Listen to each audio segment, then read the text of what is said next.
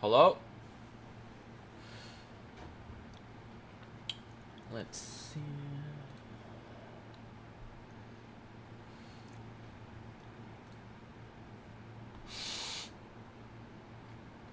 Howdy do fam, I'm your man, SteubeMan! Let's get the live stream going. Gonna eat some din. I made it myself. It's a little, I always look a little beef over some rice and some seaweed little paper things. Oh, let's see if I can get. Does that just look like someone took a turd in my rice? It doesn't taste like that. Anyway.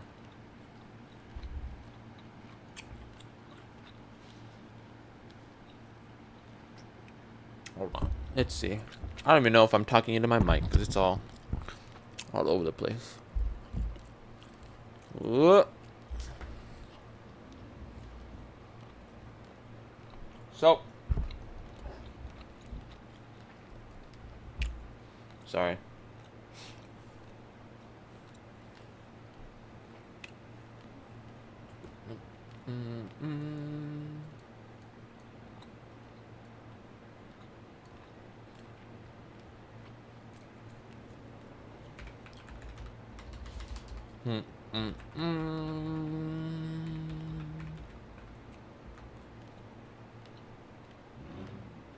Howdy. All right. Well.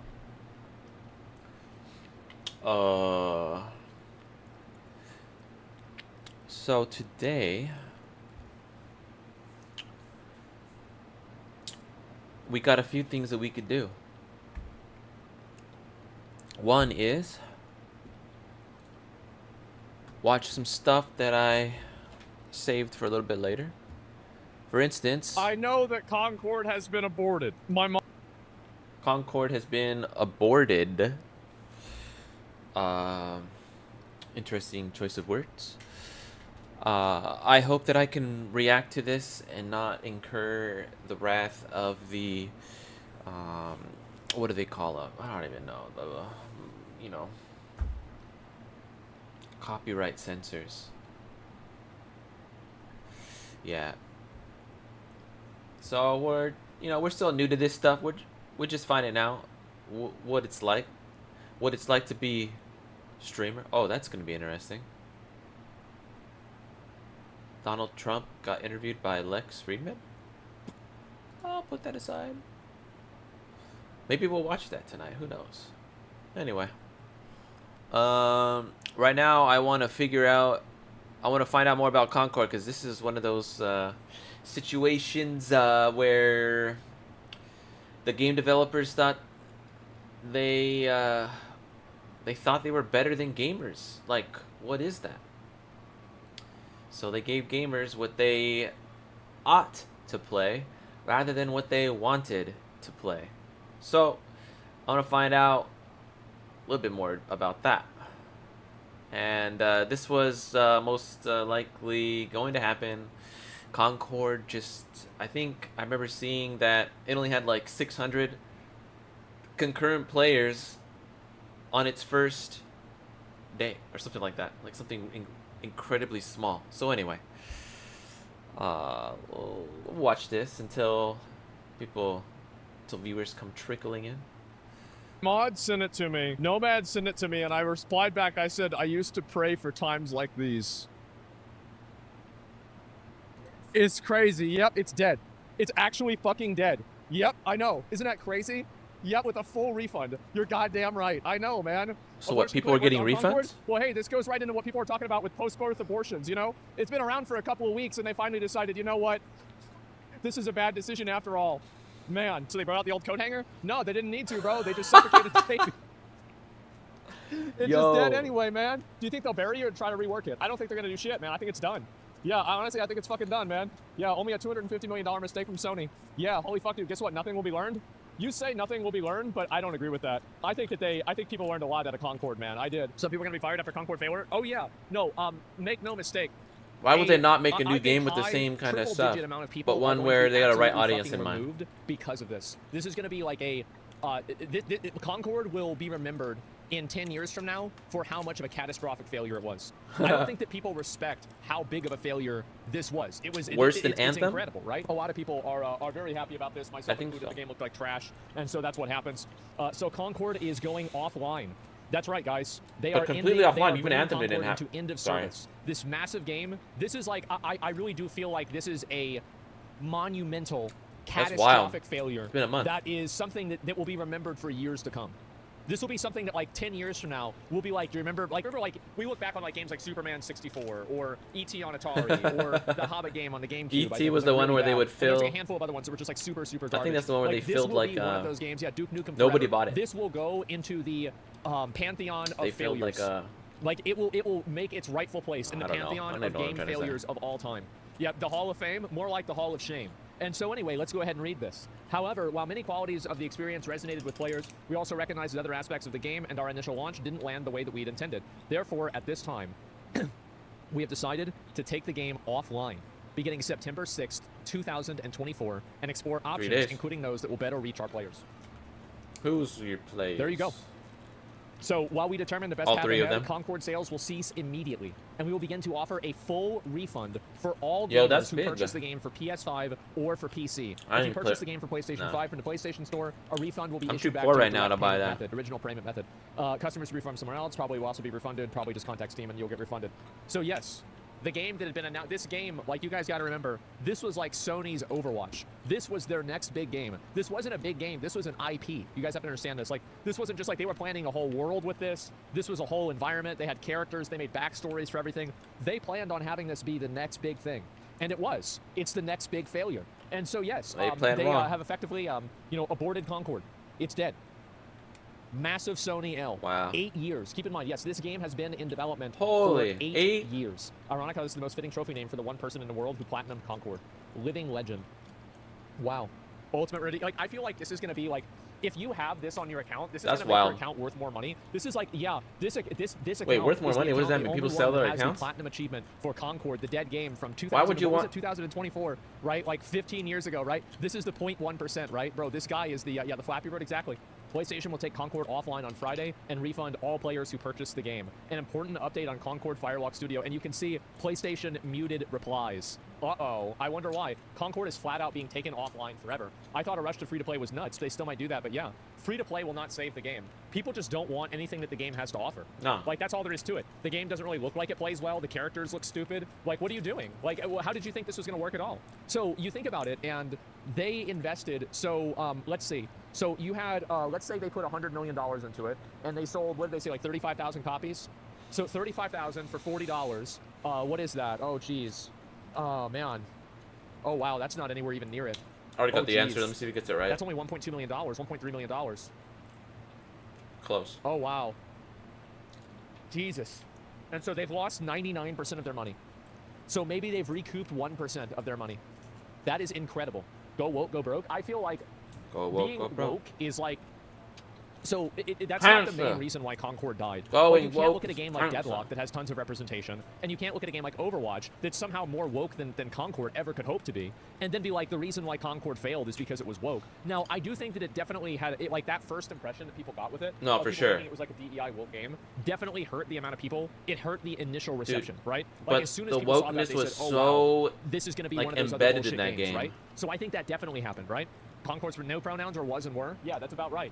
And it's a win over DEI anyway. I mean, I think that it's another point on the graph for sure. Definitely. Overwatch is extremely gay. I mean, I would say that's only the tip of the iceberg. Yeah, and they make characters ugly, and ugly things don't sell well. Yeah, it was ugly, bad, and boring. I think that's basically about it, too. No, I probably agree with you, and that's kind of the way that I see it, too. But it's 7 out of 10. How can it die so fast? Because the reviewers are only giving positive reviews as a method of access journalism, and also because the Concord aligns against the people that they disagree with. So, yeah. woke is not diverse representation, it's forced pandering to Infinite. Yeah, I mean, I think, like, again, there's, like, nobody thinks something is woke if there's, like, a black character in it, right? I mean, I guess there's some people that think that, but, like, this is, like, a very small minority. But, like, whenever you're giving robots pronouns, and you have pronouns on character selectors, that then, part. like, every character seems like it's checking a box, you know, yeah, it does take people out of it. And I think that to say that that had no impact on Concord, I mean, this is the Emperor's New Clothes. It obviously did. Having the entire internet talk about how it's a woke, fake, bullshit game that's only made to check boxes, and, you know, again, like, look at the characters, they look awful. There you go. Why would anybody want to play with that? Yeah, Blizzard diversity chart. Yeah, it was designed based off of that. This absolutely played a factor. It 100% played a factor. If somebody thinks that it doesn't, then they're on copium, and they don't want to accept the fact that it played a factor. That's the truth. Copium. In a way, I feel like you can have gay characters and not be woke. Normal people think like that, but we're talking about Western game developers here, so that can't happen. Sorry, but yeah. Let's see here. You could have made a new Killzone game and saw a multiplayer offering instead of this. Yeah, I've been thinking about that game a lot. So there's another game that came out that was talking about Killzone as well. So yeah, you could just DM them. That's fucked up. Just DM the Concord players, yeah.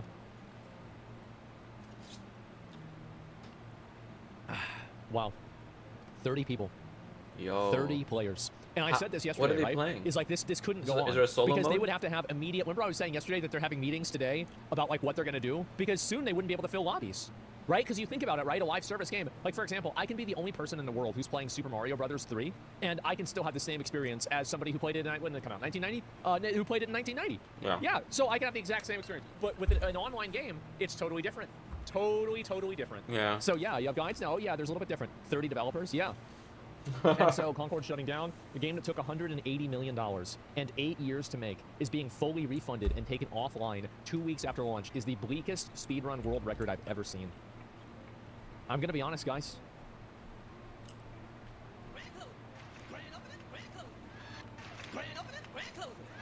That's about right. Grand closing. I have 48 hours in this game. The people that are playing it love it. I've met and played with so many cool people simply because of this game. We have a free gunner chat on PlayStation. Fuck all of these people who gave the game such unwarranted hate for no good reason. Well, no good reason, huh? You're welcome. You're welcome. Hey, it's been my pleasure. I hope you enjoyed your stay. I hope you had fun. Yep, Dev comment. Yeah, sure. Sure, we saved him. Yeah, we were doing this. Listen, you were playing a bad game. Logan, here's the thing, man, is we're doing it for your own good. You don't know what you're missing out on. You don't know. You've been eating shit your whole life, and you convinced yourself that it was chocolate, and you even had a group chat of everybody else telling you how much the chocolate tasted great. But listen, this is an intervention. Now it's time for you to move on and go play Deadlock, okay? Maybe one of those friends in your free gunner chat will have a link to Deadlock, and then you can play a real game. How about that? Yeah, go play Black Myth Wukong. Yeah, come back to the light now. Yeah, you've had your fun. You've had your fun in the shadows. No, come back to the light. Is the guy the Platinum Trophy guy? No, it's probably somebody else. They're pulling the game off Steam. Damn, dude, I'm getting the day before flashbacks. Well, here's the difference between the day before. Is that the day before, like, the amount of money that they put into that game was like nothing, right? Like, this is Concord is a new ET. They'll bury it in the desert if they can. Yeah, that's a good question. What are they going to do with all of the Concord? Do they have physical copies of Concord at, like, GameStop? Like, I don't know. Has anybody been to, like, a Best Buy or a GameStop recently? So, they have physical copies. At Target. Okay, so you go to Target and you see like a Concord. It would be so funny to see if they're selling Concord, like to go to 4 or 5 different stores and see if they're selling Concord there, and then ask the people that are there and be like, oh man, but if I did that and I was recording it, oh, they would know that it was a meme. Oh fuck. Jesus. Now I want to. Yeah, like imagine going on Saturday, the day after Concord is closed, and trying to buy the game. Yeah, check online stores with physical copies. Yeah, exactly. They would know. Well, then, yeah, they would. But, like, it would be really funny to, like, go there and be like, do you guys have Concord? I was really excited for this game. Apparently, it's been in development for 8 years. They're like, yeah, certainly. I got bad news. And be like, wait, what? Oh. Damn. Oh. 8 years gone and what? What do you mean they canceled it? Just a few weeks. What do you mean? Oh, no. You just missed it.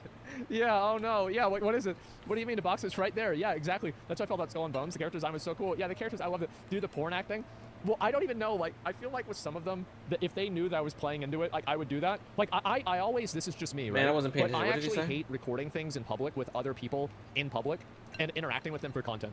I don't really like doing this. Now, if somebody comes up to me and speaks to me, it's fine, right? But like, I don't like doing it because I feel like it's annoying, and like you're making this person content kind of without their consent, etc. Right?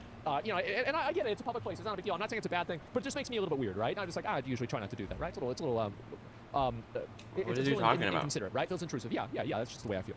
But anyway. I don't think it's a bad thing, though. If somebody wants to do it, that's just the way that I personally feel. And anyway, wow, just got taken offline now. I imagine I'd get a renewed free-to-play launch. Listen, Concord is dead. Nobody's gonna play that dead. for free. It's not gonna go free to play. It's not gonna be like that's it. It's done. Yeah, no. It's finished. And you know how I know that? Because Concord had a free beta weekend, and the free beta weekend had less players than the paid beta weekend. It doesn't matter. The game is dead. It's dead, dead, dead, dead, dead, dead, dead. It's finished. Stop trying to bring Concord back. Yeah, it's not gonna happen. The limited edition controller is the most expensive thing in the PlayStation Store. I could try to buy a Concord limited edition controller and see if I can do that. PS5 controller will still have full price. Unfortunately, I need one. I guess when you have a lot of money, you can just do stupid shit like that. that.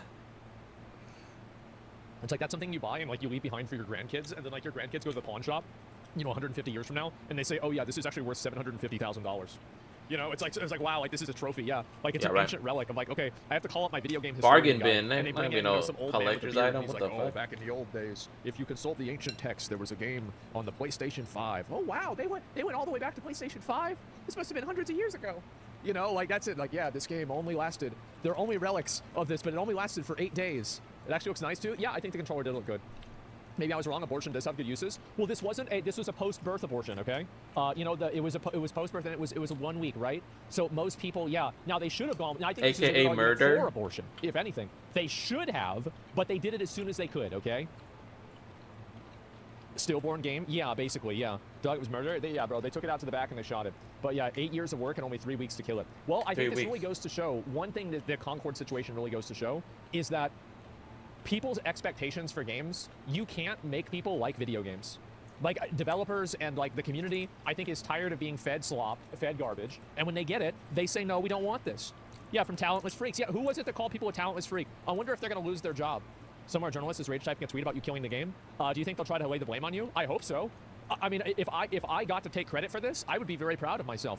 I don't think that it was really my fault. I think that really the truth is that a content creator, like my initial reactions to the trailer was more like, it was okay, it was fine, but I wasn't like super excited about it or anything else. I was just like, whatever. So I wasn't even like super negative about it at the beginning. Content creators cannot make people play video games.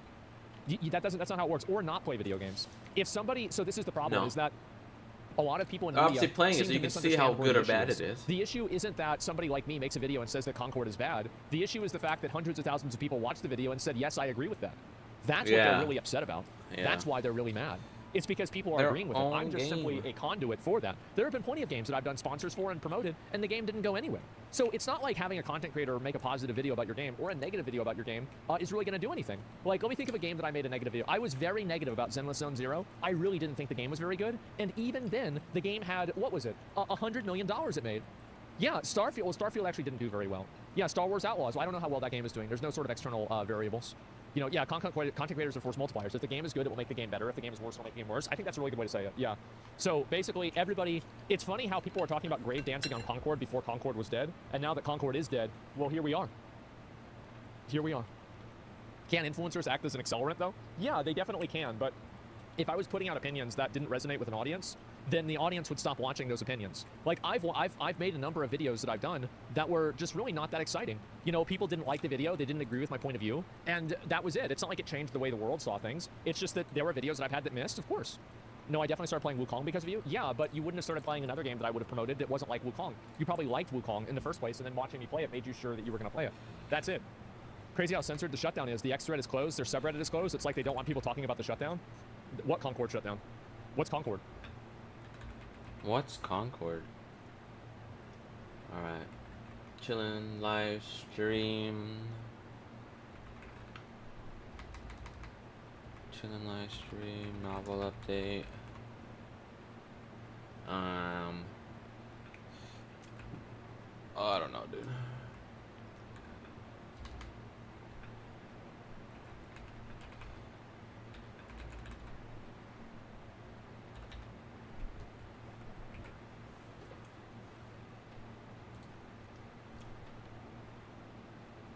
Let's see.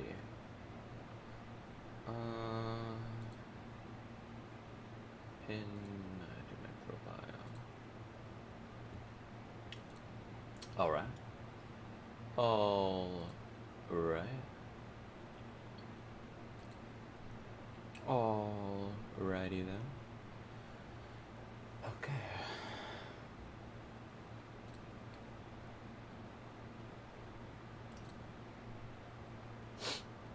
Let's see, what else did I want to watch?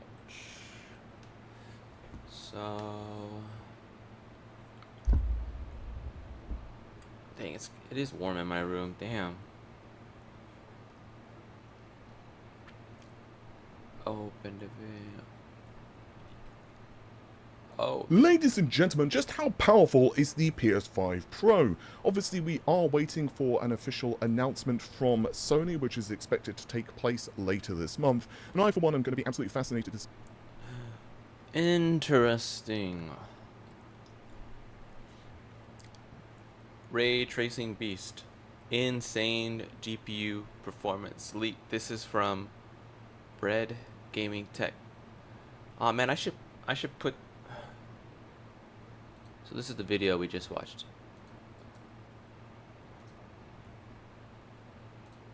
Video we watched.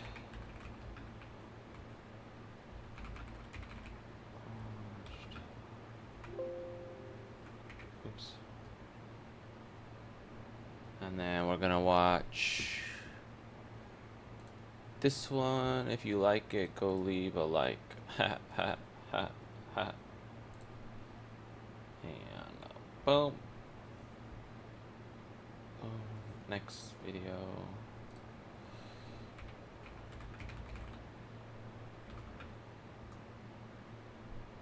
Alright. Ray Tracing Beast.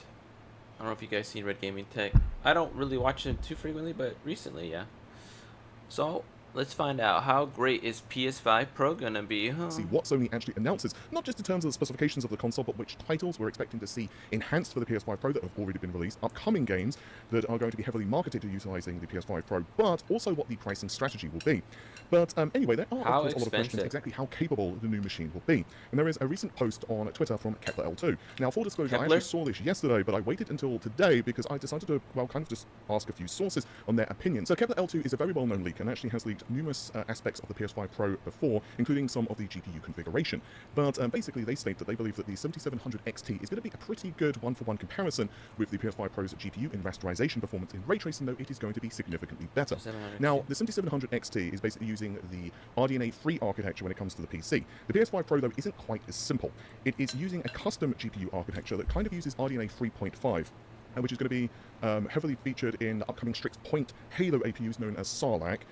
But there are also Strix Point GPUs that have, APUs that are already available on the PC, and they are pretty damn performant. However, the RT elements of the PS5 Pro seem to be using RDNA 4, and we can pretty much say that this is the case because of also documentation that has leaked from Sony and Eurogamer and others have been posting about this. And of course, the PS5 Pro's GPU is going to be much better than the PS5 base model. System and method for accelerated ray tracing with asynchronous operation and ray transformation. Yeah. That stuff's so good. That's so cool. What does that mean? Only because of the later IP in terms of RDNA 4, but it just simply has more Got it resources. going on right here. There's more workgroup processors, there's just more stuff on the GPU that can handle ray tracing. There are also a plethora of enhancements thanks to the later architecture for things like the cache, and I've discussed this recently in another video, why Unreal Engine 5 is going to perform so much better on the PS5 Pro. So as I mentioned, I did want to speak to a few developers. Now, I want to make it very clear that when it comes to game performance across different architectures, it's not just a case of, well, this game will scale perfectly, therefore all other games will work exactly the same. Different architectures push the machine in different ways, and you can see this yourself, like look at reviews of graphics cards on the PC, and you're just going to see that some games perform better on... Oh, this is Elden Ring? Is it 7700 XT? Oh yeah, 7800 XT. Where's the set?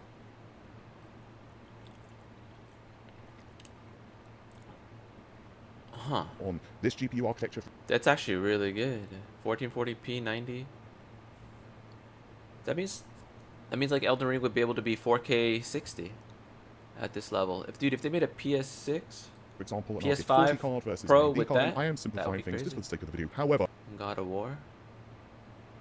I mean, obviously this is a little higher than 77. I have spoken to a few different people. And obviously I can't give details where they work, but let's just say that they have pretty detailed knowledge of the console. That's one of the reasons I was able to leak so much of the PS5 Pro stuff, well, kind of early. And according to one of the folks, they said that it could be up to around the 7800 XT, whereas the ray tracing performance is thought to be better. Now, yeah, I just watched a video earlier about it. So it's probably going to be a little bit less than 7800, but dude, again, a little better than the... Dude, Eugene, bro. 8 years to develop, $110 million, done in 3 weeks, bro. What the fuck? Nobody wants to play that trash. 7700. However, that is going to once again be dependent very much on the game which is running, but ray tracing is much better on the PS5 nobody Pro wants to play versus that the game. base model machine. However, just about everyone I have spoken to, and this is obviously a very good thing, are very, very, very confident in PlayStation's upscaling technology. And of course, we've discussed this at length before, so I won't go over the details again, but I watched Asmongold's video on it just like just before this one. There's a link in the first. It's the first video right there, and he kept talking about how they aborted Concord. They had to abort it. Anyway. Essentially, it's working very similar to NVIDIA's DLSS, or Deep Learning Super Sampling.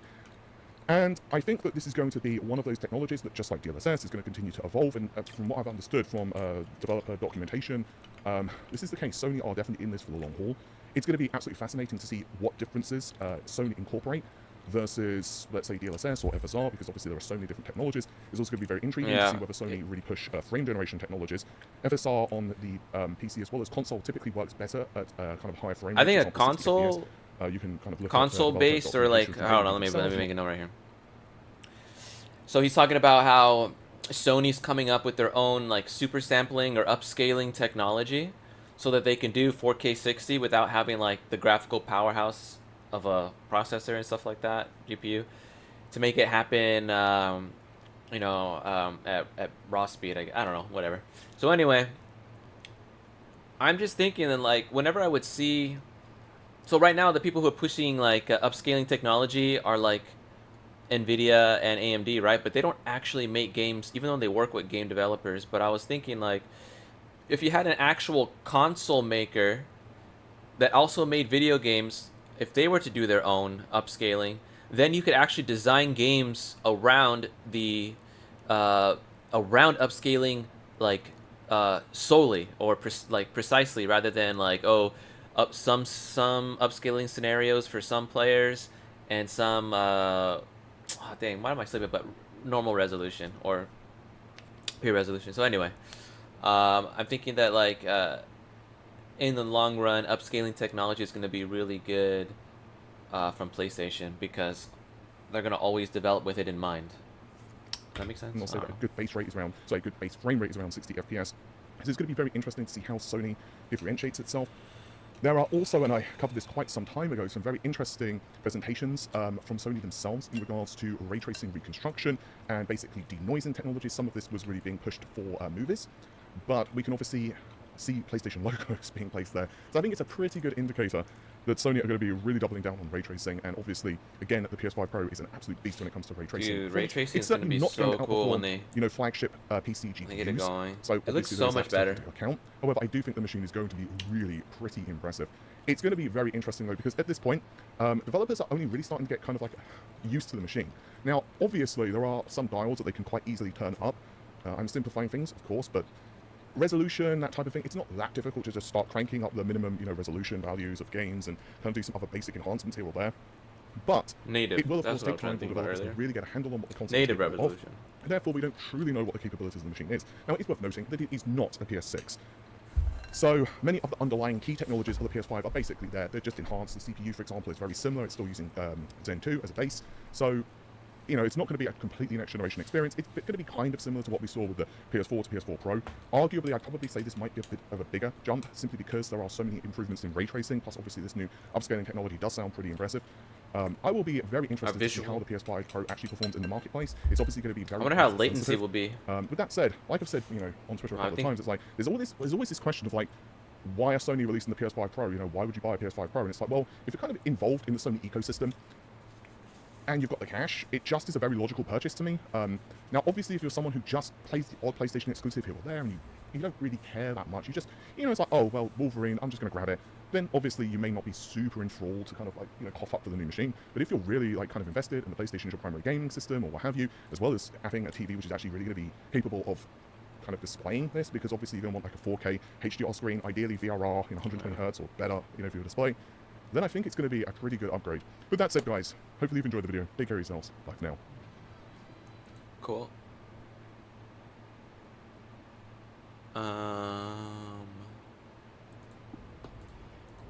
This is a video for people who think of themselves as INFJs or they want to learn more about it. Me personally, I like this stuff, so I'm gonna watch this video. That's why. This place is hell for INFJs. Is he talking about a physical place? Or a psychological place? In an administration. 2 seconds. In an administration. 2 seconds. Speak from personal experience. Oh. Because I am in one, and it's not the first time that I'm in Administration. one. I was in an administration around the year 2019 to 2021, and it was pretty much the same experience. Not to say that there are not other environments where INFJs are likely to encounter a great deal of frustration, but I'm starting to get the sense that working in administration really takes the cake. 2 reasons immediately come to mind. There's probably more than these, but I would say number 1 is the absence of a long-term vision. Administrations are usually these huge, amorphous, blobby things that I think I was actually writing about this idea today. As a little cog in the machine, and you're doing your thing, but you have no like long-term vision. This is what my novel's about. I'd say even like an INFJ who was like hyper-nationalistic for some reason wouldn't necessarily feel, oh, you know, I'm a civil servant, I'm working for my nation. I think that you're too distanced from that particular context when you're in the midst of your job being a cog in the machine.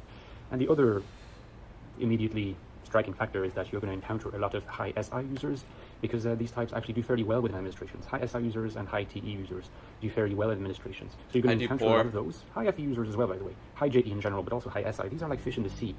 And so you're thrown into a realm. He needs to move his phone away from his mic. You don't like, doesn't really speak your language. So I can confirm administration or even just dealing with it is definitely, it feels like hell. Oh my gosh, because your whole goal is to carry out someone else's plan. And if you're good at that, that's fine, because obviously we need plans to be carried out. Obviously, we need to hold up big structures, right? But some people like myself, maybe if I believed in the vision, you know what I'm saying? And I think that's what he's talking about. If there's no vision and it's just like day-to-day rote tasks, bruh, take me out of there. I don't care how much money it is. I will literally suffocate, psychologically speaking. But if I at least know the overall vision and the goal for everything, like the reason why we're doing all this stuff, that helps me so much. That helps me home in. Anyway. And at the same time, you don't stand out. Not in the sense that you want to stand out in front of other people, but INFJs, like everybody else, they feel good when they're good at something, when they excel at something that they enjoy doing. And it's particularly important for INFJs to enjoy the thing. Nobody says that, though. It's funny because there's a word that always comes to mind. You know, when you're working in an administration, it happens in many other areas, the private sector as well, but it's a word I hear all the time. It's true in the Francophone world, but it's also true in the Anglophone world. It's, you know, to be very professional. Oh yeah, he's French. Oh, this person is very professional. You have to be very professional. Oh, don't say this or don't take this particular position because you have to be professional. He's a good, respectable professional. I recommend it. In a sense, what if behind this word professional is a thought along the lines of, this person is able to repress their passions, what they're really trying to follow. That's what I'm talking about. Did you watch my video? What makes them, I wonder. What makes them dream, what makes them really. Oh yeah, this is the guy whose book I bought. Repress that in the name of this impersonal idea of serving administration. That's being a professional. That's not going to resonate with INFJs, and in some sense, then the INFJ is going to internally think, "Oh, I must be very unprofessional then." I mean, I'm laughing at this, but I can actually kind of start blending with thoughts of, lower self-esteem, because you can feel a bit of shame or embarrassment at this idea that you don't resonate with the definition of being professional, which is obviously seen as a widespread virtue in these particular. What? I'm gonna put the. I realize that I'm just putting the link in, but I'm not.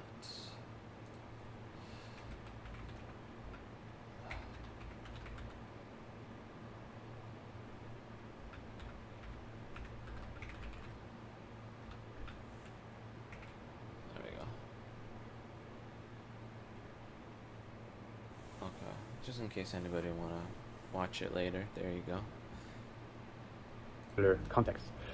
So all in all, I would say working in administration can have only one positive aspect, and I use positive between inverted commas, and that's the fact that if you're a little bit lucky, you can end up in an administration where you're not overworked and you get quite a lot of holidays. That can happen certainly in French administrations and probably Southern European administrations where the culture is still there. So in a sense, you're sort of taking a job to have a regular salary, bring food to the table, pay your rent, and it leaves you time aside to engage in your more private activities or personal activities. The irony being that it's not by choice that they are private and on the side. You like to make them the core of what you're doing, but maybe it's not remunerative enough, so you don't have the financial security to keep going in life. Exactly. That's a shame, but in a way, maybe you can strike a compromise where you take a job in an administration, but you're able to still dedicate time to what really makes you, in French we have this word, to make you vibrate, which sounds kind of weirdly sexual. Vibrate. I wanted to share it with you. Makes you vibrate means like it makes you kind of, makes you salivate at the thought of what you might just be capable of doing, and give you energy to do things you might not full of normally life. like or chores, because you're kind of dedicated to this long-term vision. I think this is absolutely crucial to INFJ well-being, and I probably will explore this topic more in the future. But these were my thoughts here. I'd like to think that you have thoughts to share, so please share them with me. Have you worked in administration? Do you work in administration? No. What is your experience as an INFJ or someone who's not an INFJ? I want to know everything. Let's interact in the comment section. I worked at By the way, Starbucks. don't forget that I have written 2 books on the INFJ personality. It took me a long time to get good at my job, and then I was kind of embarrassed. maybe I was just never good at myself it. as that for many years, but now it's been a long time. I thought I knew. They're well reviewed. So the I thought I knew what I was doing. Content of the INFJ consciousness and the existential manifestations. My boss of it. didn't think so. so. If you want to have a really deep, profound understanding of the INFJ type. Oh, but again, from my perspective, she didn't know what the fuck she was This is doing. more by the outside, bringing Anyway. your consciousness into the outside world, the modern epoch, which is often considered hostile, and how to find meaning, purpose, and value. Maybe I should buy If you those are books. interested, all the links are below. Read a This bit. book needs reviews to get better referencing on Amazon. So if you love the book or liked it, please consider taking a minute to drop a review on Amazon. That would be so helpful. Thank you so much. I also have a Patreon page, so to keep the channel going, because I need some support, and there's people who have joined recently, been very generous. So if you want to click the Patreon link there, you can support me from €3 a month, and you can interact with me and get access to bonus content. Consider it, please. Okay, see you soon. Bye bye. Alright. Ever since I turned 50, I stopped caring about my professional life. At work, I mostly try and figure out how I can get my work done quicker so I can do something more interesting. Lately, I've been thinking, are humans just self-training pets? This has really motivated me to question everything and to deconstruct my ego and live a more philosophical life. So, pretty much,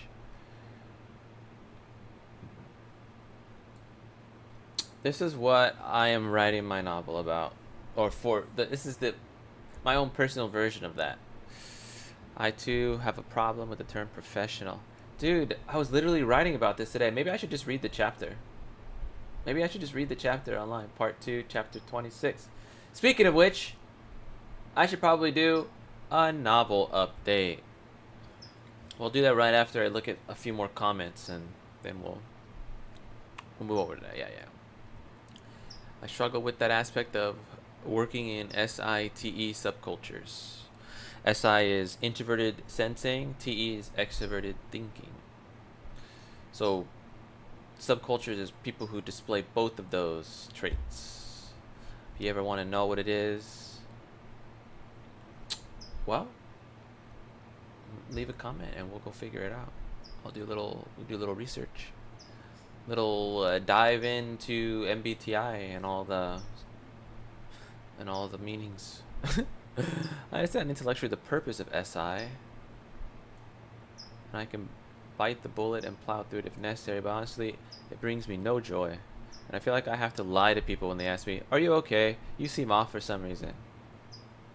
It's because I'm living according to your stencil and not my own life. Your stencil, your cookie cutter form that you want me to squeeze into, and not my own. The suit you want me to wear is too tight. It's uncomfortable.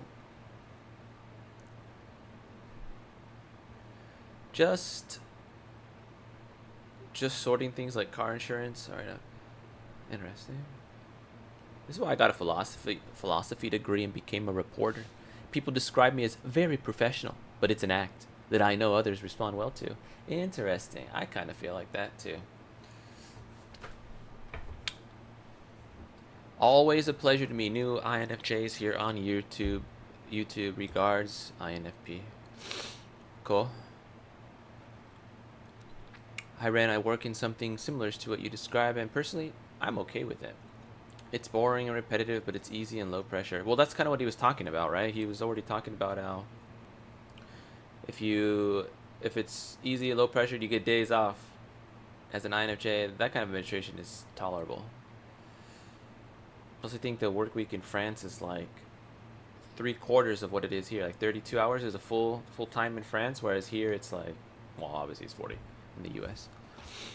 People I work with is fine for the most part. That's usually the make it or break it point for any job is the people you work with. Like you can, if you just work with cool people and if they're all like in on it with you, like when I worked at Starbucks, if I felt that everybody was on the same page and we're all going forward to like trying to get really fast out the window times and shit like that, that was actually really exciting. It was like gaming. It was exciting to be a part of that. To be a part of like the top tier team. The top tier, you know, because I would work every morning during peak. And the people I was found the most part, it pays the bills and me quite a bit of free time. Yeah, so that was the other thing he brought up. As long as you have enough free time which to pursue your true interests afterwards, it's a good thing. But this is the thing I've been struggling with like my whole freaking life. Is how do I balance? And that's what my novel's about. It's pretty much how do you balance pursuing your true interest with paying the bills? Makes me think about like basically how back in the day, like I'm thinking like 19th century because I'm reading Dostoevsky right now. Basically, people back then would the people that were writers were like they had a patron. Like there was some rich person that was paying for them, like was giving them room or board. In fact, Demons is all about a kind of like a female wealthy landowner kind of person who is basically supporting this down and out like academic dude.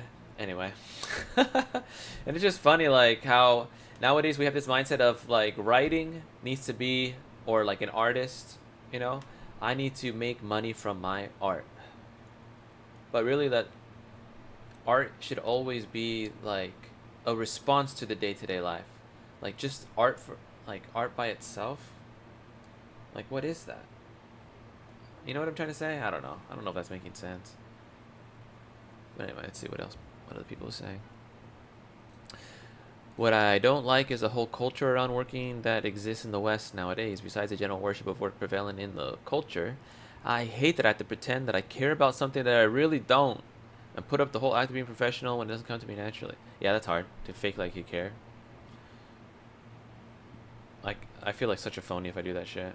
That's why maybe that's why I take my job too seriously and it rubs people the wrong way when it's just something inconsequential like serving coffee. Like how serious can you take that fucking job? But I took it seriously. Like I wanted to be the best, you know, because that was the only way I could stay interested. If I was just blah blah blah blah blah blah, like my motivation goes down, right? And my quality of work goes down, and there's no way I could hang. There's no way I could hang that way. Because that's what to do with that you talked about in some of your other videos about INFJs being really uncomfortable with deception and pretending. Yeah, it's true. I think this is especially true for writers. I worked as a peripatetic teacher. What does that mean? Can I look this up? What is peripatetic?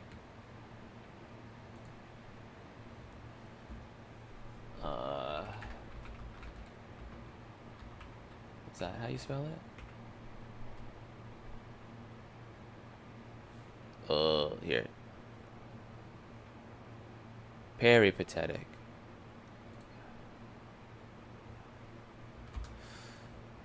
Walking around from place to place, traveling on foot, of a related philosophy of teaching methods of Aristotle. Does it mean like wandering? I don't understand. Huh. What was he saying? Oh yeah, we watched that.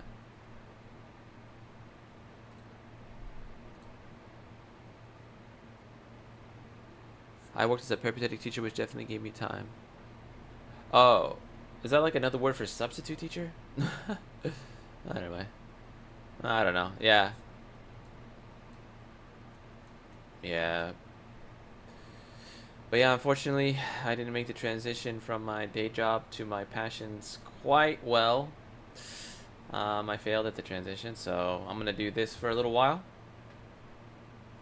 Get into a habit of getting my passions done, and then in a week or two go back and get a part-time job, something like that. Let's see. Alright, I'm gonna watch, actually, you know what? No, from here, I'm gonna do a, I'm going to look at, oh, hold on, let's see.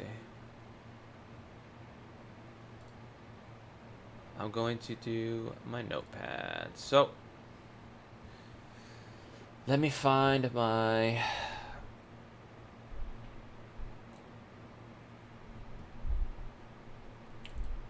novel progress. There we go, there we go, there we go. Alright, so let me, how do I make this bigger? There we go. Cool. I'll just do it like that so it doesn't, so the chat's not getting covered. Alright, so I completed chapter 25 today. Let's see.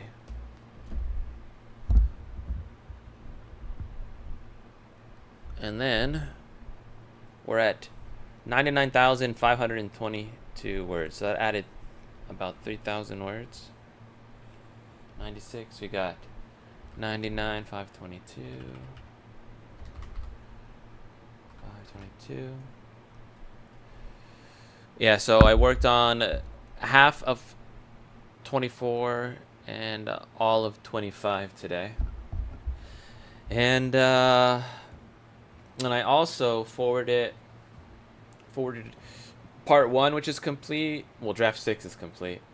That one to 2 friends. Well, my sister and my other friend. So hopefully they will start reading it and give me some feedback on that. And then I was writing finished chapter 25 today. So I guess maybe I could also like, oh, let me save this. I guess I can also kind of talk about what I wrote about too. But unfortunately, I'm like coming in, you know, coming in kind of late. So basically, well, I'll just talk directly about it. So basically, chapter 25 is about the main character after having a few good writing sessions where he's finally gotten back to work on his novel. Oh man, I don't want to, maybe this is spoilers. Nah, anyway, he's kind of struggling with actually just what it means to be a professional. Actually, that's exactly what he's talking about, because the main character is starting to feel the stress of what it would feel like to be a accomplished writer, but then to have people come to understand you or to regard you as an accomplished writer, and so they put this expectation on you of when's the next book coming out, you know, that kind of thing. And so they come to rely on you as being able to perform this specific, very intricate task. And the more you give them, the more they come to rely on it, right? They're like, yeah, I really inspires me. I enjoy that, you know, even like making YouTube videos is kind of like that. I enjoy that content. And there's the pressure on the creator to be like, or the writer, whatever. And I think you can't let your mind go here, but this is what it is like, can I continually do this to where I can continually give them what they want? Am I able to constantly perform at the level they expect me to, and to consistently offer them an increasingly better product, you know?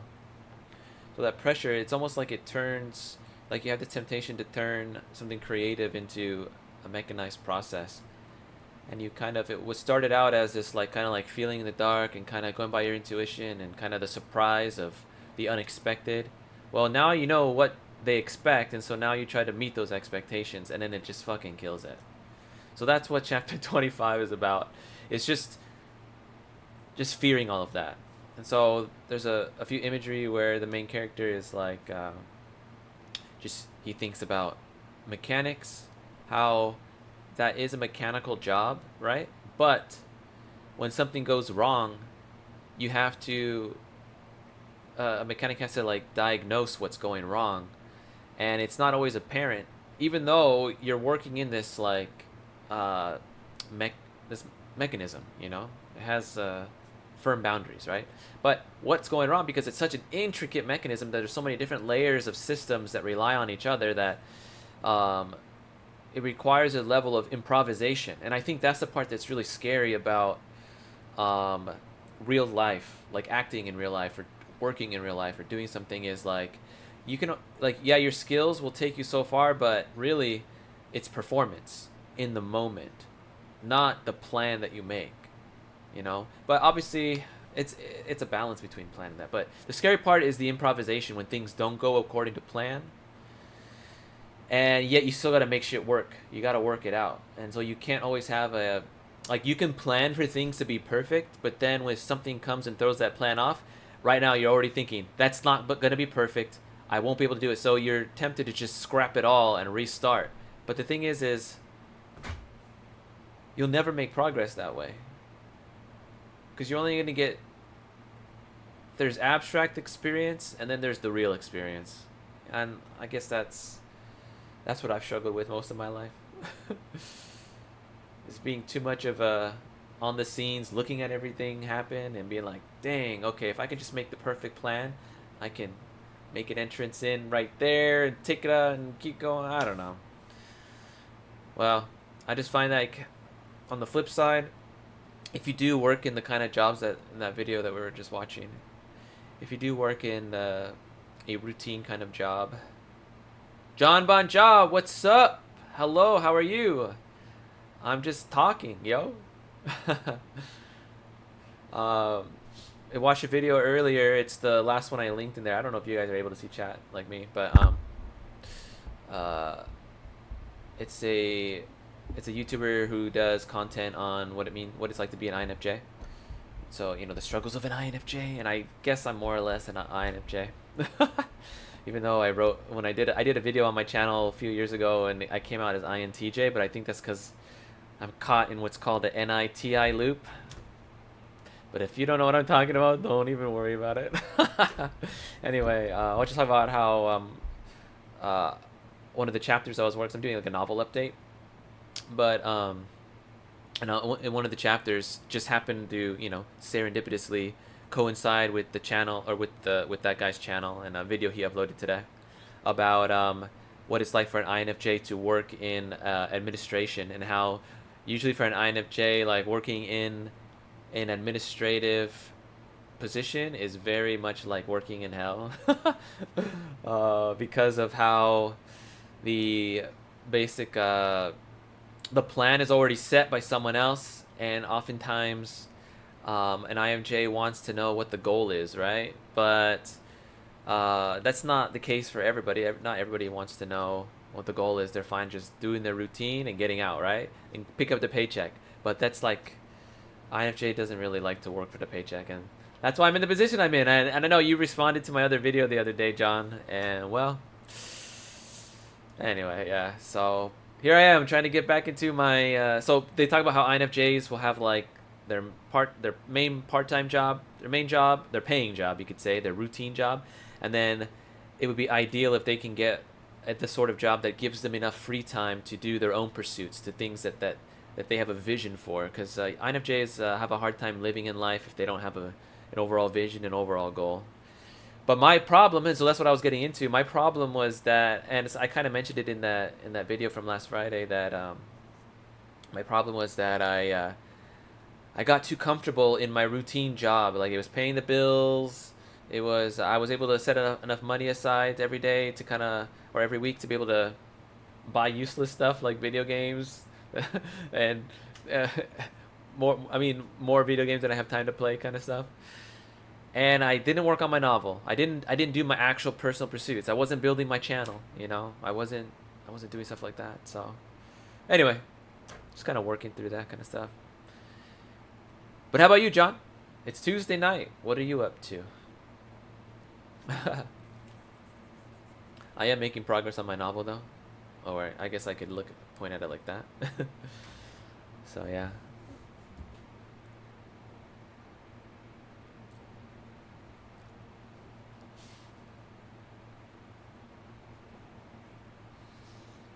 And I'm just finishing dinner.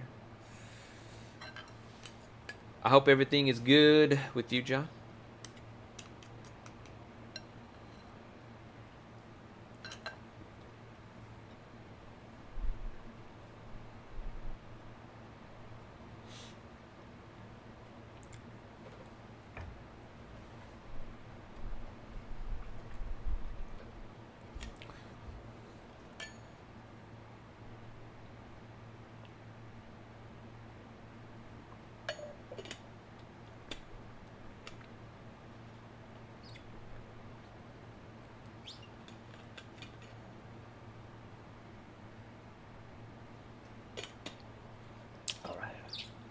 Well,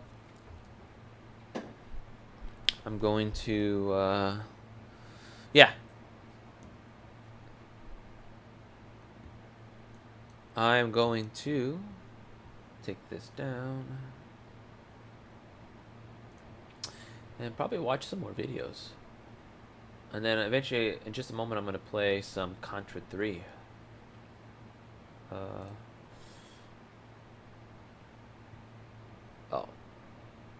Did I save this already? Anyway. Cool. Alright. Hello, guys and gals. Some morning here. The first Pokemon creepypasta. I don't know. Oh, what? What is this video? SQC and Trump.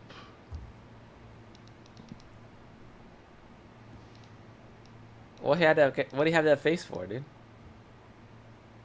Trump and the Queen. You don't believe it? The Queen and Churchill. Oh. Is that... Churchill. And Stalin, yo. What? Stalin. 6 degrees of separation? Stalin and this guy. Wait, who is that guy? Who's next? Oh God, don't say it. That means... Yo, what? This guy and Hitler. XQC shook hands with Hitler.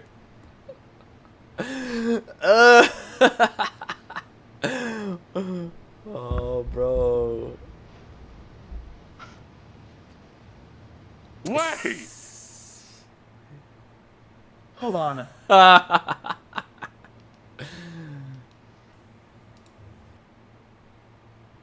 Oh, at the very last second, with the same hand, he's feeding that dude when he was in here. Anyway, that's kind of funny. Lol, I'll give a little like on that. Funny. But here, so I don't know, Eugene, if you're here still, or Tofu. We just heard about Concord, right? Concord bankrupt, and they're also saying that Star Wars Outlaws is tracking 55% lower than Jedi Survivor. Ubisoft might be in trouble, and you know Ubisoft. UB woke, Ubisoft. I always watch this guy fast.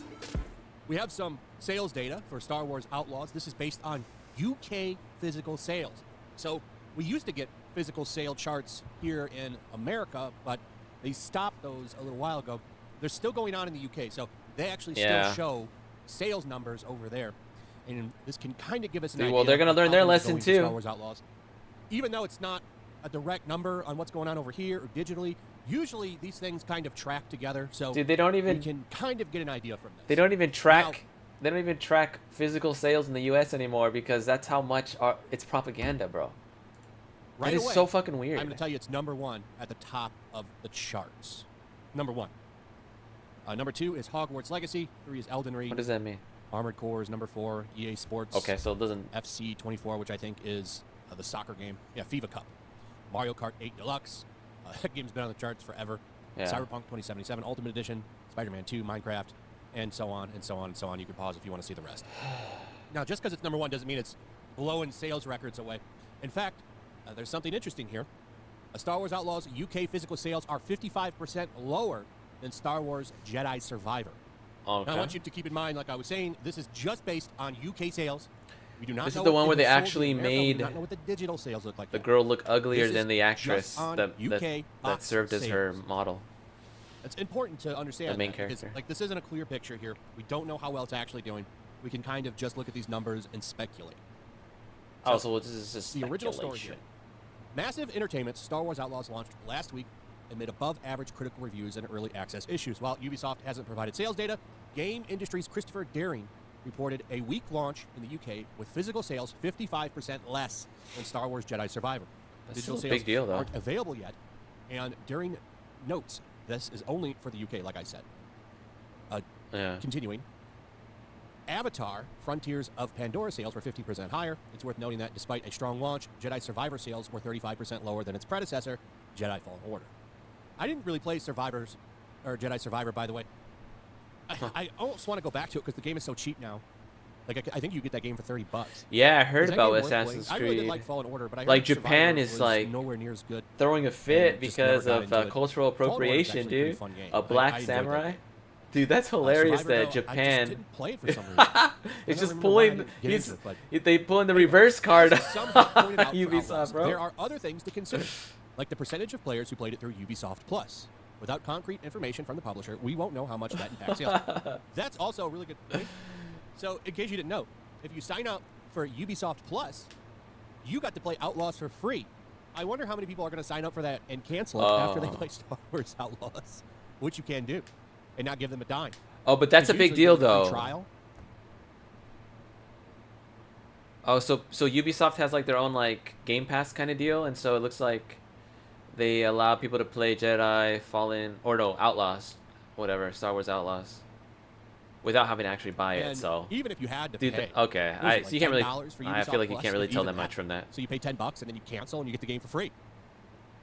So Star Wars Outlaws is available for PS5, and they go on What a mistake. and say that the Metacritic score is a 6 out of 10. They give it a 6 which out of we'll 10, get but I to. heard this game is shit. And here are his tweets. We don't have digital data yet, and this is just the UK. I heard but it this was game a is weak just trash launch for anyway. Star Wars Outlaws at UK retail. Launch sales are 55% lower than what Star Wars Jedi Survivor did.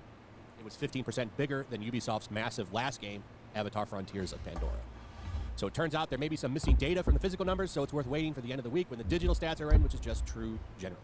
So saying we don't know the whole story yet, but as of right now, the game is 55% lower than Star Wars Jedi Survivor, and it's 15% bigger than Avatar Frontiers of Pandora. And honestly, I didn't hear anybody breaking doors down to talk about how great that game was either. I heard like a couple people say it's basically Far Cry Avatar. I don't know how great that is of a Well, message, interesting. but Anything else in this thing? that's what mediocre. That's what I'm gonna say. It's down. It's probably but it is. It's well, laughing for 2 minutes because a platoon of soldiers can't find Kay Vesk hiding in a bush. Oh yeah, They're yeah. shooting There's at like the a bush, video of walking how around in the bad bush. They never find her. It's hilarious. how bad the AI is in that game. But check this out. This is from Learning the Law. The only reason Star Wars Outlaws doesn't drop below 7 on Metacritic Metascore is because IGN essentially released 400 reviews. Bro, why are that they calculates like the system's this? score. And he's not wrong here. Like, look at all these different IGN outlets. IGN Spain, IGN Italy, IGN Portugal. Like, how many different IGNs get to review a game? And they're all like the same score, 70, 70, 75, 75. But one liked it a lot. and gave That's it so 90. weird. So over on Metacritic, it is sitting at a Look at 76 a for PS5. 4.8 user It's sitting score, at a dude. 75 for Xbox Series S and X, and for PC, it's sitting at a 77. The user score is a 4.8, giving you an idea how people feel about this game. That's based on 925 reviews. And, you know, there's some people in here That's just saying garbage 925. at one, and there's also people in here giving it 9s and 10s saying own the chuds, too. So, Own the there's chuds, yeah, There's a balance there. Oh, Overwhelmingly, bunch of fakers, people bro. talking about Bunch the same of thing, fucking bugs, fakers. bugs, and glitches. Because, of course, Oh, the QA department would rather let you do the testing and then fix the bugs. oh. So that's where we're at with Star Wars. So it sounds like the They can't even reports give that us a the hype of this discount game if we're was gonna be down. able to do that, or Starring what? Craig put a report out on Twitter not that long ago talking Can't it about make how the game the $40 game instead of just 60? wasn't People getting saying a lot of buy this pre-orders shit. at his buddy's stores. He has a guy that has a chain of video game stores. You know what? That's probably why they put it on their free-to-play whatever, or their Ubisoft Connect, or no, what is it? It's like their Game Pass. They probably put it on there because they knew that like the game was shit, the game was bugged. They're like, all right, we'll just put on this pass and then hopefully eventually fix the game.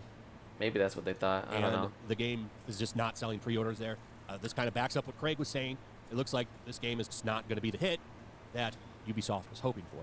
It also doesn't sound like it's Booby. going to be the flop that people were thinking it was going to be. Like I said, I think it's just sells mediocre sales numbers.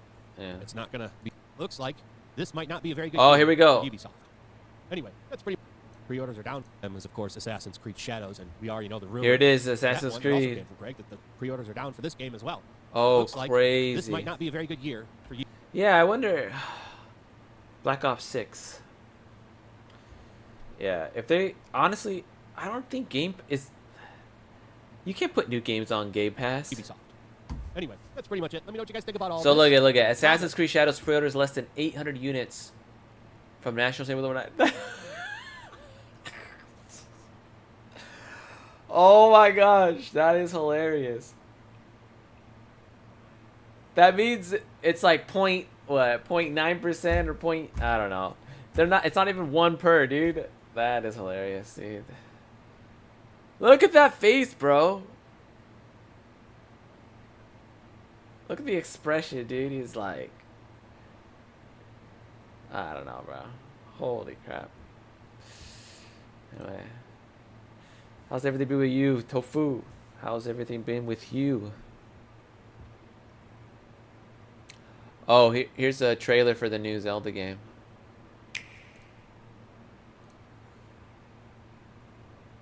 Yeah. What games you been playing lately? Dude, ever since... So, I don't know.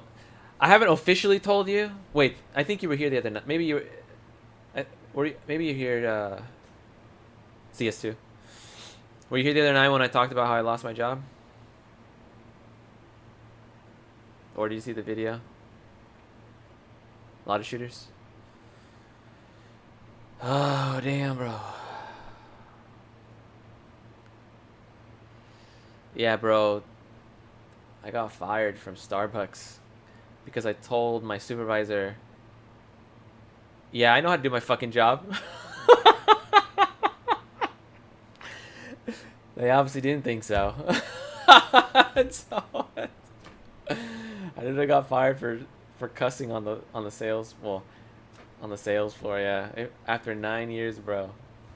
I mentioned it in a few videos, but yeah, dude. It was like 2 weeks ago. I haven't been, dude. I literally cannot play any video game. Like, I played Contra last night on stream just because there's like kind of like a gaming challenge kind of thing, something I want to kind of do on the channel. Yeah, I put it at the end of a video that I made last Friday. Yeah. So I didn't really talk about that video a lot, to be honest. I get a little too emotional in that video. But anyway, I haven't been able to pick up any video games ever since I got fired because I'm just like, dude, how could I not work and play video games? But then you're probably wondering, well, why the fuck are you streaming? Well, there, I have a plan. Anyway. Yeah, so the last game I was playing was Shin Megami Tensei 5 on Nintendo Switch, and then I just dropped it. I was playing PUBG for a while, but when I got fired, it's like, dang it, dude, I need to actually get my butt in gear. So I've been working on my novel like consistently, and that's the big reason why I got this stream going, why I got my channel going again, because I need to get this. I need to get this going, dude. Yeah, PUBG. Yeah. PUBG can be fun, though. Despite... but yeah, there's always that point where I'm just like, oh, fuck. So once I get... Anyway, back to channel stuff. Like, once I get this habit going of working towards my novel through, building social media, building my... reading, writing, stuff like that. And get those habits ingrained for daily, and then in a week or two start actually looking for a part-time job. Luckily, I have some savings, so I'm not like, I'm cutting it close for sure, but I at least have like a few months. So plus, I heard it's hard to find a job right now, but I'm kind of banking on the holiday season coming up and just getting some cheap part-time job, just like a seasonal job, and still keeping this channel going, keeping my writing going, stuff like that. So my whole point, or my whole goal right now is I sent out. I think you might have been here the other day when I mentioned it, but I'm gonna be sending out part 1 of my novel, and to some friends and stuff like that. If you're down to read, I don't know if you like to read or not, but basically sending it out and getting feedback from people, and then that way I can understand what I'm getting myself into. Because eventually I would like to like do like, I know there's like Kickstarter, but there's another website too where you can you know, like some crowdfunding websites. Yeah, if you're down to check it out, you don't have to read the whole thing if you don't really dig it, and you could. What I really want is like a feedback of like, say you do read it, like, why did you put it down? Like, that would be very fascinating to me. You know what I mean? Like, okay, maybe I can change this if it's something I feel like was in the scope of what I can do to change. You know what I mean? I don't know, or like with what my goal is for the story itself. You know. But anyway, yeah, I'll let you know, or maybe I'll just email it to you. Yeah. But anyway, what was I saying? Yeah, so maybe hopefully get like a crowdfund kind of thing going, and then from there put like continually updating, and then continually updating the audience, you know, through my social media, whatever. And then that way they know that there's something in the pipeline coming, that he's making progress. And then I'm also going to be maybe reading a chapter of the beginning, a few chapters like on stream, stuff like that. Because I want to know, I guess the part that's most scary is like, yeah, I might think it's interesting when I'm reading it, but if somebody else is reading it, like, are they going to be able to follow it? Are like, is it going to be a smooth read for them, or are they going to be like, oh, this is trash, like, this guy doesn't know how to write. What is he talking about? And then they just put it down, you know? So I'm hoping it's not like that. So anyway, that's kind of... Anyway, I'm gonna watch this. This is the new Zelda game coming out. It's kind of woke, I heard. Zelda is the main character this time. Link getting in it, but the gameplay looks pretty interesting. So it's kind of based on when they remade a Link to the Past. I don't know. You be the judge, bro. You be the judge. Let's see. It looks cool, though. It honestly looks cool. I haven't seen this trailer, though. You might think there's a right or wrong way to do things. Whoa. I just learned to fish. Get him, buddy. But in Hyrule, there's only your way. I didn't know Zelda could do that. You can take the same thing I'm floating. and make it your thing.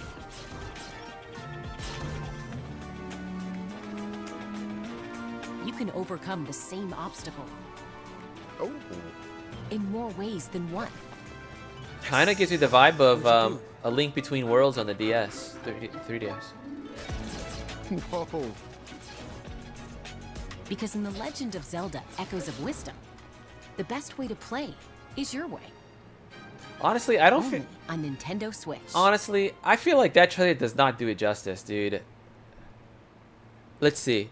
Is this the... I don't know, let's see. If this is the one I saw, this one makes it look cool, dude. Villager game. Oh, Animal Crossing? Dude. The things that you could do in this game look actually super freaking cool. Like, I think there's even this ability where you can create copies or imitations of different enemies you encounter, and then like summon them again, or like recreate them and send them to fight for you and shit like that. The land of Hyrule has been torn apart by mysterious rifts. So this is the part that's Link Between In Worlds search of vibe. Link and the King of Hyrule, both of whom were stolen away. Princess Zelda must borrow the power of an ethereal creature called Tri. Together, they enter the tears that scar the land in order to save her kingdom. I wonder if I'll get on her journey, Zelda will explore what lies within copyright strike right now, or DMCA. That happened to me last night when wait, were you here when it happened? This is the still world. Here, trees, fragments of land, People and other Looks items crazy, that were though. swallowed up by the rifts float in the void. It's said they Dude, will eventually I wonder if they're vanish gonna have some completely. Majora's Mask kind of vibe. Exploring the farthest reaches of this world is no easy feat.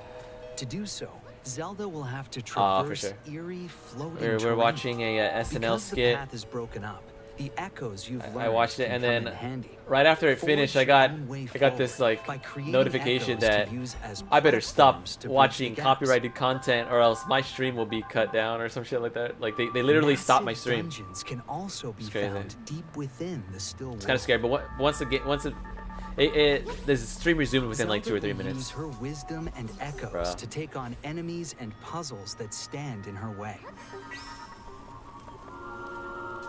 Then confront challenging bosses who await her arrival. What to do though? Overwhelm the boss with echoes? Right. Or combine them to find unique ways around the situation? The strategy is yours to devise. Yo, what? Oh yeah, because you can recreate items. The still world can be accessed through rifts scattered across Hyrule. And each entry point leads to a location with That's its very own much defining like, features. On her adventure, Zelda whatchamacallit? must overcome dungeons A Link within Between the Worlds. rifts and the mysteries they hold. Without Link or the King, Hyrule's fate rests squarely in Zelda's hands. Yeah, no Link.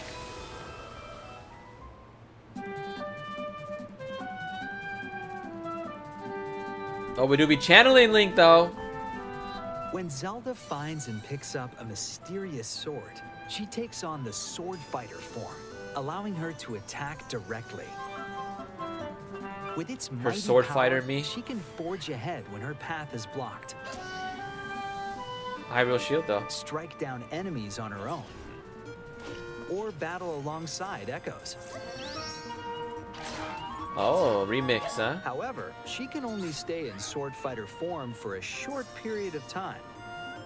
Okay. When or where you choose to wield Dude, this the power depth is perception up is to pretty you. cool. The sword's gauge can be replenished by collecting boomerang? energy found in the Oh, still never world. mind. So be sure to grab any you find. Oh, just energy.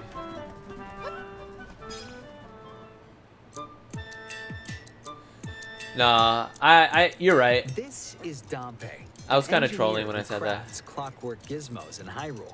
His extravagant creations are called automatons, and they can be activated. Nintendo by knows how to lining walk them the up. line, you know. They can unleash powerful effects that I actually differentiate played them the from Princess echoes. Peach game like as a at Target, like a Be little demo of it. careful. They'll break It seems apart if they interesting. take I too just much don't damage. think it'd be worth $60, but it was actually pretty interesting. You'll meet many I other like the variety. It's a quirky similar vibe to characters during this. your travels, Yeah, like and you're there's saying. no doubt they'll be of great help Like different to the forms, I princess. think.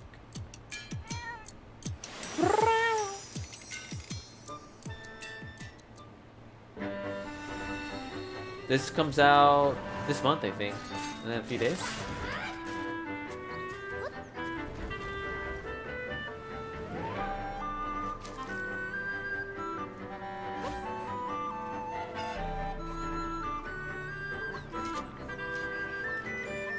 On a journey to traverse and save Hyrule, Princess Zelda's wisdom is key to undertaking this adventure.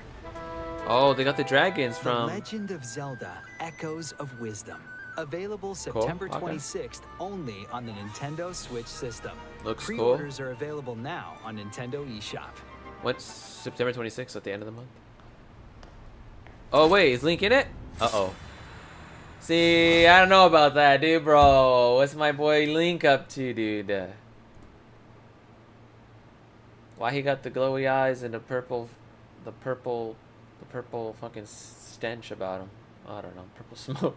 Anyway. It's good, but where's Smash 6?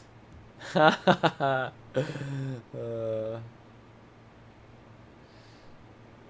see. Alright, I think I'm gonna... Okay, so did I like this video? I think so, yeah. Oh, really? I don't know if I'm gonna watch that, to be honest. Lex Friedman. Oh, you. Interviewed. Donald Trump. That happened today. CS2 is taking over? That's pretty cool. Dude, I still think about CS2 so much. Like, whenever I think about first-person shooter games, I'm like, I got the little itch in my finger, you know? It's like right here. It's like, oh my gosh. Let's see.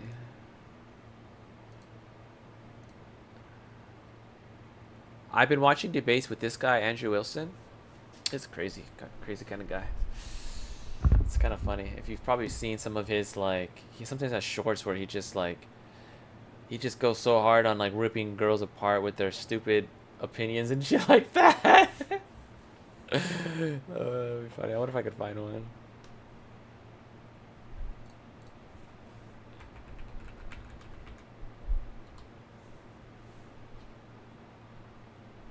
Splitgate and Ironsight. Let's see.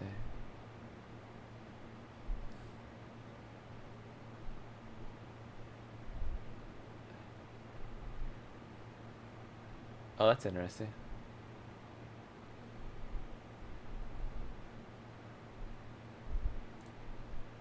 Let's see.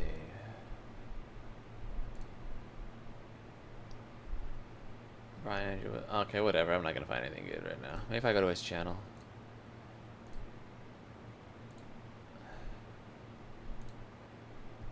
No.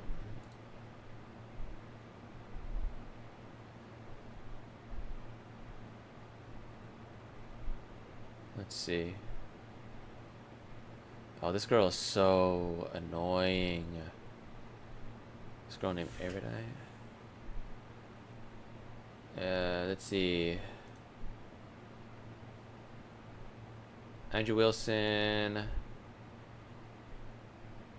Oh, that would be interesting, actually.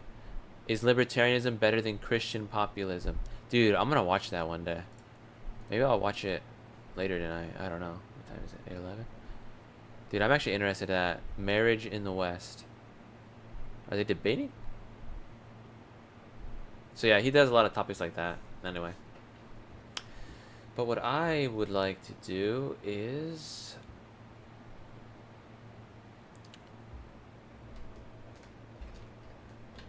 Alright, let's see. I would like to... Oh my gosh, is it knotted?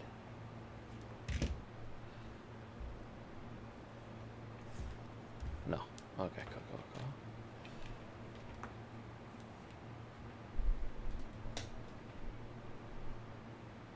Alright. Let's go to...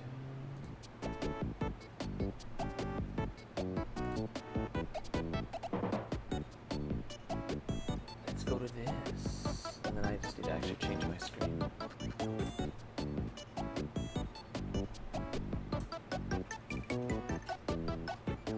Alright. So basically, I'm going to... This will probably take about 30 minutes, but I'm going to see how far into the game I can get before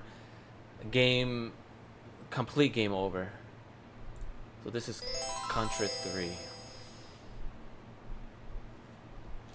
But I always like to give myself the most amount of... Oops. The most amount of lives. And that is 7. We're just playing on normal difficulty. Alright.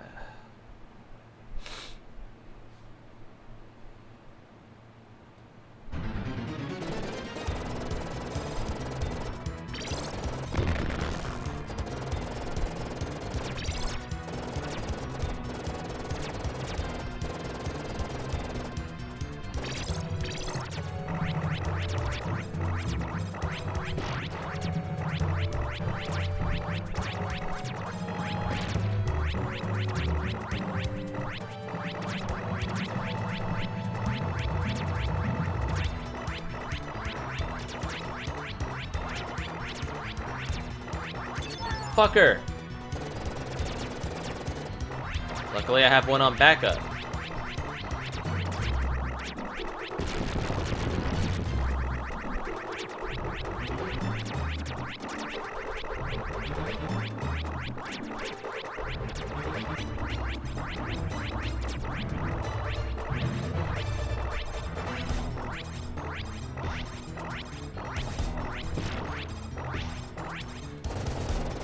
Ah.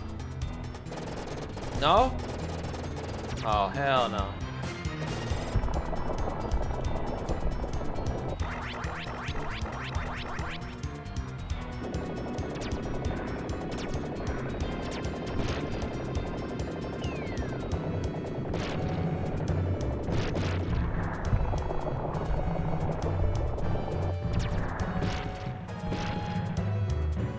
Just keep going.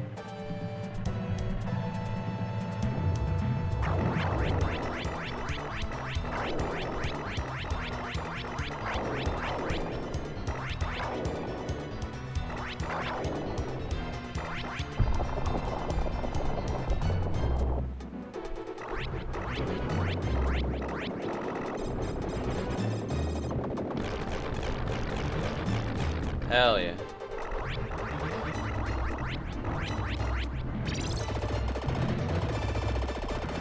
Oh, I think that's actually really good.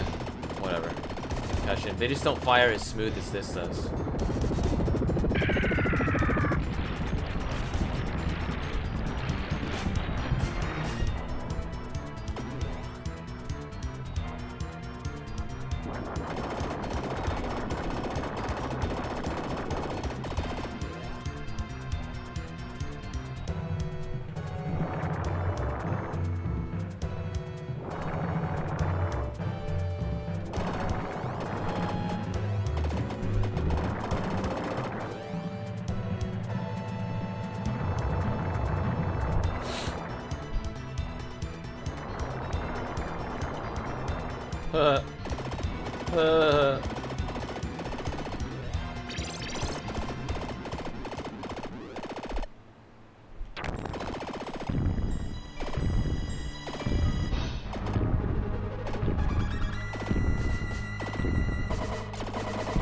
Oh wait, I don't think this is actually good on this guy.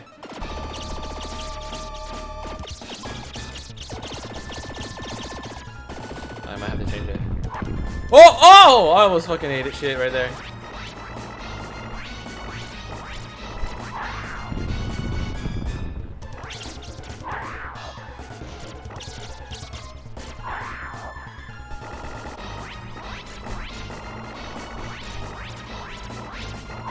Yeah, I don't have good weapons for this guy right now.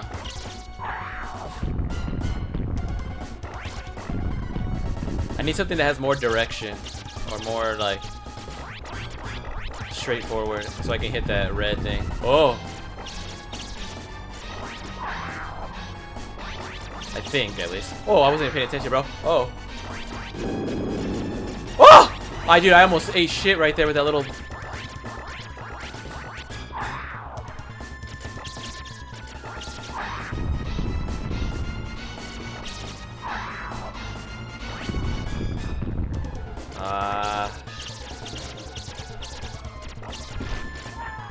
fuck, I'm so dumb, bro.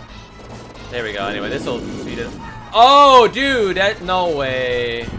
Oh, dude, when one death comes, there we go. See, I was so close. Come on, bro.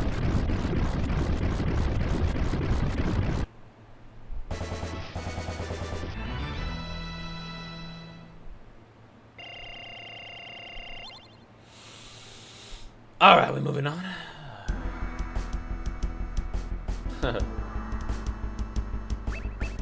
I'm gonna start off here. Oh, I should have started way off over there. That's alright.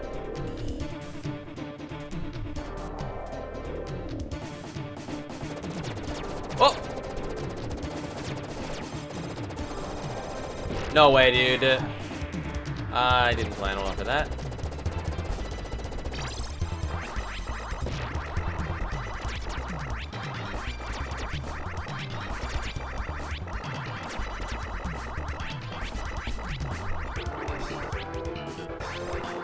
Woo!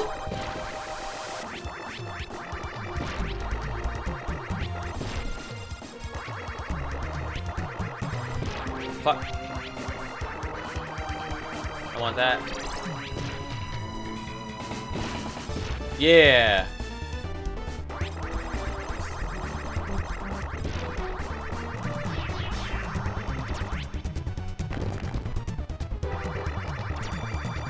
Oh, I didn't crouch. I'm so dumb. Fuck this guy, bro. This asshole.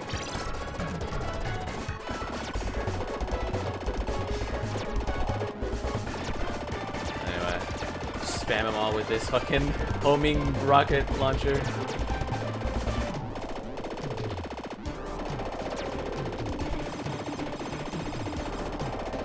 See, I don't think it's as powerful though. Even though it homes in, it just takes longer to kill. Luckily, these guys are weak.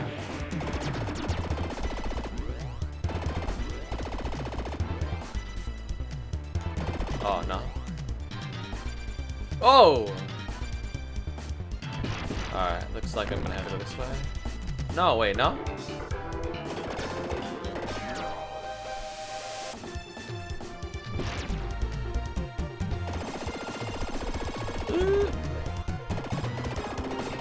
Oh, look at it. It wants to home in on the next guy. There we go. Alright. Ooh, the flamethrower is awesome. Here we go, here we go, here we go, here we go, here we go, here we go. Oh, I'm already gonna die. Okay.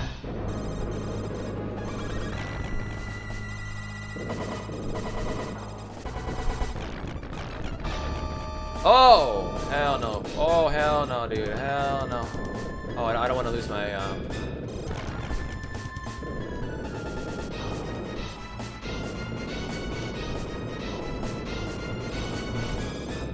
Oh!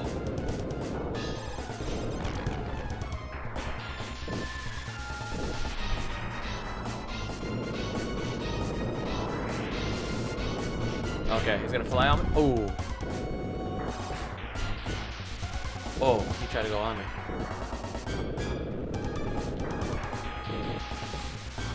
Oh, hell no. Get out of my way. There we go.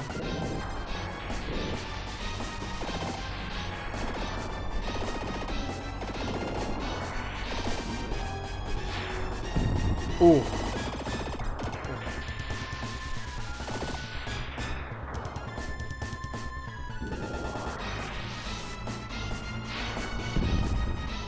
Oh! I didn't let go. Good spinning.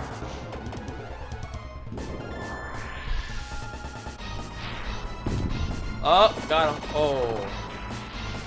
It feel like kind of fake like you're going one way, and then at a certain time start going the opposite way. Or else you always like, there he goes. You'll always be behind him otherwise.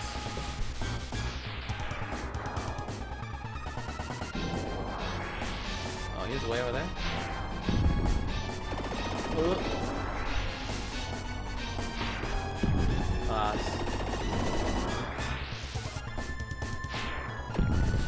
Oh, maybe he's getting onto my strategy.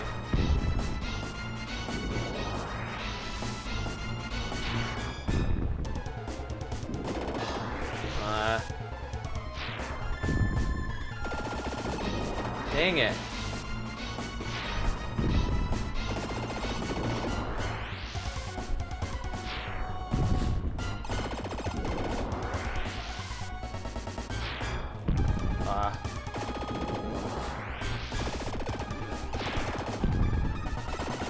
Come on.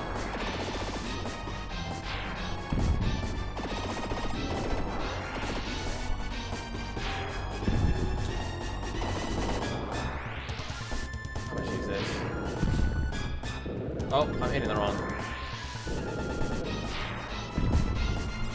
I forgot. I should just use that from the beginning. Alright.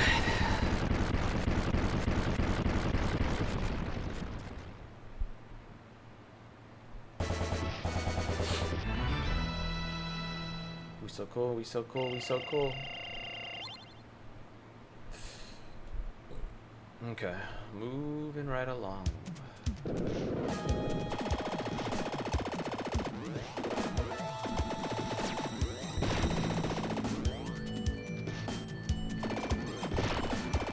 Dude, this is actually really good for this level.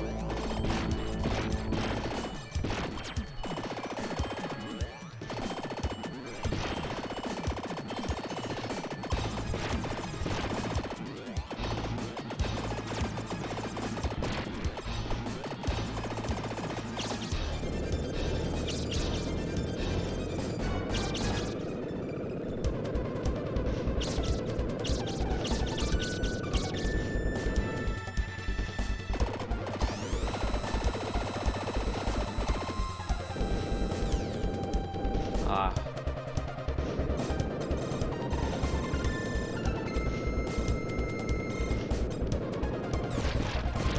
So fast! Dude, when you have the right weapons, dude, they... Oh.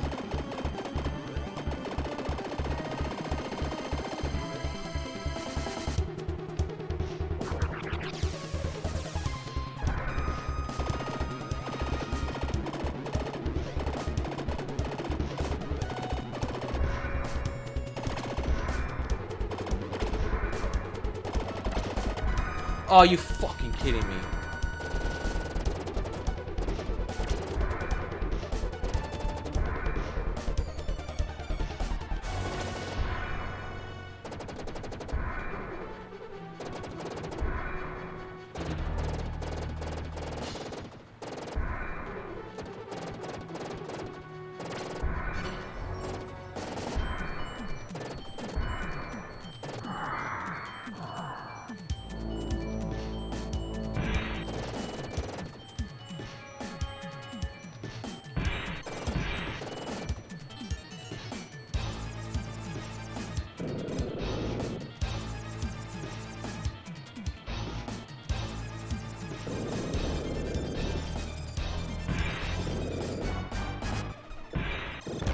Hell yeah.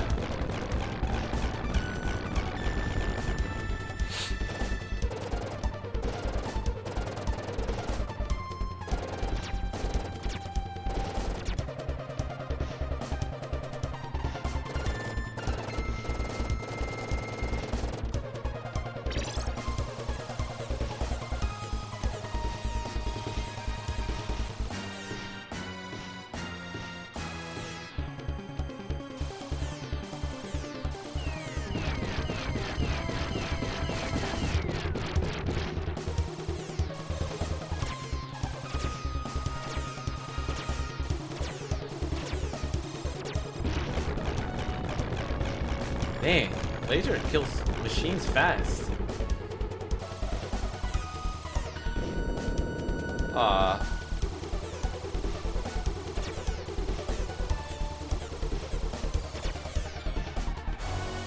Yo. Not even cool, bro. What?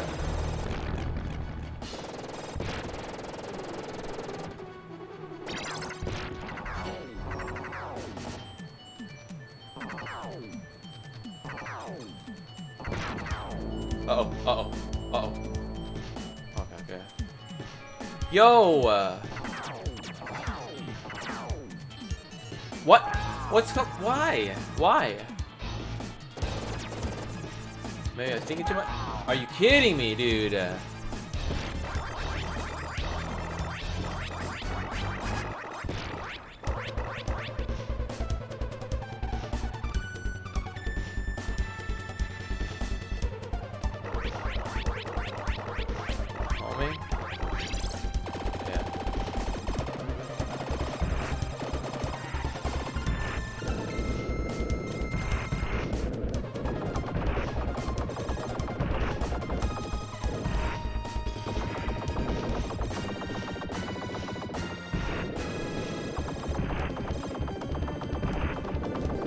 Yo! That's cheating!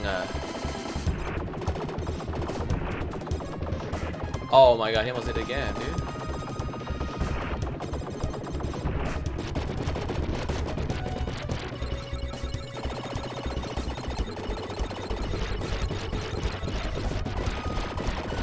Yo, let's go. Alright, alright. This guy's hard. But I figured out all the tricks last game, or last session, so. Oh! No, I didn't. Oh my god, his laser sperm, bro. I fucking forgot about his laser sperm. Oh, man. So that's not technically... That's game over, but it's not like... Look at, see. It's not start from the beginning game over. Fuck!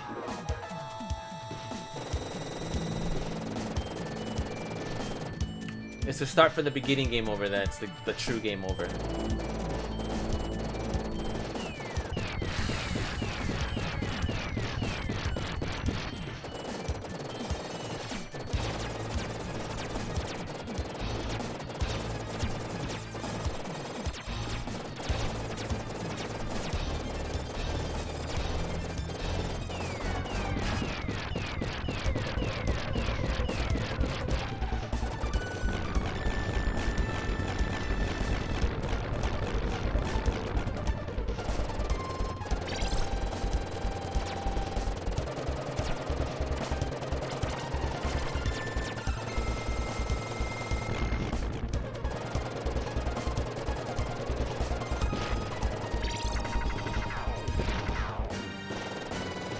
Save these missiles.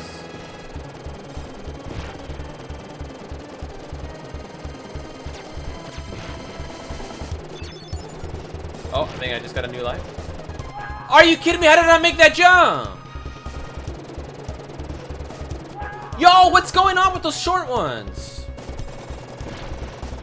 I should not be yelling, sorry. I got my window open. People outside are like, no wonder you got fired.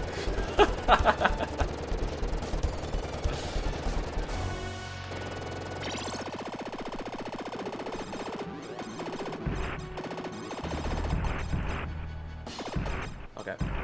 Yo. Which one do you want to go? Oh, you want to go all the way up on me.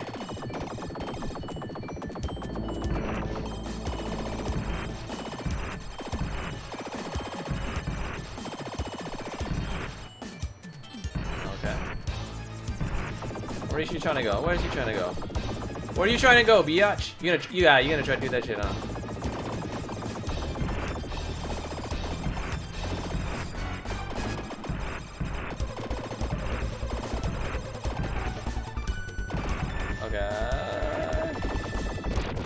There we go, there we go, there we go. Anyway. There we go, there we go, there we go. Oh! Wait, why can't I get down? Oh, I wasted that, bro. Oh, hell yeah.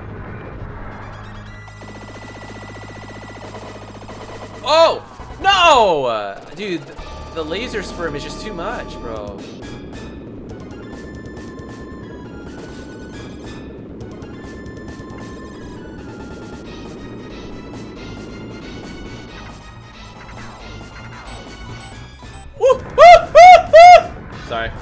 Sorry.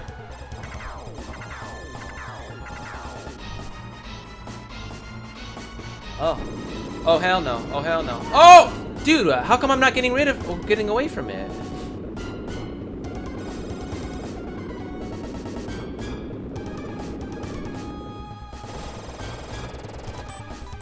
Oh, this is not good.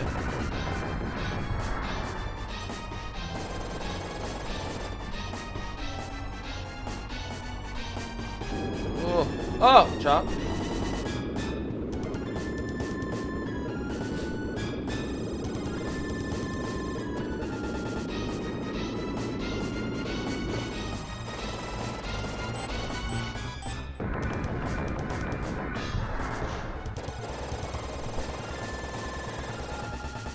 Yo. Oh, dude, no.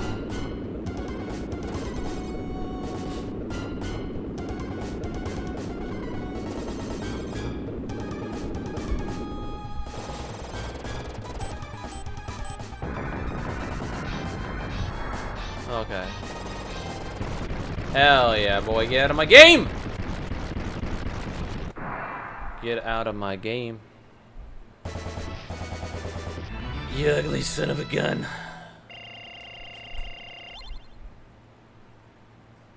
Alright, so this level, I've never beat it before. I don't even know how to beat this level. Bro, how are you supposed to beat this shit? Oh! Bro, I mean, come on, like what? Like, yo.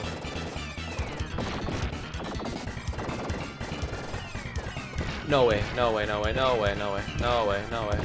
No, bro, what are you supposed to do? But luckily I got some lives. Do I? I got some continues. Okay. Good.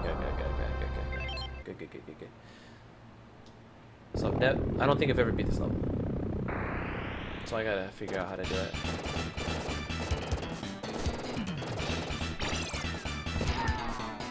What? Immediately? Bro. How? What am? Can I jump? Oh, I can. Oh, but they can blow my ship up. Like what the? Like what is this, bro? Like what is this, bro? How are you supposed to do this? How?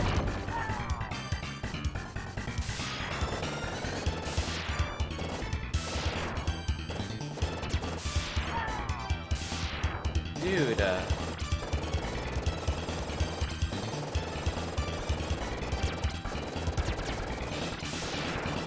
Fuck, I'm gonna use this.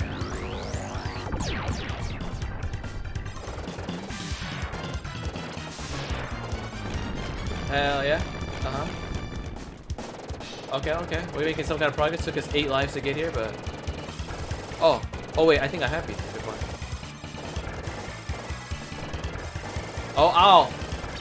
Oh! Oh!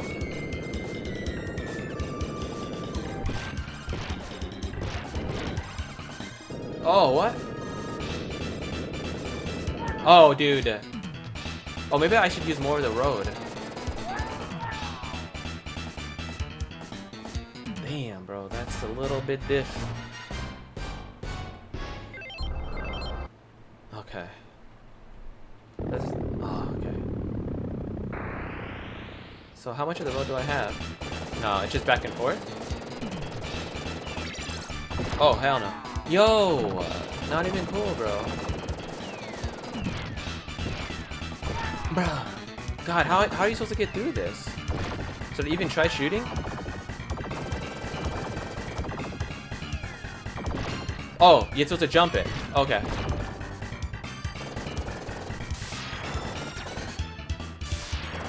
Okay, maybe if I don't spam, I'll be better off.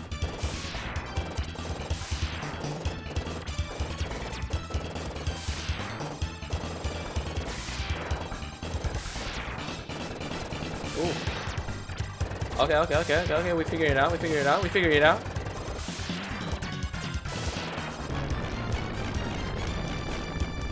Hell yeah, okay, that's how we do it. Just gotta settle down a little bit, you know what I'm saying? Oh. Oh, I should focus on getting those things. Yo! Oh shit, bro. I'm giving away everything. Fuck it. There you go. Let's do that.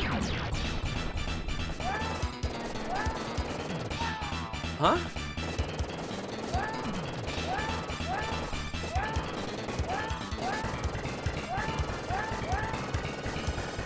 Stay focused, stay focused. Oh, I tried to move forward or backward. That's what happened. Alright, we got... That's the last... I think that's the last one. This is it. The last set of lives. Last 7. Okay.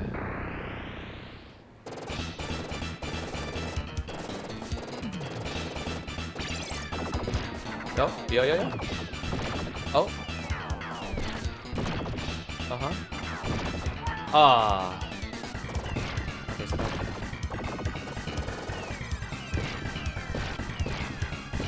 yo, I gotta jump that. I gotta jump that.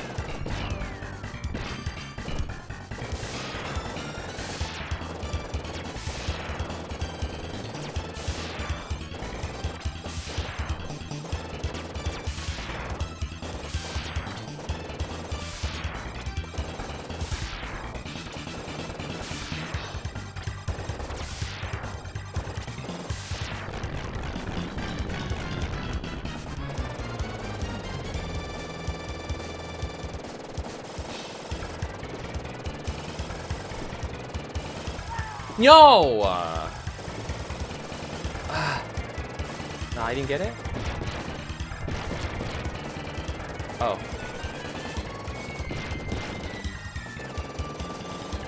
Okay. Oh, God. So dumb.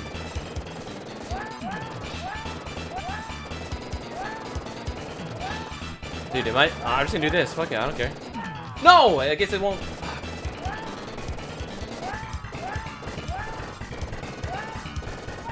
Bruh, are you kidding me? Dude, not even fair, bro. I think that was it. Okay. Well.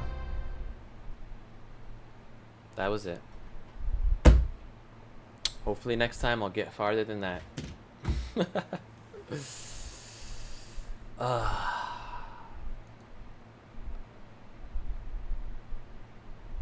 Wait, does that even Oh yeah, I have to fix the chat on that screen. All right.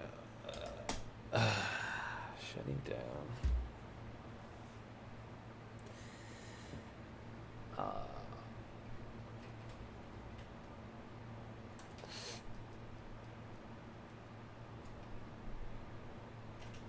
Cool. So I think I'm gonna watch. I think I'm gonna watch one of these debates.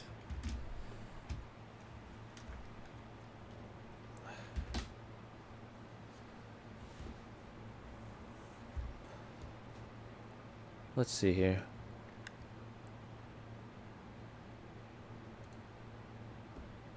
I'll turn it over to you, Rob. You know, leave it included. So with that, I'll turn it over to you, Rob. It's all yours. Finally, someone with sense gets to talk here, so this will be nice. Welcome to the Crucible, everyone. The premier debate channel online right now. We got a good one for you tonight. We have Andrew Wilson from the Crucible. We'll be debating Dave Smith, who, for me, most famous this week for shattering Andrew Cuomo's dreams. Yeah, good job, by the way, Dave. Good job. If you have not seen it, it's a banger. It's an all-timer. Please check that out. I'm excited. Fans of both of these guys think it's going to be a fantastic debate. They're going to be going on libertarianism. Is it better than Christian populism? I think there's going to be a lot to say. Some agreements, but who likes those? Let's get to disagreements. I think it'll be great. They're going to have 7-minute openings, which will start with Andrew, and then we'll go into about an hour and 15 minutes of general discussion, followed by some closings. It'll be 7 minutes. I need to turn the light off and use the restroom a little bit.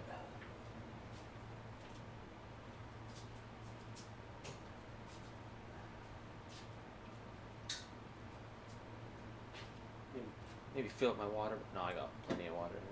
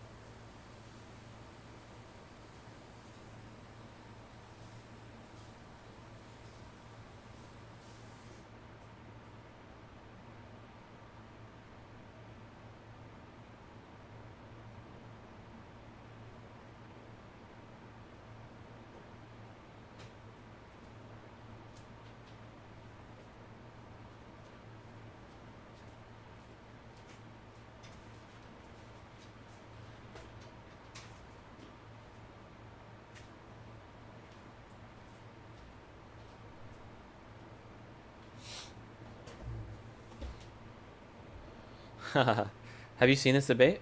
It's about libertarianism and Christian populism.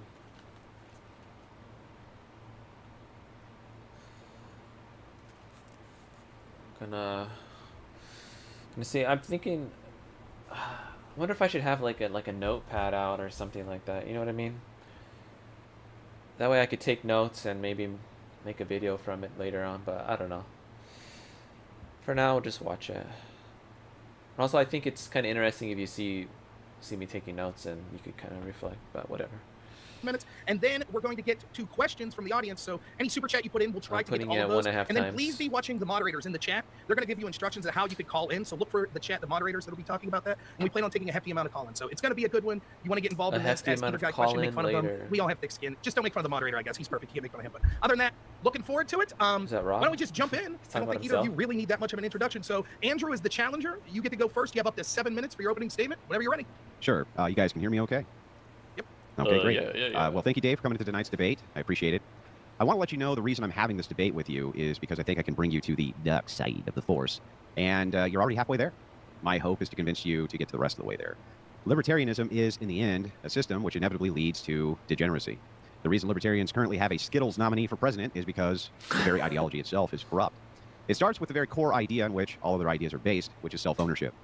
I know this is a doctrine that Mr. Smith does believe because I have seen him reference it multiple times in multiple appearances, most recently on Reason TV in his case against open borders. It's a failing dogma because it opens up the ultimate can of worms. If people really do own themselves, then we really can't engage with any voluntary actions they take with each other and stop them, overrule them, or force them not to do those actions. This is exactly why Skittles in society exists.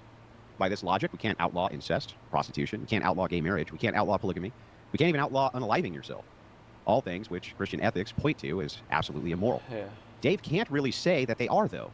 They have to be allowed if you own yourself, or it would be a violation of the self-ownership doctrine. It's nice and all that Mr. Smith has distanced himself from the failure that is the modern Libertarian Party, and I applaud him for doing it, but ultimately, the very reason he had to is because of this reason. It always leads to the absurd outcome of mass degeneracy. It has to. There's no way around it. Dave assumes, for reasons I don't understand, that his solution of non-promotion yet legalization is somehow better than the alternative of the state utilizing authority to remove these moral plagues. I want the state busting up prostitution rings and pimps. I want them arresting incest practitioners, and I want them to arrest polygamists. I want them to use force to prevent unaliving of oneself. The anarcho-capitalist, in this case Dave, can't justify the state really doing any of those things. The Christian ethicist can, striking a key balance between what he would call totalitarianism and what are considered freedoms. For us, though, Mr. Smith has outlined a plan, one he often repeats.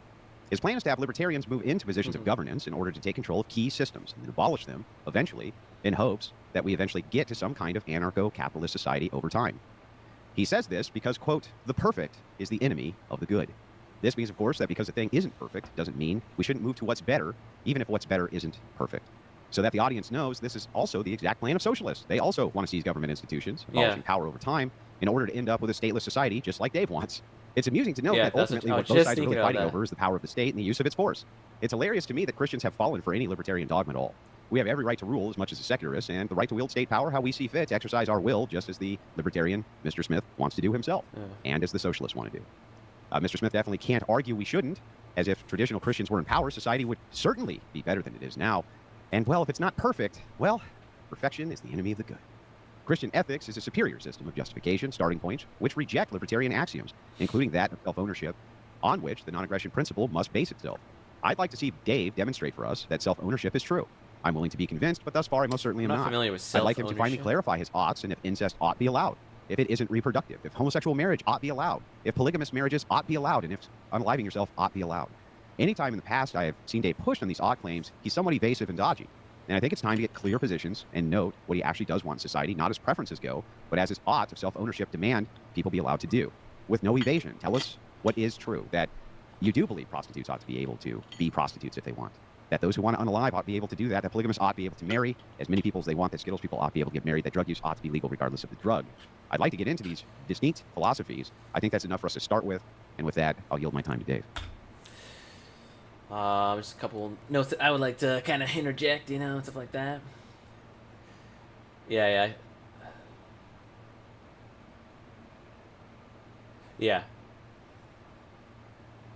No, you're right. That's why I started watching whatever podcast. I've only watched it a few times, but only because of Andrew Wilson being on it and watching him demolish those girls, bro. But I was gonna say about libertarianism.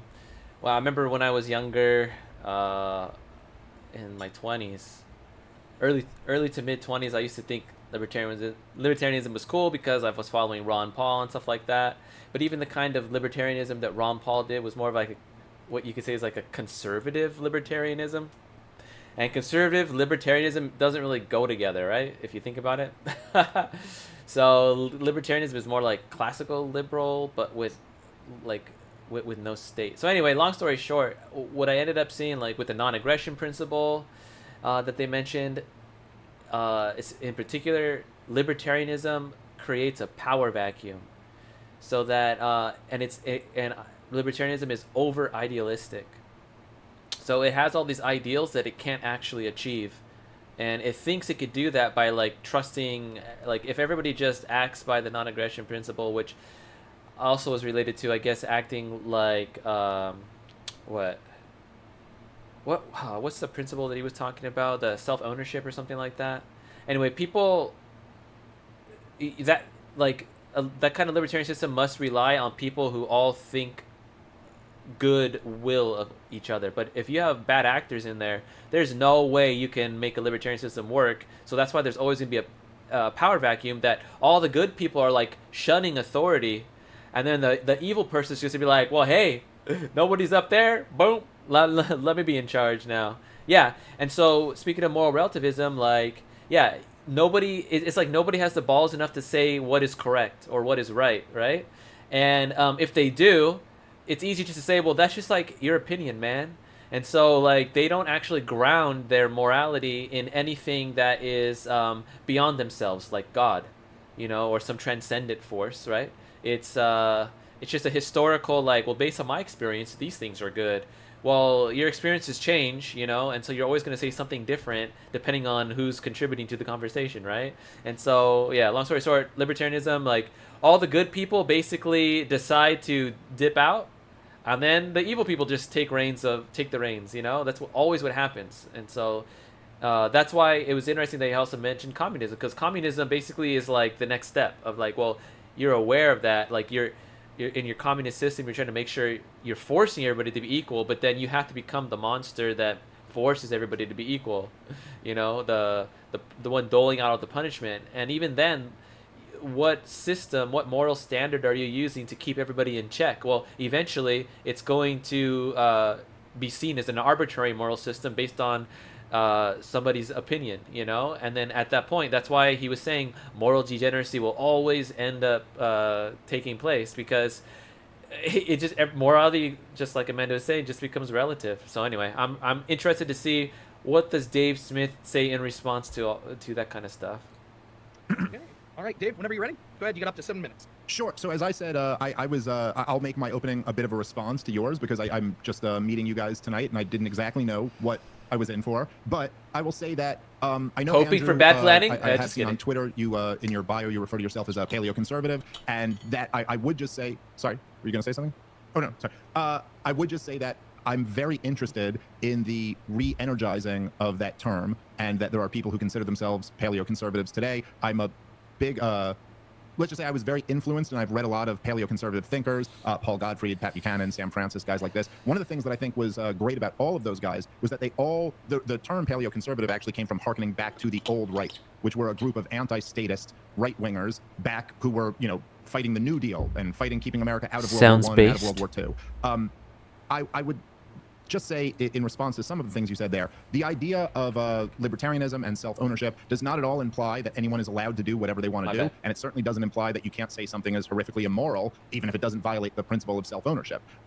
Certainly, property rights would be a great example of where someone wouldn't be allowed to do whatever they want to do if they were on someone else's property who didn't wish to allow them to do that. I think that a lot of the later stuff we'd probably have to get into in the back and forth and when we're asking each other questions.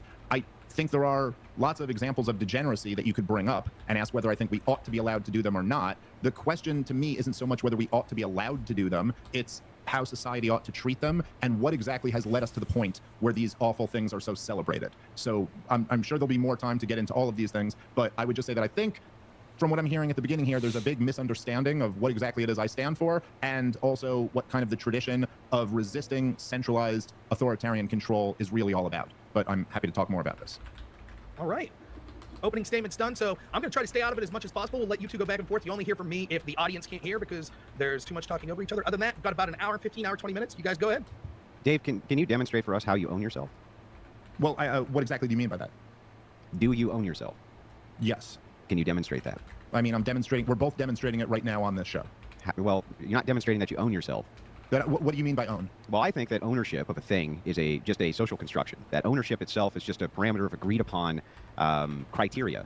Hang on, let me finish the point. Sure. For which, so that's how we know. So I own that guitar because we agree that I own that guitar. That's it. That's the only reason I own it. I don't think that there's anything that you can point to that would demonstrate that this exists outside of a social construction we agree to. Okay. Well, I'm missing your point here. My point is that I think it's a social construction when you say that you own yourself. I don't think that you do. I didn't say it's not a social construction. Well, then you don't own yourself? That's a false binary. I'm not. Hold on one second. No. That's a law of logic. You either do or you don't. No, I didn't say. No, you're asking me if I do or I don't. Do you own that guitar? Yeah. Okay. But you just said it's a social construct. Yeah, but I gave you the criteria for the social construct. Sure, would be an agreement and I said I own myself. Right, but when you say... So as much as you own that guitar, you've this is nothing. incorrect. When I say, do you own yourself? And you say, I'm not sure. Law of logic... No, hang on, let me finish. I said yes. Yeah, the law of excluded middle is going to show this. It can only be yes or no. Do you have self-ownership? Yes or no. I own the guitar because we agree we do. Do you only own yourself because we agree you do? Well, no, I don't agree that that's what ownership means, but you said yes and I said yes, so we're both exactly even. And well, then I want to know what. Then I want to know how you own yourself. Well, what look, does self-ownership mean? Ownership in like a dictionary, I think the definition that you gave would be a little bit different than that. So, do I exercise my control over myself? Do I do so morally? Yes, I think so. And I actually think that in order for us to even have this conversation, we both have, in a sense, agreed to that principle. I don't think we have. It's me versus you. Do how have we do you own the arguments that you're making so far in this conversation? No, you don't. How do you own an argument? No, I mean, when I say that, I mean, is it yours? It came out of my mouth, Are sure. the words you're saying yours? But how would that mine? make the application that I own that thing? Well, look, again, define own. I think that the definition of ownership would be a social construct in which you and I, via agreement criteria, decide that X thing becomes property which is assigned to me. Okay. Yeah, so if that's true... by that definition, do you own yourself? I would say by the definition of that social construction, I could say that you own yourself, sure. Oh, okay. But that doesn't mean anything. Let me explain why. Okay. Because if the social... Because, this whole time. Let me explain. Because if the social construction... What if we change the social construct and we decide that you can own a person, Dave? Right. Okay. And what if we change the social construct and says I own your guitar and I own you? Right. That's exactly right. What if we change the social construction of ownership to mean you can own a person? Does that mean that people no longer own themselves? Well, the difference here, right, is that, and it's the word that I mentioned that you didn't, is that I would say that ownership would imply that you're justified in that claim. How are you justified in that claim? Legally. How am I justified in the claim of owning myself? If it's legally... you just said you agreed it's a social construction, so if we agree that it's a social construction, then we can own other people as via social construction. So that would be justified. Well, I don't think so. So the major difference there, right, is that as we're having this conversation, and clearly what's the goal here? To persuade, probably not to persuade each other, but at least to persuade the audience who's listening to us, because we recognize that they are in control. Forget the word own, because that's triggering, evidently, but they are in control. Triggered by the word own. Okay. When I say triggering, meaning that's going to start a whole other debate about semantics. So yeah, but semantics are important in a debate. Okay, well, all right. Let's not do this tactic of interrupting every 2 seconds. So let me just finish my point here. So we are both presuming that the people who are listening to this are in control of their own thoughts, and we could potentially persuade them toward our cause. And so if we're doing all of this, we kind of are recognizing in some sense that it's more valuable to persuade people than it is to, I don't know, just enforce our will on them. And so in that sense, I would say that yes, there is some kind of norm that there's a justifiable path where you can persuade people versus force them. Sure. Well, I agree that you can persuade all sorts of people and that can be part of a societal norm and that everybody can agree that that's part of a societal norm. That does not demonstrate that you own yourself. Thus, the key principle for the non-aggression principle, which is self-ownership, that's where the violation comes in. Do people own themselves? Is that a justified position or isn't it? I'm saying that, yes, I think it is. But again... Then can you demonstrate it? But what would you mean by that? What would it mean to demonstrate that you own yourself? You would have to prove that you own yourself. That I can control myself? Or again, just be clear about what you're asking. Well, here, let me give you an example. Real quick, we're watching Andrew Wilson versus Will Smith debating, is libertarianism better than Christian populism? So they're having debate about the non-aggression principle and how do you demonstrate self-ownership. Sorry, I'm kind of talking off. But to be honest, it's going a little bit over my head, just a little bit. I'll give you an example to the contrary. I have seen throughout all of human history that human beings seem to be able to own other human beings without much problem. That doesn't seem to be a problem. As long as the social construction of ownership of the time states that you can own another person, you seem to be able to just fine. Right. So this axiom of self-ownership is not obvious to me. To be an axiom, it has to be self-apparent and self-obvious. So what demonstrated that people owned other people throughout time? Prove that to me. Just legal. The same way you just said to me, prove to me that I own myself. Legal contracts. Hold on. I'll prove it to you again. Well, hold on. Let's try to not... We're only a couple minutes... You interrupted me. I didn't interrupt you. Well, hold on. You just asked me to prove that I own myself, and then you asserted that throughout history people owned other people. So prove that. Yeah, but we already did, and let me explain how. You and I already agreed that ownership is a social construction, and that throughout history the social construction had changed where people were able to own other people via the social construct. So whatever the social construct is of the day, that's all it is. As long as you agree that ownership is a social construction, you basically have to bite that bullet, right? Wait, no, I'm not even understanding what you're saying here. So we agreed it was a social construct, and then your next statement after that was prove to me that you own yourself. Yeah, a social construction doesn't exist in objective reality. Right. It's a term. Prove to me that anyone ever owned someone else throughout history. And all you said was it was a social construct as well. You mean like a contract of ownership between slaves or something? No, it's your question, so you tell me how. Yeah, my claim is that ownership is a social construction. Do you agree or disagree with that claim? I think it is a social construct, but there also can be ethical and non-ethical or moral and immoral. Well, then if you make the assertion that it's anything more than a social construction, then the burden of claim is on you to demonstrate how it could be. Well, okay. I mean, again, you're dodging my question here. I asked you the same question you asked me, and you weren't able to answer it either. By the way, part of the reason why I asked is because I don't exactly understand the question you're asking me. Are you asking me to say how I could prove that it is moral that one person should own themselves rather than someone else own them? Is that that's not the question. So here's the question. Let me explain it to you. Okay. The non-aggression principle itself revolves around the idea that human beings own themselves, correct? Yes. Yes. Okay. So the thing is that you and I can agree that there's been tons and tons of slavery throughout human history, correct? Mm-hmm. Okay. So those people clearly own these other people. So this has to be a social construction of agreement is what is ownership. We agree that you own it, therefore you own it. What I'm asking for is some type of justified evidence that that is not the case and that there is some moral ought or some type of demonstration, philosophically or otherwise, that a human being actually owns themselves. Okay, so just to be clear here, if I were to say, if you're saying ownership meaning just strictly control over who has something, then yes, there have been lots of times where people can come just take all your stuff and then claim they own it. And if you're saying the law recognizes it or the society recognizes it, then essentially they own it. So they can do that with people too, right? Right. And in a sense, I agree with you. And that, so then you don't own yourself. Okay.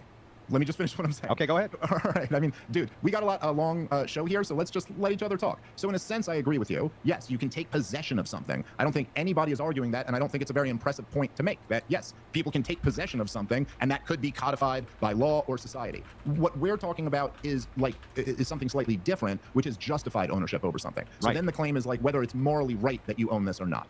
Fair enough. And I'm sure there's lots I'm just of looking for the demonstration of what is morally right. Sure. Well, okay. If you're looking for the demonstration of what is morally right, I'm sure there's lots of areas where you would believe something is morally right and something else is wrong, and the demonstration of it would be what? That this is what you believe. This is what seems to be right and wrong. This is what has been accepted. And no, my justification would be divine command, not seemings or phenomenal conservatism. Okay, which is what sure. So, okay, but so divine command. So and how would you exactly determine what is and isn't divine command? Well, let's assume for a second that I was, I don't know, like delirious, right, and just thought I talked to God and He gave me commands, right? If it's just preference, if we're just going off of preference, just things which Dave prefers are true, and Dave just prefers that you own yourself because he does, then any preference that I came up with in this delirious state where God was speaking directly to me would be just as valid as whatever preferences that you just axiomatically come to because you just want them to be true. What my claim here is that libertarianism, at its foundation, at its fundamental foundation, is flawed because this axiom of self-ownership isn't actually true, but rather a social construction which is asserted as though it is a truism, when it clearly is not. So it's a fundamental flaw. The reason that you guys come up with such absurd conclusions like that prostitution ought to be legal and all these other things is, by the way, you have to social, it's based in history. Otherwise, people don't own themselves. Do you think the state should come in and, like, you know, stop? Or is this based on people's opinion? Like, okay, we agree. Well, all right, stick with your point that you were making at first, because you're just jumping all around here. Well, no, I'm the first thing you were saying. I already gave you the point. I'm saying I reject your axiom. I reject the axiom of self-ownership until otherwise demonstrated. That's my point. Okay, so what would so you're saying that if I'm sorry, I'm just trying to understand the first part that you're saying here because I'm not getting it at all. So you're saying if somebody hallucinated that something was right and wrong and it was horrifically not right and wrong, that somehow that disproves the idea that anything is right or wrong? If it's only axiomatic and based on preference, it would be just as valid. So how do you determine if anything is morally right or wrong? If it's from a preference base, you couldn't. Okay, so how do you determine that anything is morally right or wrong? I do it from divine command. You do it from preference. No, you do it from divine command. What does that mean? Explain that. So this means that I follow Christian ethics. I use transcendental categories inside philosophy to create justifications for the values which come from God's laws. That's what I do. That's a lot of words to not say anything. How do you determine? Do you know what transcendental? Do you know what transcendental categories are? I don't understand the words. It sounds like you don't understand. Okay, explain it to me like I'm really stupid. I don't understand any of the words. So explain it to me. How do you determine if something is right and wrong? Okay, so what I would do to make these determinations is we start with objective versus subjective. Is it a subjective value or is it an objective value? If we start with it just being a subjective value, then who cares? We never need to go any further than that. We just never need to go any further for justification. So what I've determined is that your values here in libertarianism are subjective value based. Therefore, there's never a reason for me to justify anything objectively to you because any subjective preference I have is just as valid. You're not answering my question at literally, that's the most precise answer you could ever get. Andrew, if you're a I just told you divine command. And then I asked you what that means, and you said I just nothing. explained. No, you didn't. You just said that you think my basis is okay. Fine, Dave. I'll make it super simple because God tells me so. Is that better for you? Sure. No, okay. That's the answer. That's the answer. Okay. God tells me so. God tells you. Yeah. Like, and through what means does God tell you this? He directly communicates right into my brain. He's like, that shit's wrong. Okay. Yeah. All right. So, so just to be clear, the point of that is that Andrew, it sounds very good when you attack someone and say that's subjective. But when your response to that is God communicates directly into my brain, that also, I mean, I don't know what the word is for that. Subjective. But subjective would probably be the word. But that's my whole point. That's how I'm granting your entire argument. It's like, it doesn't matter. Ultimately, objectively. But your counter is also subjective. So right. So then that means that my preference is no worse than your own preference. Well, I mean, no, it means by your argument. Yeah. If I'm using preference-based I'm using preference-based arguments, or I'm sorry, preference-based morality, and you're using preference-based morality, listen, then we're equal, Dave. To be clear, I don't think I am using preference-based morality. Got it. So can you make justification then? One second. Let me, again, again, let me try to finish the sentence here. I don't think I am making subjective-based morality, but you accused me of that, and so my response to you is, so what's your objective-based? And your response is, God talks to me directly into my head. Yeah, for the purpose of demonstration. All right. By the way, God also talks to me in my head, and so perfect. All right, fine. Like, yeah. all right. So if God talks, standard, there you go. You haven't won anything. By your own standard, we're even. It's not here to win it. Way, it's here to demonstrate it, Dave. Try to let's try if we can, because we're only a few minutes into this. Let's try. This got more contentious than I thought it would in the first few minutes. Let's try to just, by the way, because I want to have a good conversation with you, and I've been told by people who I love and trust that you were a guy to have a good conversation. Yeah, but you keep on evading every question that I have for you. Oh, all right. I don't think I have. But so okay. let's answer. Ask me a direct question. Great. I'm happy to answer. Should the state come in and stop your brother from unaliving himself or not, Dave? I would want them to. Yes. Yes. Would you want the state to stop a man from having sex with his sister if it would lead to a non-reproductive act? Wait, if it would lead to a non-reproductive act? Yeah, she has no uterus. But that was supposed to be worse than if it would reproduce? Yeah, it would be worse. It would be less I'm worse. just saying that seemed like an unnecessary caveat to throw on there. But okay. Wait, Jesus Christ. But what, you're talking about like adults or children? Adults.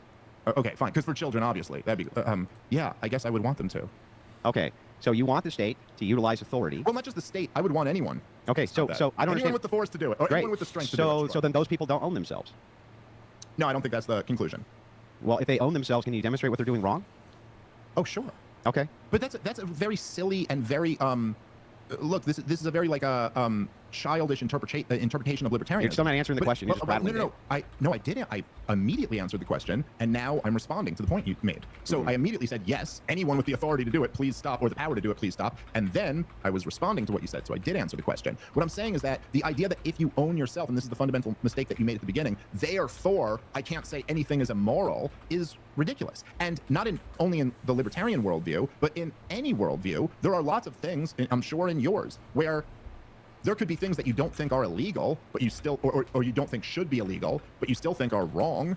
So that doesn't mean anything. If I think people own themselves, I can't think there's something horribly wrong about this. That's not the point. So I'll explain again. Okay, sure. So please. If you want the state to go in, if a brother is banging his sister and she can't reproduce, I don't know how you could demonstrate. Why does reproducing matter in this? I'll explain why, so that you can't bank on reproduction as being a harm because it could have like some kid who's all fucked up. So I'm just taking that out of the equation. Okay, I gotcha. I'm just taking that out of the equation, right? She has no uterus, they can't reproduce, or maybe they're homosexuals, right? And they're just related. If they own themselves and they're adults, that is exactly what you would make the argument for gay marriage. They're adults. These adults are consenting with each other. Can you actually justify why that's wrong? Sure. Then justify why it's wrong. Well, I can justify why it's wrong. Okay, there's two separate questions here. And this is almost like, I think what you need to pick apart. So, look, there's two questions. One is, could I justify someone using force to stop them? And then there's, could I justify why it's wrong? You get where those are two different things? Yeah, I'm just asking why it's wrong. Yeah, sure. Yeah, so let's do that. Okay, can I just, do you get why those are two different things? You get the point I'm making? Yeah, sure. So can you answer the question now? Yeah, dude. Listen, man, do you want to like have a decent back and forth here, or like do you want to not? You're still not answering the question. Okay. Can you justify why it's actually wrong for two consenting adults? Dude, Andrew will not let go, You're bro. just kind of being a dick trying to win the debate. When are you going to answer the question, Dave? Stay the course. So is that actually, like, does anyone listening to this think this makes for like good debate tactics? No, you actually are not like recognizing that there's a difference between these two things. So I just told you I do. Let's leave him. All right, do you guys want to do this, man? I fucking you know, honestly do. This you've talked bruh, way more. The thing is Andrew just, like, Dave is seeking for Andrew to affirm him, saying, yes, I agree with that. And then he's going to go on. But he just said, okay. He's just like, okay.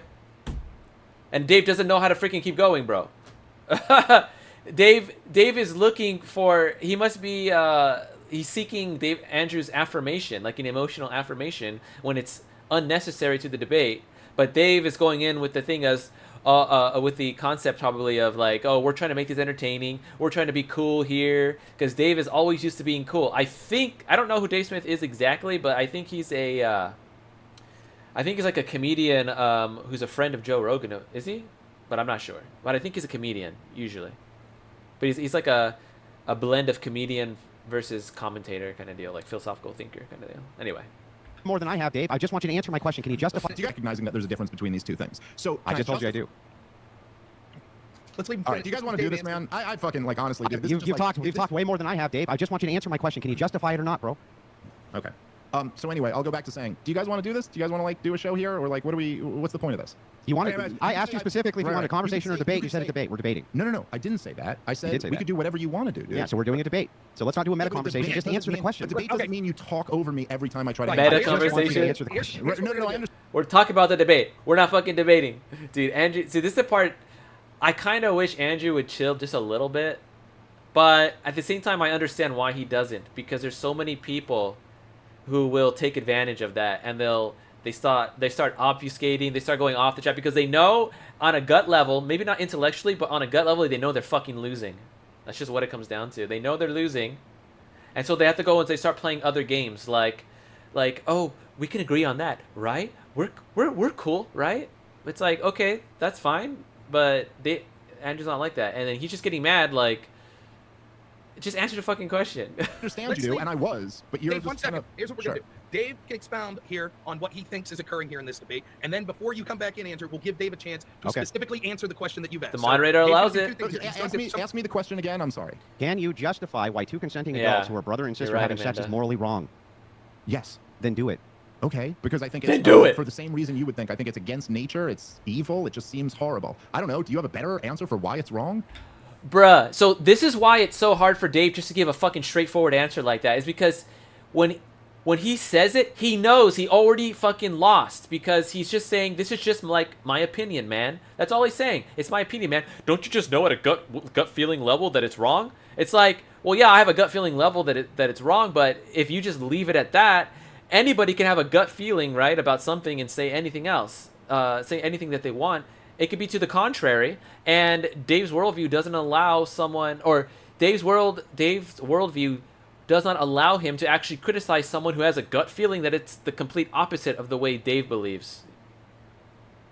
Yeah, exactly. It's snowflake, exactly, bro. Well, yes, divine command. Divine command. Okay, fine. So I also say divine command. That's why it's wrong. Well, but then the axiom itself. Okay, so if he all of a sudden just says divine command, is Dave Smith still consistently being a libertarian or not? That's the question.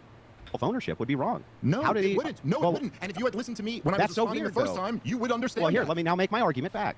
Yeah, if they don't own themselves, right, or if they do own themselves rather, and they're two consenting adults, just like two homosexuals consenting adults, why is it actually wrong for them to do that? You say because it seems like it's against nature, which is the natural fallacy. Couldn't I just apply that to homosexuals as well and say, well, it seems like it's against nature? Yeah, sure. Maybe you could. And do you think so? Your moral oughts are based around He's just giving things up that gross or you out? what? No, divine intervention, bro. Divine command? Yeah, there you go. So if it's divine command, then you're going to abandon libertarianism and you're going to come over to Christian Dave ethics, is being right? a little bitch. No. But I thought you made your justification based on divine command. So okay, listen, it's clear that Great point, dude. You're right. You have divine command, and you're asking me why it's wrong for a brother to fuck a sister. Listen, dude. I know, I don't know anything about you. I don't know why Jacob thought this was. What is Dave talking about? How come he doesn't want to go there? How come he doesn't want to ask the question? This is why it is frustrating. Because he's not. Anyway. Was going to be a good idea. I know you dominate 20-year-old OnlyFans sluts in debates. I also dominate 45-year-old comedians in debates. What's your point? And listen, no, you're really not though. You're asking questions about why it's wrong for a brother to fuck a sister. Oh, okay. I don't know because I think it's wrong and yes, awful. And also, do I think that the government, if we're talking about adults, is it being outlawed going to be a great way to regulate that? Probably not. What even is your vision? I mean, this is the dumbest fucking question to get into what the role of government ought to be. Yes, you're right. If the FBI is breaking in and stopping 25-year-old and 28-year-old brothers and sisters from having sex with each other, that's okay. That's so what you're saying, Amanda, exactly, to elaborate right there. So if we're gonna just use Dave Smith's worldview as kind of like the starting point, well, then they can each have their opinion. This is my, for instance, I get these morals from my experience, or for Dave, right? Or Andrew, I get these morals from one of my schizophrenic voices in my head that I call God. So then you can't really say anything. Okay, so we can't really use his paradigm to prove anything. So if we do shift over to Andrew's paradigm, we're not shifting over to a paradigm that says, this is just a voice in my head. We're shifting over to a paradigm which grants that actually, what if that voice is real? What if God is actually real? Okay, then let's see what happens when we think that way. Do we actually gain more clarity about why we would have certain rules or morals or whatever? And this is what I just literally read about this today. If you were watching my reading live stream this morning, Parmenides, this is covered in when Socrates talks about Parmenides and they're trying to figure out how to balance the one and the many. And basically, all Parmenides does is he can't prove one or the other, but he gives enough criticism of the worldview that he supports so that if a solution were to come about, basically we've clarified it so much that you can't make all these other mistakes and talk around it. And I think that's what Andrew's doing. He's just saying, like, okay, we've just demonstrated that you can't actually use your worldview. You can't actually talk about it this way. So let's think about a completely different way of talking about it and see what kind of arguments flow from there. I hope that makes sense. Yeah. So exactly what Amanda's saying. You have to shift now the paradigm of, okay, we'll say God is real now. Then how does it actually look? You know, what consequences flow from that presupposition? But if you're still going to presuppose that God is just a voice in the head, then you're still in Dave's worldview, and you're actually not going to gain any new knowledge. They do that. Just so you know, they do that right now. But Dave doesn't even fucking know that that's what's happening. He's so ingrained in his worldview, and he's so ingrained literally in subjectivity that, and like he just can't get out of it. Are you opposed to it? They actually arrest people for doing this, and they drag them off to jail. And they put them in jail for doing that. I'm not nearly as aware of this as you are, Andrew, but I'm not going to fight against that law. Yeah, but here's the thing then. What I don't understand is that if the argument for self-ownership is that consenting adults can do whatever it is they want to do, because they're consenting adults are not hurting anybody else, this would be a violation of the non-aggression principle. Why couldn't a brother and a sister engage in this in Dave's libertarian land? Why couldn't they? Why shouldn't they be able to, honestly? Sure.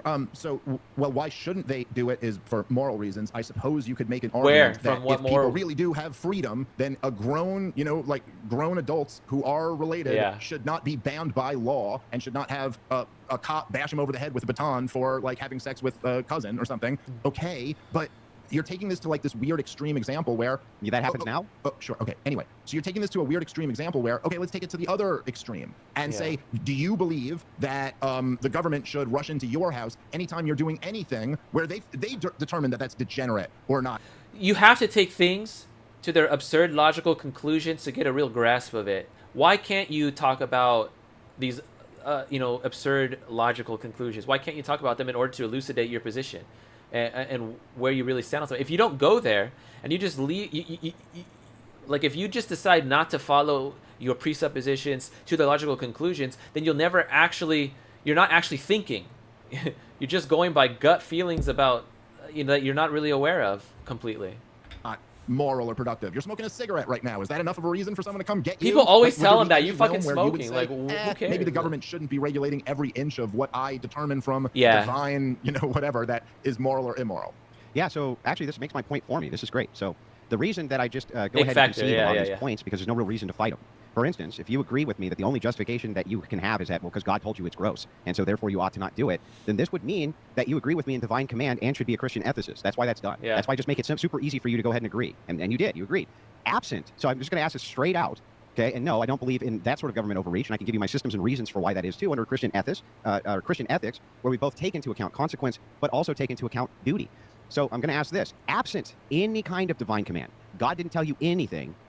Would you say that it's not moral, and can you justify why it's not moral for a brother to hump his sister? Could you do that absent divine command? Like, honest question, Dave. This is super important. Sure. No. So I would say this, right? I grew up an atheist. Well, I mean, I'm Jewish, but I grew up like not a religious person. It was just, kind of what I was born into. And I was pretty much an atheist for most of my life. And then I had some experiences as I became a young adult that made me think about God and kind of get in touch with him. And then it was really when I had my first child that I really found God. So I would agree with you that, yes, there is something from God that instructs me as to what is right and wrong in this world. Sure. However, before I ever believed in God, there was just a deep feeling inside of me that would have been very wrong. And I do believe that was always from God. So, okay, so then absent God. What that proves. So then absent God. Nothing in this argument. Yeah, no, it does though, and I'm going to explain how. Because you're saying that absent God is just your preferences. It's just how you feel. No, that's what makes what's moral or not moral. What would make it immoral? Absent God. See, here's the thing, dude, Andrew. I think you're doing a thing here. Yeah, what would make internet blood sport? What would make it moral outside of God, or what would make it immoral outside of God saying one way or another? Yeah, it's not that you like. It's not that you have to believe God exists or not yet. You don't have to get to that point. You just got to postulate the worldview where God does exist and then see what flows from there.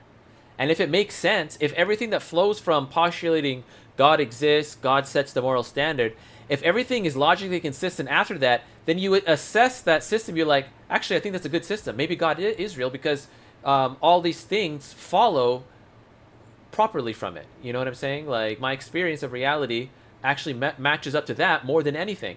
So, for instance, Dave Smith is an atheist, right? Or he grew up an atheist, he said, and now maybe he's an agnostic or whatever. But nonetheless, he has a moral, like, intuition to say to himself that, you know, what was it? A man or a brother and a sister, you know, fucking each other is wrong. It's immoral.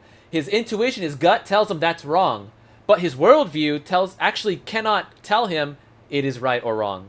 He doesn't have a worldview that supports it, but if he were to actually use the worldview of, well, God says it's wrong, it actually it's consistent.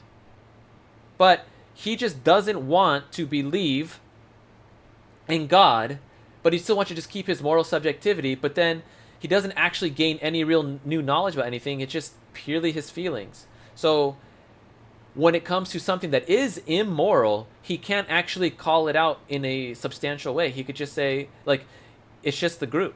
It's just the group. Like, what does a group say? You know? And so because of that, it's a slippery slope towards degeneracy, the libertarian view. And so, yeah, in the very beginning, Andrew said, like, oh, well, he doesn't support libertarianism because it descends into degeneracy at the end. You want to see being immoral without religion, the chance of having kids with genetic issues. So actually, Tofu, that's what I was thinking too. Like, maybe you could have scientists come up with a bunch of, like, studies that showed actually doing these things is not beneficial for society. But at that point, it's not really moral. I don't think it's really a moral question. It's more of a, well, what's the risk here that you want to take by fucking your sister, you know, or something like that. Like, we know that this is the high chance of that. Well, I guess it would be moral in the sense of it'll be legal. Maybe you could say, okay, well, we're gonna outlaw this because of these side effects or anything. But that if we only used human judgment, if there were, that's what Amanda says, if we only used human judgment, if there were people okay with brothers fucking sisters, then it wouldn't be immoral. Okay, yeah, that's what it would be ick, but it wouldn't be immoral because the standards are not there. Yeah. So that's exactly, yeah, Amanda already took care of that. Yeah, the only thing you could say is, well, is it illegal or legal? Which has nothing to do with morality, really. It's just a group agreement, yeah. Yeah, okay. Or debaters try to do, which is that you're trying to win. Okay, and so Dave's going through this meta bullshit. I'm gonna back up just a little bit, but Dave's going through the meta shit because he knows he is not equipped for this fucking debate. I think you're doing a thing here that a lot of, like, internet blood sport debaters try to do, which is that you're trying to win before you're actually listening to what I'm saying. I can SteubeMan the entire thing. Bro, Andrew knows this dude's arguments way better than this dude knows his own arguments. Like, this isn't a time, like, a debate isn't a time for you to, like, work it out. Like, you were supposed to already have it worked out, and you obviously don't. And so if you, like, and it's fine, like, if you wanted to have, like, a conversation rather than debate, then it's fine. Say that out the outset, but Dave left it up to Andrew to decide conversation or debate. Andrew said debate. Dave did not prepare. Dave is unprepared. Andrew is pointing that out. That's just what it comes down to. Now, if you don't understand that that's what happened, then you can kind of feel bad for Dave because Andrew is fucking wrecking him right now. And that's why Dave's, oh, you know, you're a blood sport debater, bro. Like, you don't actually care about my feelings. It's like, whatever. Like, I mean, just acknowledge it, bro. Why are you mad? Try to listen to what I acknowledge that you're unprepared. Actually said and grapple with that. What I said was not before I believed in God, it was just subjective. What I said was before I believed in God, I always had this feeling, and what I believe is that was always God. Okay, so to SteubeMan, that's a very different thing than what you said. All right? Sure, so I'll just SteubeMan the position. Actually, that's what I was saying earlier about him. He already know, if there's a part of him that can't help but believe in God in a certain sense. And in fact, I would say that that's the case for many people. They can't help. They can't help. I just saw bro ain't built for this. You just realized. People want to believe in God, but then there's a intellectual part that says no, because if I do that, then I have to make a acquiescence in all these other areas. Like if God exists or whatever, it's fine in these scenarios, but in these other scenarios where I want to be in control, nah, I don't want to believe in God. So I'm just not going to believe in God. But the position, to make sure I don't get this wrong at all, is that you believe that there was some type of natural law given to you by God before you ever even believed in God, correct? Yeah, I think that's accurate. Great, great. So I still Why didn't you go with that? So to my question, which you didn't actually answer, which is this. Absent God, if there was no God, could you justify why this would be immoral or not? Yeah, I don't know that you could. I mean, I think absent God, here's a very productive difficult to arrive at morality. Line of questioning. Right. So absent God, so you're a divine command as well, divine command theorist, just like myself. So if that's true, and you're a divine command theorist, and we have now shown how self-ownership leads to absurd conclusions, like a brother being able to hump their sister. No, but I disagree with it. Okay. Well, okay. Why can't, if you own yourself, why can't you hump your sister? She owns herself, Dave. That makes no sense. What do you mean by why can't you? Why can't if you don't who's own outlawing yourself, why can't you hump your sister? What does that mean? Good question. But my point is with the non-aggression principle, the entire axiom. You're not asking anything, dude. Yeah, I am. So let's just say this. And man, I wish you had picked an Dave is example that dense. wasn't so fucking uncomfortable to talk about. But here, you, Andrew, don't own yourself. Why can't you just hump your sister? You could. Exactly. So what the hell are you asking? What's the question? But that goes to my point. I think that if you actually have self-ownership as something more than an axiom, meaning it's justified somehow that you actually do own yourself, it's not just a social construction, then you wouldn't be able to hump your sister if you did not own yourself, right? What do you mean wouldn't be But if you able do, to? but if you do own yourself, you can still hump your sister. Exactly. The point being, Andrew, do you own yourself? Under the current paradigm of the social construction, we would say yes. Okay, but so if you didn't, you wouldn't be able to hump yourself. I don't get. No, you still could, but that is the point. So I'm gonna stop. So real quick, I just want to know, like, okay, so if Andrew doesn't own himself, what would his next logical argument be? Is it that God owns him, and so because God owns him, he has to, because that is what we're expected to believe in Christianity, right? That God owns us because he purchased us, but he owns us and he bought us so that we can have freedom, right? That's kind of what we believe. So Andrew would have to say that I don't own myself, God owns me, and so I am accountable to God. Is that kind of what he would say? I'm interested. I don't know if that's what he would say, but it seems like it would follow. So what are you saying? So let me try again. Just listen to what I'm saying, like I just did yours. In fact, maybe you can SteubeMan this for me. Okay, maybe like I just did for you. Let me listen and I'll see if I can. So my point is that self-ownership is why you should not be allowed to aggress against another person, because they own themselves. Correct? Okay. Is that correct? Isn't that the basis of the NAP? You own you, I own me. That's why we cannot aggress against each other, correct? Sure. Okay, got it. And yet here we're both talking about using state authority to aggress against people who own themselves, who aren't actually doing anything you can justify as being wrong outside of Christian ethics. And so the thing is that seems to dispel the NAP. Now, can you SteubeMan that back to me? Okay, I know. So you're saying that if we own ourselves and everybody and an act of aggression would be violating someone else's self-ownership, then it wouldn't be an act of aggression to kill yourself, incest amongst adults, things like that. Right. Okay. So if that's true, and the only moral oughts that we have for why you shouldn't do this is through Christianity.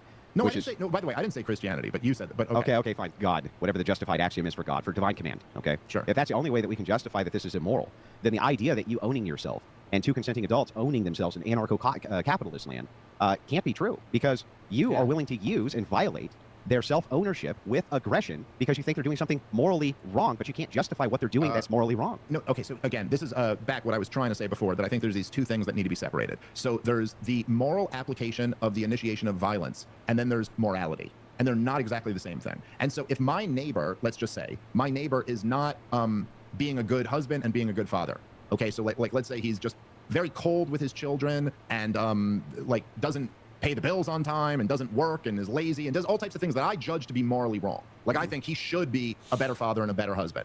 But if I go over there and beat him over the head with a club to make him be a better husband and father, it's not as simple an equation as, was he morally right or wrong? The question is it morally justified for me to enact this force against him in order to make, is that more moral or immoral than his initial sin? So that's the question that you get into when you start talking about government regulating a lot of these things. It's not as simple as you're making it out that, well, if people own themselves, then it has to be morally justified, whatever they do. Okay, so let's see if we can't parse this out. And again, I'll see if I can just... Is it just me, or did he just begin an infinite regress? Or something like that. Like, you're like, what? You're still gonna get to the point where it's just your opinion, man. Like, no matter what. Anyway, just SteubeMan this with my criticism. So the thing is that I agree. We can look at scales, right? We can say that we can get to absurd conclusions if we were to say that there's no time or place to apply some sort of aggression towards somebody, right? Otherwise, you would aggress on them for anything that you consider some kind of moral failure, and obviously that's not what either of us are at. Okay, so let me try to just understand Dave a little bit more. A father's beating his kid, So you're faced with the decision of, should I go over there and stop that? Should my evil... Yeah, exactly, yeah. But if we just kind of entertain Dave's idea real quick, is there a moral imperative for me to use a lesser form of evil to stop a greater form of evil? Is that what he's trying to say? Like, so that's why he wants to say it's not black and white. And so, but still, you still come back to the question of, like, what's the moral standard? Like, maybe it's a good thing that he beats the kid, you know, because the kid was doing something wrong. Like, for instance, maybe you don't know all the scenarios. So it's like, yeah, like, you can, like, Dave can, like, ultra nuance it or whatever, but you're still gonna have to get to this point of where's your moral standard coming from.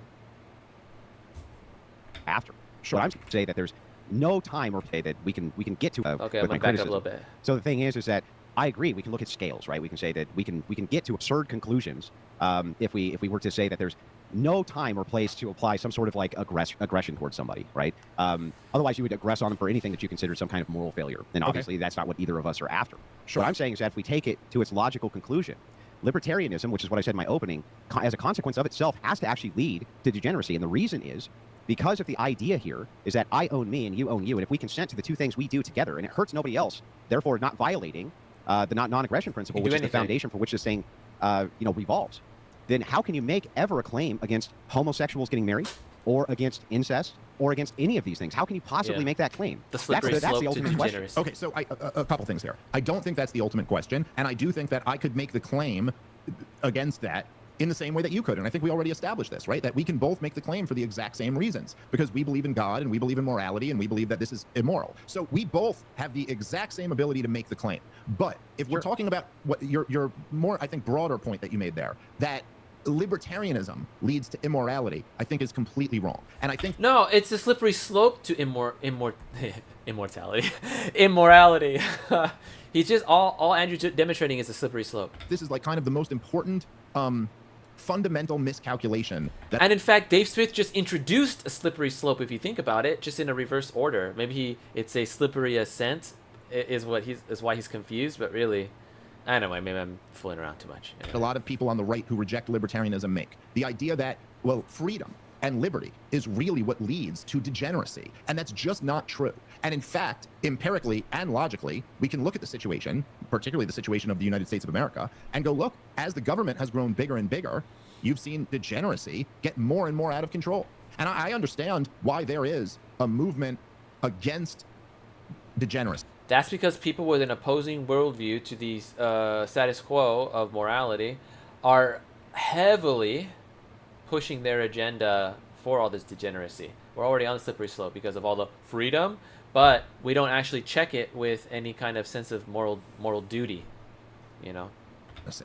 Because we're losing our grounding in God for the source of our morality, which is based on our Constitution. That's all I'm saying. I understand we live in a moment right now where I think our society is essentially disintegrating. And I think that that's one of the things that, Andrew, you kind of are, I don't know, prominent for pointing out.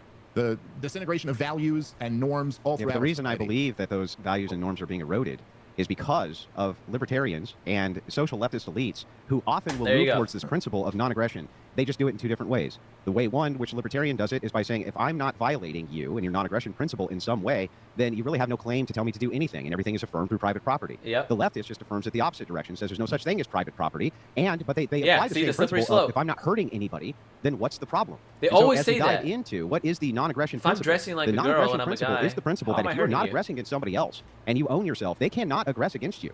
So via consent, you cannot utilize the state, Dave, to have them go and break up an incest family who is all consenting with each other and having orgies nightly. You can't do it. I understand that's your perspective on this, but that has nothing to do with what I'm getting into. So actually what the non-aggression principle implies is that at best, government ought to be severely restricted, and at worst, government ought to not exist at all. Now, as we've had the rise in government, and I mean, look, in the United States of America, just in the last 20 years, in the last 20 plus years, which we could go back a lot further than that, you've had a tremendous growth in the size of government.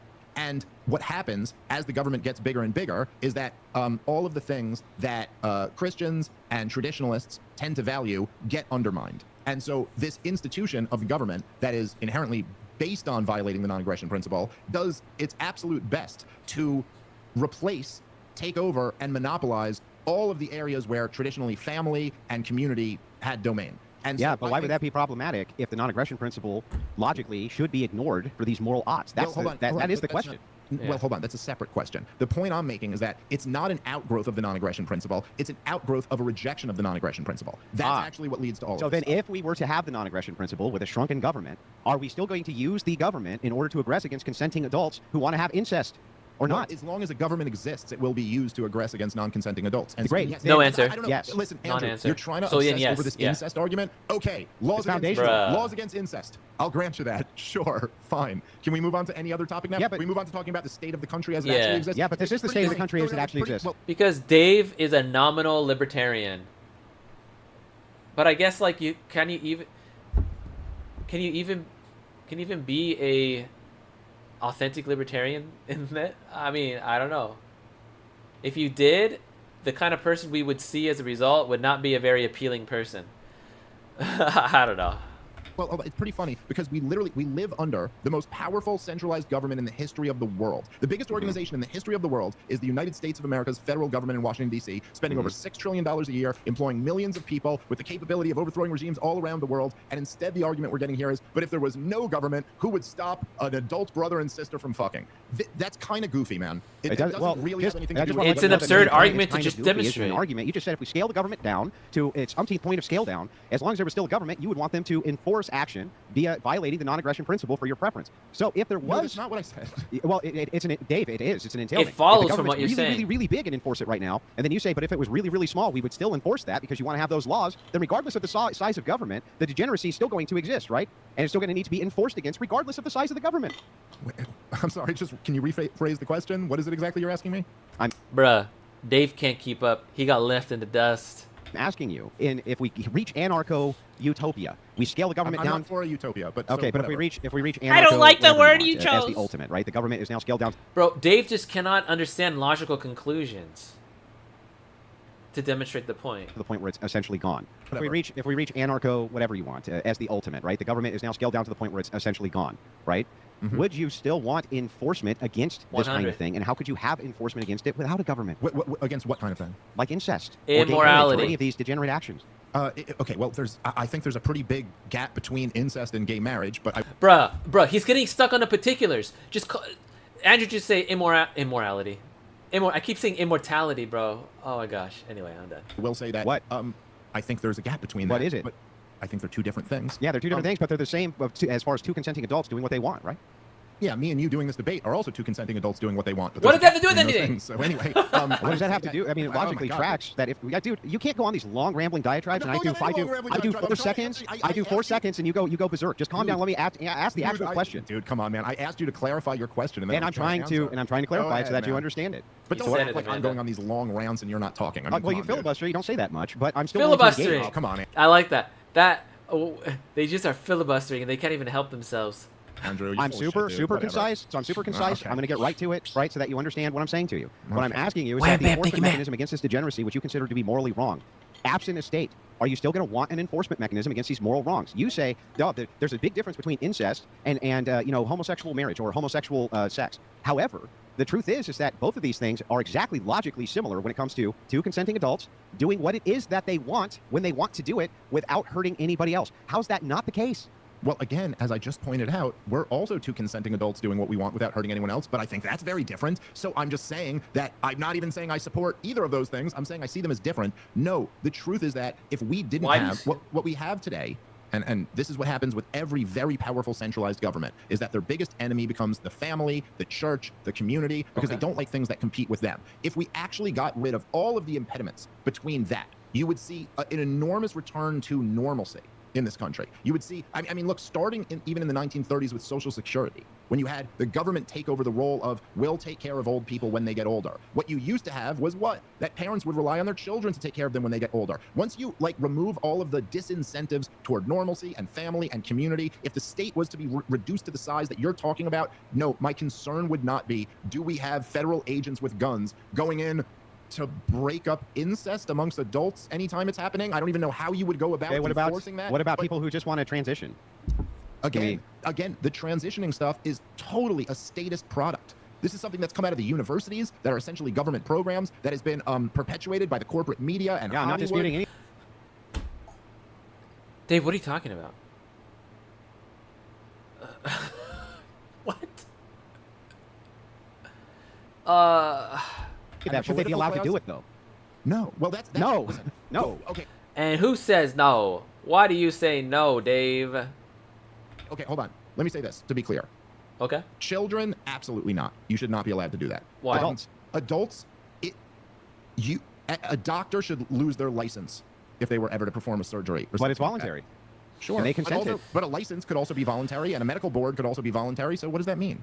Well, so that's interesting that you bring that up, considering that the AMA was just a large corporate entity that was not government regulated. Did it get government money? Started off as a trade organization, in fact, and what it did was it defamed all other types of medicine, and that was not the government doing that. That was a private institution which was doing that for the purpose Carnegie. Another private institution, Carnegie. Yeah, so the thing is that private institutions are just as susceptible to this type of overreach as the government is. Well, now, hang on, let me finish. My turn. Sure. Go ahead. So as we dive into this, though, these medical licenses, why would you even need to have a medical license in an anarcho-capitalist system? You wouldn't. You wouldn't even need to have one. And the voluntarism, then, of this man who wants to go in and have this elective surgery done, why would that be a problem? There's no medical licenses, Dave. It's anarcho-capitalism, baby. Okay, so if you're going to say that the worst case scenario in anarcho-capitalism is that some random man could go in and someone would give him this surgery, okay, fine, I guess. I think that's not what he's saying. He's just saying your moral structures. Anyway, we already know what he's saying. It's not what he's saying, though. We know what he's saying, right? We know what he's saying. Yeah, we know. If you're asking why there would be licenses or why there would be voluntary organizations, because that's what human beings always naturally gravitate toward. But regardless of that, none of that is really the problem. The problem in our society is that this insane shit is being pushed on everyone, and it's being pushed by giant corporations who are connected to the government. It's being pushed by the government class, and most importantly, it's being pushed in the government schools. You know, one of the things, and it's also being pushed by private institutions and think tanks who go to lobbyists and influence the government. Let me finish this point. Dave just can't help himself. He's just going on and on and on. He's trying to act like he's morally righteous or something like that. And I feel like libertarianism, like if you try to, you start to do, you can't escape it. Like you realize your libertarian values take you away from your moral feelings, but you don't want to give that up. So you're gonna come up with all these like weird, what do you want to say? Weird. Anyway, mix-ups. All right. Okay. So one of the things that I would say to people listening to this, because I hope you guys will kind of try to internalize this a little bit. Look, this whole shit, all of this insane degeneracy, is being pushed by the most powerful people in this country, and it's not as if. So it seems like Dave just wants to like use Andrew as an occasion to talk to the audience and say, I have all these moral things I'd like to say, and I think you audience members ought to know about it, and I want you guys to like me afterwards. You don't have to like me. I'm just saying it would probably be best if you liked me because I'm saying these really righteous things that would be beneficial to you too. But I mean, you don't have to accept it. But like, if you just take a moment to consider that what I'm saying is beneficial to you, then maybe you'd like me, you know. Yeah, he's simping for the audience. This just organically arose out of nowhere. And I hope you guys would at least consider the possibility that, look, the government always, by its nature, moves into the areas that were traditionally left for family and community. Agreed, but I agree with what he's saying. Something like educating the kids. Libertarianism doesn't have any way to inform what to do about it. That the government is in control of it. And why? And what would happen if they weren't? It would fall back. He's not wrong to point this stuff out. So maybe that's also like makes it hard to, because what Andrew's doing is like, you know, whatever. Anyway, it's hard because like what Dave's saying are things that you can morally agree with. But his worldview of libertarianism does not offer a prescription to that. Why are they slamming doors over here? I don't know why. Anyway, they're just mad. Into the realm of families and communities and churches. And what do you think? They're mad because they don't have a link to the live stream to join in. You know what I'm saying? Would be better. What do you think would be better? This being run by Washington, D.C. or this being run by your local church?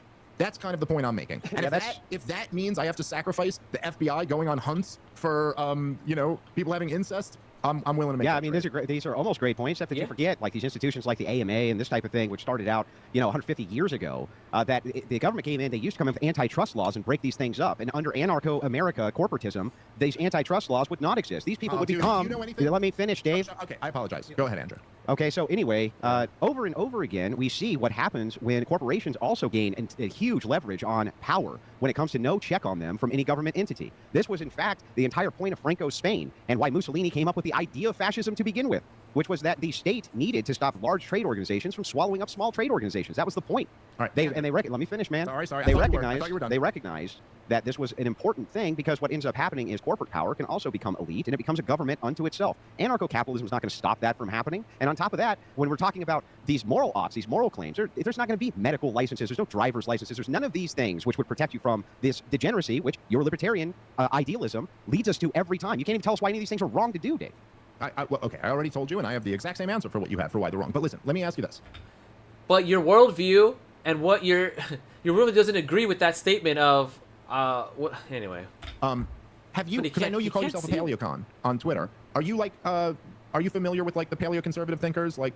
Pat Buchanan's my favorite, yeah. Okay, by the way, for anyone listening here, read every Pat Buchanan book you can get your hands on. They're the absolute best. And Paul Gottfried, too. You really should read him. He's just so good. And Sam Francis. And all of these guys, dude, go read them. And you will understand why this is just not right. No, it's not, because Pat Buchanan would agree with me. He would say that these moral oughts, he would say these moral oughts are going to require state enforcement no matter what. That's why he was a paleocon. Okay, but what Pat Buchanan would not agree with you on is this idea that if there wasn't the government regulating these things, there'd be no reason for anyone to have licenses or something like that. It's just not true, dude. And who would license them? Listen, all of these guys, Pat Buchanan, Paul Gottfried, all of these guys, Sam Francis, they all said that a huge part of their program was a drastic cut in the size and scope of government. Because they didn't like the military-industrial complex. No.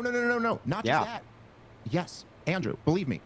I know this stuff, so I'm not wrong about this. Yes, they wanted to cut in the military-industrial complex, but not just that. They wanted to destroy the managerial state. That was their entire plan. Paul Gottfried said, and this was his view, which I thought was a perfect way to say it, which I think you should really consider, that he goes, I am strategically a radical libertarian. And he was very clear that he's not a libertarian because he believes in rights in the same sense that I do. Like he was saying, I don't believe in your right to live any degenerate lifestyle that you want to, but I'm strategically a radical libertarian because he recognized that the only way that you could ever return to normalcy, culturally speaking, was to get DC out of the mix. That the centralized federal government cannot be this in control of the way children are raised, the way people are educated, the way people get healthcare and education and housing. Okay, so what I think he's trying to say is that so Pat Buchanan has an internal moral view, right? And so in order to actualize that moral view, he's looking for a politically expedient way to do that. And so for a time, he has to act like a libertarian. That way he can start to shift the political conversation or shift the political climate more towards what he would eventually like to see occur. Because if he just approaches it as the stark, paleocon position, he's going to, because of the cultural climate or the political cultural climate, he won't make much inroads. But he can make inroads if he play acts as a libertarian. That's all he's saying. At least that's what I'm interpreting.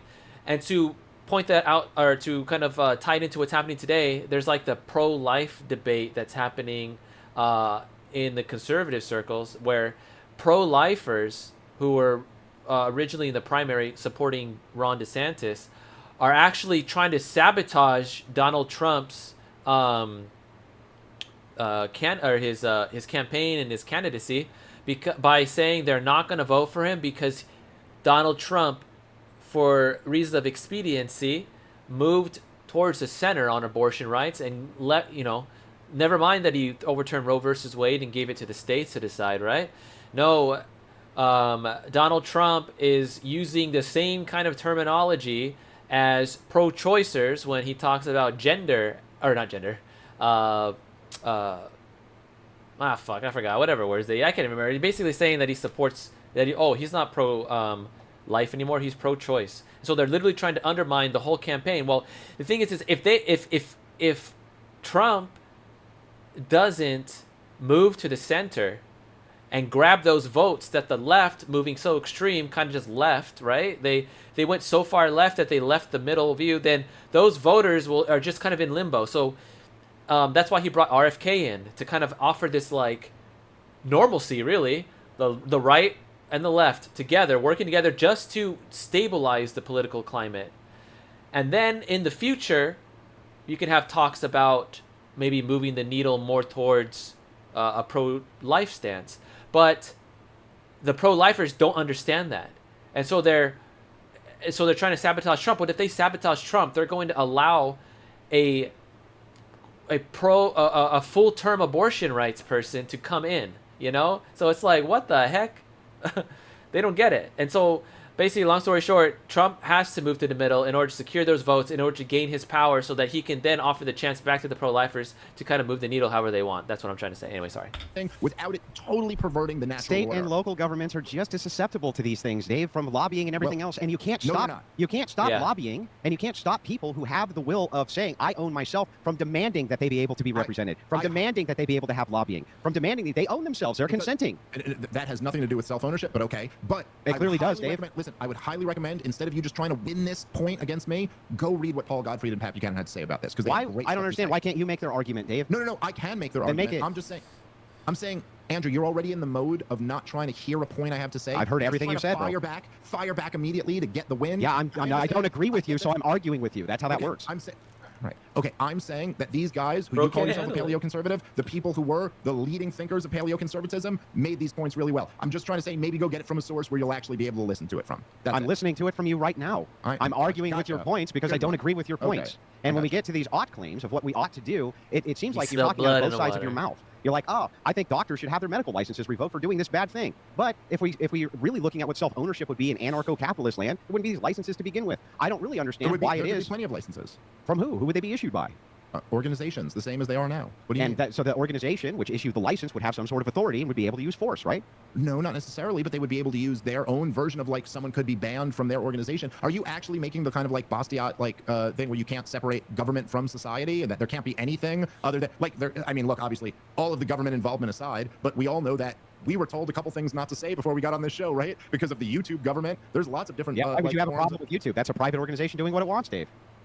What are you asking me now? Why would you have a problem with YouTube? That's a private organization doing what it wants. You guys, by the way, can you guys see? This is what's frustrating to me. If you could see, I just made a point. It was an excellent point, and then Was you a good immediately just pivot to something else and move the goalpost. So anyway, It was your point, Dave. The point I was making was that there can be private organizations that can have their standards also, and then you pivoted to saying, do I support YouTube and what they do? In what context? What do you mean? No, what you That's not said what he was said. we had some TOS or things which would be TOS that we couldn't talk about on this private platform, but you must support private platforms existing because you're an anarcho-capitalist. No, so I what's the must not. problem?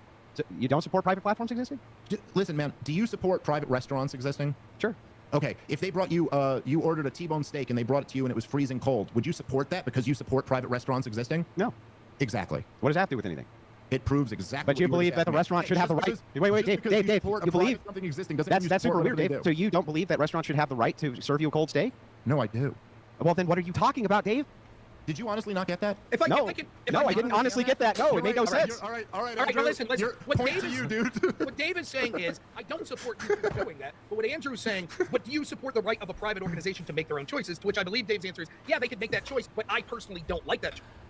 I'm not in support of that choice. But I think, Andrew, the point he's making is, yeah, but if you had an anarcho-capitalist society, these bad organizations would exist and they would do bad things. You would have to say they're allowed to do it. Well, okay, fine. If you want to say, oh, if we had an anarcho-capitalist society, this thing in my head would happen and it could be really bad, whatever. I'm not going to sit here and even argue about that stuff. Okay, fine. I'm talking about, how about in the real world? We live under the biggest government in the history of the world, and look what it's led to. Let's talk about the world we actually live in. Okay, let's talk about the world that we actually live in. It's my belief that the leftist paradigm, which is a libertarian paradigm of the non-aggression principle, is how leftists are able to control inside this ginormous government apparatus which they're continuously expanding. I think that they utilize victim classes like LGBTQ and others and say if they're not hurting anybody, then what's the problem? Libertarians have no way to counteract this because they can't justify why it would be a problem either. So what they end up doing is saying, well, we can't really say shit, can we? We can't really tell you that gays can't be married. We can't really tell you not to expand victim classes. We can't really tell you any of these things because ultimately you believe in the same principle that they do, which is do whatever the fuck you want as long as you're not hurting anybody, man. The good is the good, man. We'll smoke the dope, man. All of this is that's just completely ridiculous. I think that libertarianism, if you follow it to its logical conclusion, would tell you that the Civil Rights Act was not justified, would tell you that government funding all of these universities is not justified, would tell you that all of this stuff, like, I mean, it would tear down the entire thing. Wait, it would? Is he prepared to unpack that? It would tell you slavery was or abolishing slavery wasn't justified? What? Would it tell you that abolishing slavery wasn't what does that have justified? to do with what I just said? Because that was an act of government, right? Wait, hold on. But what does that have to do with what I just said? Because when you're talking about civil rights, we're still going back to self-ownership. The Civil Rights Act has nothing to do with slavery, dude. No, but it has to do with self-ownership. And pre-Civil Rights Act, there were slaves, right? No. Yeah, there wasn't? When did you think the Civil Rights Act happened? The Civil Rights Act happened during the Jim Crow era. But what I'm talking about with slavery specifically is, did they have... 100 years before the Civil Rights Act? Yes. Did they have a right to self-ownership? Anyway, yes, slaves had a right to not be slaves. But anyway, the point that I'm making is that... Well, then we have logical extensions here, then, Dave, that we have to contend with. Okay, leave Dave finish his point. All right, Andrew, whatever, dude. All right, listen, the point that I'm making is to just say that what's happening in a college campus, which is essentially a government program, I mean, all of these colleges, whether they're like state schools or whether they just had all of their loans, guaranteed by the federal government or directly given out by the federal government, it's a big, giant government program. And the idea that they would ever sustain themselves in a market is ridiculous. And the fact that there are young people in those groups now want to identify as not the gender that they were born in has nothing to do with the non-aggression principle or self-ownership or anything about liberty. How does it not have to do with philosophy on government? Yeah, it does. It does. That's no, bullshit. It doesn't at all. Yeah, not only that, but I've been demonstrating it over and over, and you have no defense from it. Why wouldn't they have the right yourself, to why can't you choose your gender? Why can't you get your appendages cut off? Why can't you do these things, Dave? Why shouldn't you be able to? Wait, if you don't own listen, this is the thing I think you're not understanding, Andrew. I don't even get what you're saying here. If you don't own yourself, which I don't think you do. Right. Okay. Why shouldn't you be able to get your that's my whole principle is it because there is no actual self-ownership. So okay, I'm saying if you're right. You know why I think Dave keeps getting lost is because he keeps thinking that Andrew is always stating Andrew's opinions, when that's not what he's doing. He's literally taking a stance, and it's separate from what he actually feels or thinks or believes. He's arguing from the logical system, so he's putting on the actual libertarian view, and then he's responding as if a consistent libertarian would actually supposed to be responding. But Dave looks at from the outside and says he's flip-flopping. He's saying this and then he's saying the opposite. It's like, but Dave, you're not keeping up, bro. You're the one-dimensional person where he's like 2 or 3-dimensional. Anyway. Twitter, Dave. It makes no sense. Oh my God. Okay. What's a non sequitur, Andrew? What sequitur is saying, well, if you don't own yourself, you can do those things too. It has nothing to do with whether you do or not. Right, but you said, what if you do own yourself? And I'm saying, but what if you don't? So that's the point. Yeah, what does that have to do with anything? That's the non sequitur. If I may, I think that there's two ships passing here. I think that the argument that Dave's making is this: if we decrease the size of the federal government and the government in general, as if he's suggesting, culturally, there wouldn't be the sort of brainwashing that's going on through those organizations that make these things about. Andrew's saying, though, but the principle of if you own yourself, you can do whatever you want is foundational to a lot of these egregious behaviors that we would see. And so even if we shrunk the size of government, if we did so based on the mentality of, well, you can do whatever you want as long as it's agreed upon by consenting adults, we would see a lot of behavior that he finds to be undesirable or grotesque or sins, such as incest, homosexual relations, etc. Oh, all right, let me ask you this. So I think we could probably all agree that between, let's just say in the last 100 years, okay, the size and scope of government in this country has grown enormously. Obviously, if you are familiar with the paleo-conservatives, they were, hearkening back to the old conservatives who fought the New Deal back in the 1930s. And I could go back a little bit further than that to Woodrow Wilson creating the central bank and the income tax. But you have the New Deal, you have the expansions of government in World War II, the expansions post-World War II with the creation of the CIA and all of that stuff, the national security apparatus, the global empire. You have the Great Society in the 1960s. You have, I don't know, you fast forward to George W. Bush creating the Department of Homeland Security and the war on terrorism and Barack Obama and all this stuff. Yep. Do we have more degeneracy now or then? Does it seem like the growth of government has... but that's a correlate. If I could point to you where there's large... I'm just asking, but I'm not any correlation or any causation. There's some correlation, and I'll grant that there's some correlation, but I can also point to large government apparatuses where the state is entirely in control, where there's no degeneracy, because you just face the wall in those governments, right? Sure. So the thing is that just correlating that because government has grown in size and degeneracy has also grown in size, it's not a good argument, because I can point to complete authoritarian regimes where there's none of that at all, and the government's totally in charge. So the thing is that... So what regimes are you thinking of? I would guess that like places like North Korea, right? If you engage in degenerate actions, X bad thing happens to you, I would assume. So I'm just saying that the correlate itself is not enough to say that is the cause. I think that NGOs are also a huge cause of these things, even NGOs which start absent any type of government movement at all, or massive think tanks which are privately funded. And oftentimes you see what'll happen with like the LGBTQ community and things like this. They create their own independent think tanks and NGOs, which then begin a mass lobbying campaign against morality. And once you have a lobbying campaign against morality, there's no real good reason why you should reduce government, because you can't make good claims for why you should. Just like, why should we do any of this stuff? What happens with these LGBTQ think tanks especially, they'll even go into Christian churches, things like this. They offer them bags of money to reevaluate the messaging inside of these churches. These are apparatuses which then go and bribe the government. And these are private institutions. They all start as private institutions. The government's not commissioning. But then they go and bribe the government. Yeah, but the government. But here's the thing. Part of it. But here's the thing. I think that private institutions will always either form a government or make moves to subvert a government because it's in their best interest to monopolize force. It's in their best interest to do it, just like it's in our best interest as Christians to monopolize the force apparatus of the state as well. If you want to scale back aspects of the state, fuck, great. I want to scale back aspects of the state too. But that really ultimately has nothing to do. What aspects do you want to scale back? Oh, I'd like to scale back, especially social spending when it comes to social safety nets. I'd like to scale back a lot. Why would you want to? I'm just curious. I don't mean to interrupt you, but so why do you want to scale back social aspects of the state? Because I think that many of those social aspects are violations of ethical concerns. So an ethical concern of robbing Peter to pay Paul, various things like this, I think that those are unethical. Those are ethics concerns. Okay, and why? Why is that unethical?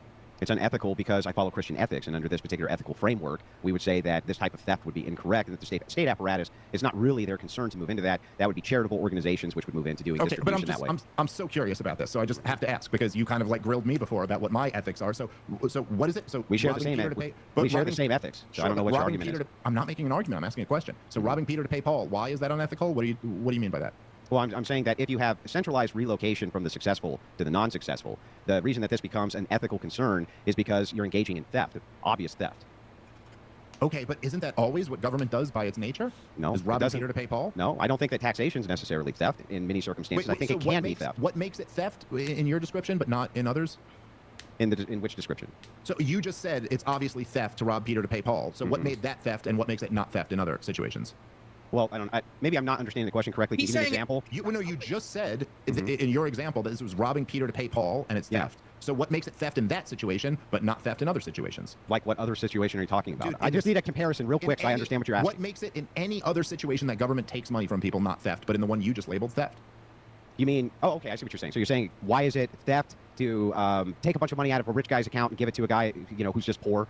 Because you want to, versus some other unique situation like infrastructure spending or things like this. What you just said, Andrew. Stop buying time, man. I'm just curious. I'm not trying to buy time. Bruh, okay. So Andrew, for some reason, actually doesn't really understand the question, but obviously what Dave is asking is, what are examples of when it's okay for the government to steal, according to what libertarian says, versus other times. So Andrew just gave an example of it's wrong to steal a rich person's money through taxation and then give it to someone who is lazy or something to that effect, right? So like a social welfare kind of thing, along the lines of, loosely speaking. And then an example of what would not be considered theft, where the government still has to take your money through taxation, is like when we need to pay for infrastructure or something like that, like a shared kind of thing. I just want to get it clarified. I just want it clarified. I don't think that infrastructure spending is theft. I don't think that taxation, property taxation even, is theft. I don't think those things are theft. I think that a direct taking of your account for the purposes of giving it to a social group based on immutable characteristics is theft. That would be theft. I'm just curious. What makes that theft? That you're taking a thing which does not belong to you and creating a distribution of the thing which doesn't belong to you. But so why wouldn't that be true for property taxes? Because you don't actually own the property. Right. So, but in you just said they're taking something that doesn't belong to you. So, do you actually own that property? No, this is why I'm saying that the construction, the construction of ownership is just that, a construction. Yeah, so property Andrew, is a construction. Hold on, Andrew, I think I have you in something here, and I think you know I do. Why was it? No, theft I just want to make sure I'm clarifying it. Why was it theft in your example? Why did you own it in your example, but not in mine? Because I don't really understand your example. That's why I'm trying to get it clarified. It wasn't mine. It was yours. I'm saying yes, the example of scaling back to rob Peter to pay Paul. I would say that is theft. However, taxation for property, I would not say it is because when it's based. You're robbing Peter to pay Paul, why is it theft? Yeah, because it's based around the construction which we have for theft or non-theft for property. That's the point. If I may, if I could try to clarify, I'm not trying to make anyone's argument. Yeah. Just clarify what he's talking about. Dave's saying, like, look, if under your theory, all taxation would be theft because it's taking away from a person and giving to someone else. You seem to be saying it's not theft if it's giving to sort of a public good. So like property tax to pay for roads, that's not theft. Bro, he does not know how to say this. But property tax, presumably you would say this, property tax to pay for welfare for single mothers, that would be theft, or to pay for LGBT issues or something like that. So he's saying, why isn't the property tax always theft? And you seem to be saying it's only theft if that money is given to particular entities. He's asking why that's the case. Oh, based on immutable versus non-immutable. So if you are utilizing infrastructure and things like this, and you're paying for that infrastructure, you have local levies which are gone through and voted on for that infrastructure. That can't be theft because essentially the majority of the population is volunteering to move that money into the government coffers for that purpose. Whereas you're not. There is no such thing as voluntarism when it comes to the government levying your account. That's not voluntary and never has been. However, you have what's called... Is this about income tax? I'm going to explain. You have what's called duties, right? Duties. Duties can trump theft. For instance, you could say if you own yourself and the government conscripts you, that they're stealing you. Are they stealing you, Dave? I'm sorry? Are they stealing If the government conscripts you, you have a duty to go. A duty to go defend your homeland if you are conscripted for war. Is the government stealing you? They're enslaving you, sure. It's enslavement to be conscripted in a draft to defend your homeland? Well, I mean, look, you see, to defend your homeland, how about if they conscript you to go over to Ukraine and fight the Russians? Is that enslaving you? Yeah, I'm not sure that it is, because I think you do have duties. So if your government, led by Joe Biden, decides that you're now conscripted and you will be on a plane over to Ukraine to fight on the front lines, they haven't enslaved you. No, I don't think so. I think you have duties still in society. Don't you think you have duties to be conscripted? Like if you were attacked... No, I think... So the thing is you have to be really slow, right? Dave keeps jumping several steps ahead, because you have to understand that, okay, if you're conscripted by your government to go into a war, you can't presuppose that the war is a bad war, like, because if you're in the war, if you're in the hypothetical, you can't, because in the hypothetical means that, okay, well, if your country's in war, then that means it already went through the proper constitutional stages in order to get to that point. But Dave is using this example of, what if they forced you to go fight on the front lines in Ukraine? Well, if they just did it without declaring war, then yeah, that would be illegal or whatever. But if we were at war with Ukraine because it was an appropriate, it went through the appropriate stages of a constitutional thing, then in that sense you have a duty to be a part of it. And so that's the part. That part is actually kind of hard for me to get behind, only because I haven't thought about it that much. But yeah, so. But I would have to admit, even though I don't like the answer, that if I'm going to grant the state legitimacy, then basically, yeah, I would have to agree with being conscripted, because that's part of my moral duty as a citizen in the country. I have to belong to some country. We have lots of duties, but I think if Joe Biden tells you to go die on the front, you might be able to make good moral. Yeah, you might be able to make good moral. Bro, you might be Dave. You might be able to make good moral objections to this type of draft in the duty itself. That's fine. However, if your homeland's attacked and you're conscripted, that's okay, right? But how is that not enslavement then? Yeah, I mean, I'm not saying it is. Or well, wait, it's not. Or it is. It's enslavement to be drafted to protect the homeland if it's attacked by a foreign enemy, Dave? Yes. Essentially, yes, it is. Yes, okay. So great. So no duty at all. No duties. Here's the thing: is that it's funny because you start laughing, but then you can't. When I say if you were grabbed, gun put to your head, and dragged out to the Ukrainian front lines and forced to fight on the Ukrainian front lines, you can't say yes, that is me being enslaved. I think you can make moral objections to it. Yeah. Hold on. Then you turn it to what if people are invading our country? Okay, so I'll say this: if people were invading our country, and people a foreign army is coming up through my neighborhood, I think you sure could make a moral argument that I have a responsibility to go to the front line. Right. This is the point when we're talking about the draft. We're not talking past each other. Let me just finish this. So I think you could make an argument that I have a moral responsibility to go to the front lines and start fighting to make sure my family is okay. What if you don't have a family? Huh? What if you don't have a family? It's just okay, you. but I'm talking about me, and I do. So anyway, let me finish. But what if you didn't? Would you have a moral obligation then? Great. So let me just finish. Okay. So, but if I make the judgment that I go, you know what, there's too many of them, we got to retreat and we got to try to surround them and come back, and someone puts a gun at my face and goes, no, you have to go to the front line right now, then yeah, in essence, they have enslaved me. So then you're making my point again so that you understand. No, I'm not. I'll explain how. When you're talking about duties, you asked me, you said, would it be a duty? So I'm talking about what is a current duty. So I'm saying, yeah, currently that would be your duty. But the moral objections which you could make would be about just. You could say it's an unjust war, so therefore it doesn't fall under my duties. You are making the exact same claim. This is an unjust war. It doesn't fall under my duties, right? So if I'm conscripted, though, for a just war, like an invasion, then it does fall under duty. So then it's not enslavement, right? However, in both situations, it still would be enslavement. By your ideology, you don't really have duty here. That's not really... Yeah, Dave doesn't have... He can't say one way or the other. Like, from Andrew's perspective, his worldview, yeah, you can. But from a libertarian, you can't. Because...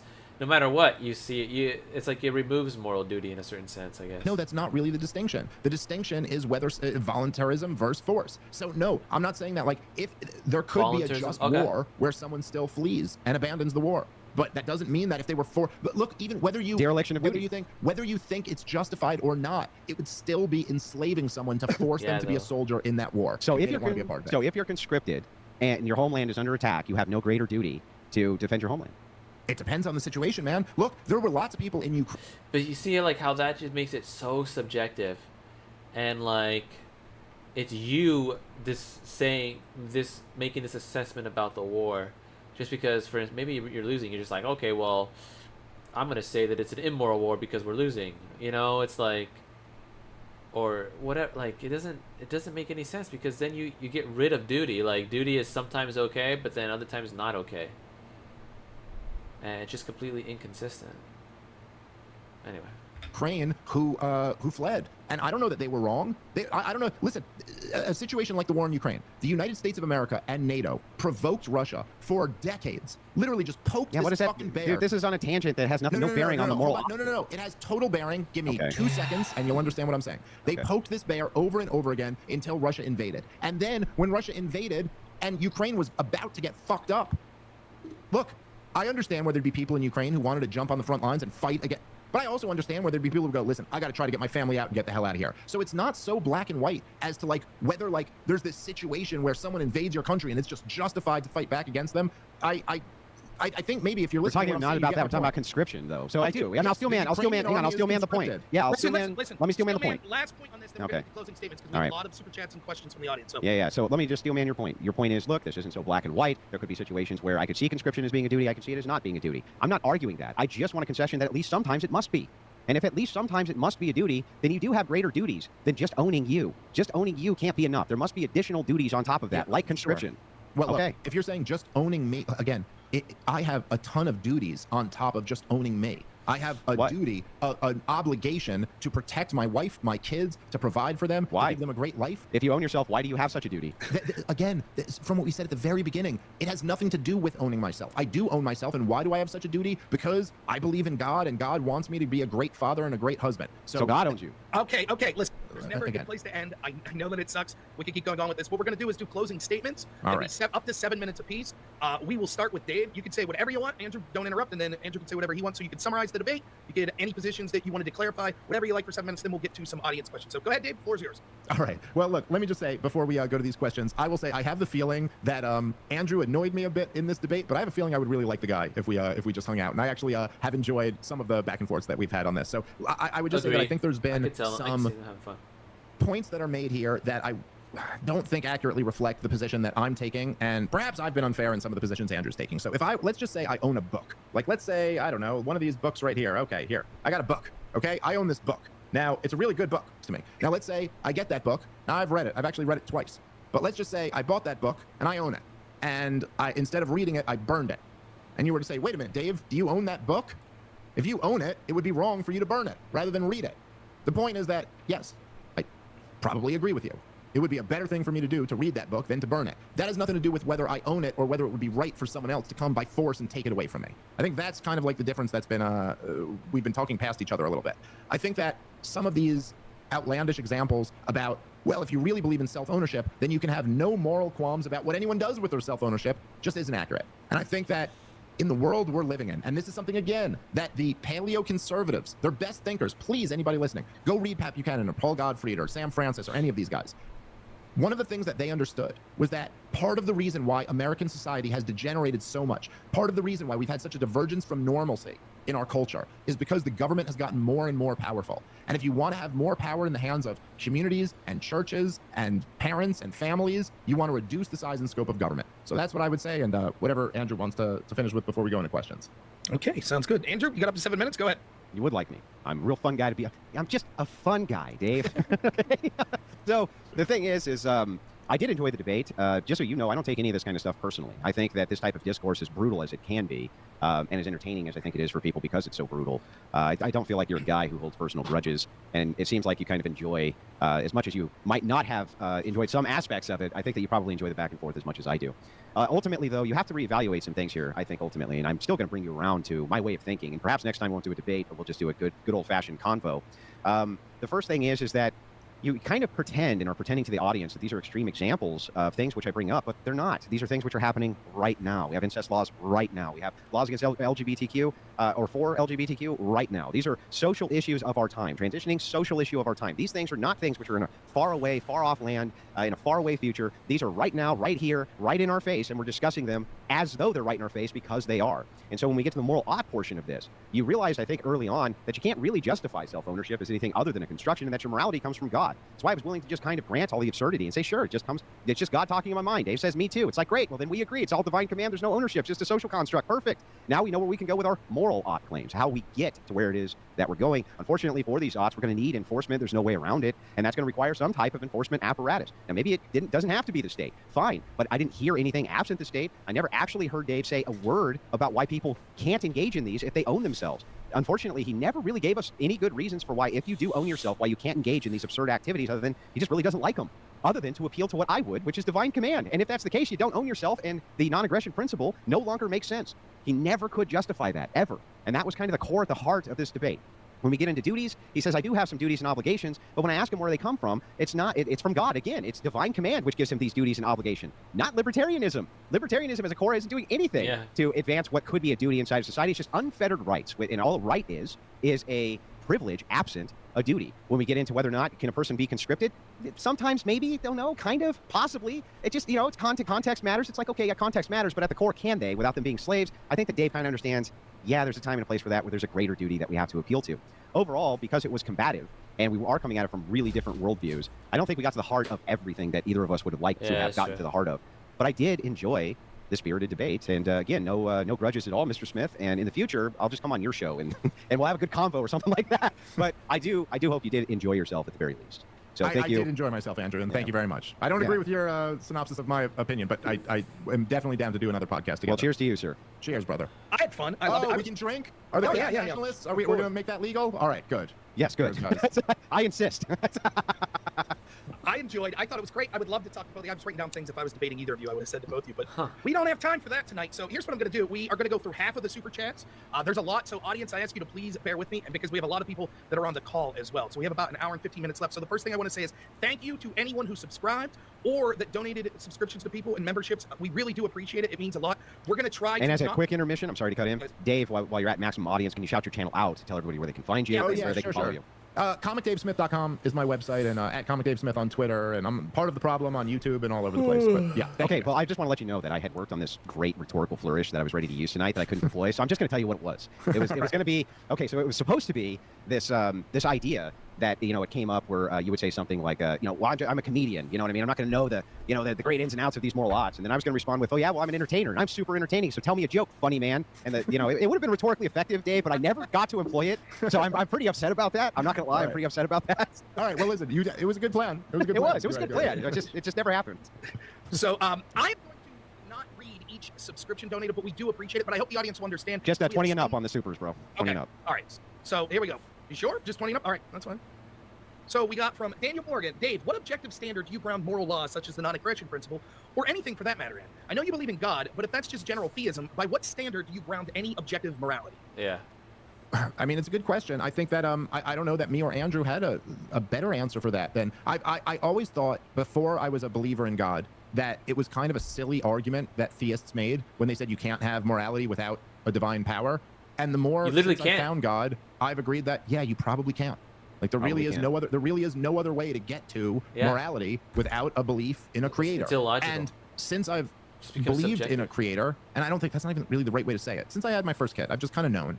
Like since I've been aware that there is a God, it's been just more obvious that most of the things that are just deep rooted in us as inherently wrong or right come from that. Yeah. And so I don't know if I have much of a better moral foundation than to just go that all of us deep in our core know there are some basically he needs to stop being a libertarian. We're gonna get you over on the duck side. I don't think so, but I do agree with that. I mean, I think that's the center of all of it. Cal Chopper Outdoors for $19.99 says, one time for the stepdads. Now, technically, Andrew said I shouldn't have read that because it was only 20 and up. But I figured we'd give him the penny. It's close enough. We'll give him the penny. Give him the penny. I've known some good stepdads. By the way, Andrew, do you have a better answer for that than for me of what's right and wrong? I'm so glad is there anything better than that? Usually libertarians will use argumentation ethics, which I know you're a big but that's a different thing. I love argumentation ethics, but I'm saying that's a different question. It is actually a decent way to create justifications around moral oughts, argumentation ethics. It actually is. Yeah, I agree. But I think that ultimately, you can't really make. I mean, Zulu does this all the time. He seems to be pretty good at this. A guy named Liquid Zulu at creating justifications out of argumentation ethics. So I've enjoyed watching those debates, but I don't think that you can create good, objective, justified morality absent divine command. I don't think you can. It has to be subjective. Unconventional Man says the argument is so good it got Dave saying to himself, "Shit." For $50, and then he throws another 50 down. Wow, this guy, he must have been one of those guys that got one of those jobs Biden was talking about today. Unconventional Man for another 50 says slavery has been illegal for years. Yet here's Andrew owning Dave. Shit. Oh, you son of a bitch. I don't think that's what happened. I thought you could have got in with a shit there. You know, like we set you up on the first one, and you didn't even get in on the second one. Pretty disappointing, Dave. I'm sure Dave will agree with this. Regardless who you think won the debate. This guy for $50, Sean, says Dave is getting frustrated. LOL. I did at one point. That's fair. Okay. You can be frustrated. I get frustrated in debates sometimes too. And what we'll do is, if we have time after the callers, we'll go back to super chats that weren't worth 20. But we only have limited time, so we're trying to get through a weekend. Blackest Panther for $20 says Andrew thought he was debating an intelligent person and came in guns a-blazing. He overestimated Dave's grasp of debate or logic. Taking a debate stance doesn't mean you agree with the stance. It's a debate of ideas and not morals. Anyone want to respond? Not wrong. It's more shit talking than a question. Well, I think that the two are inexplicably intertwined.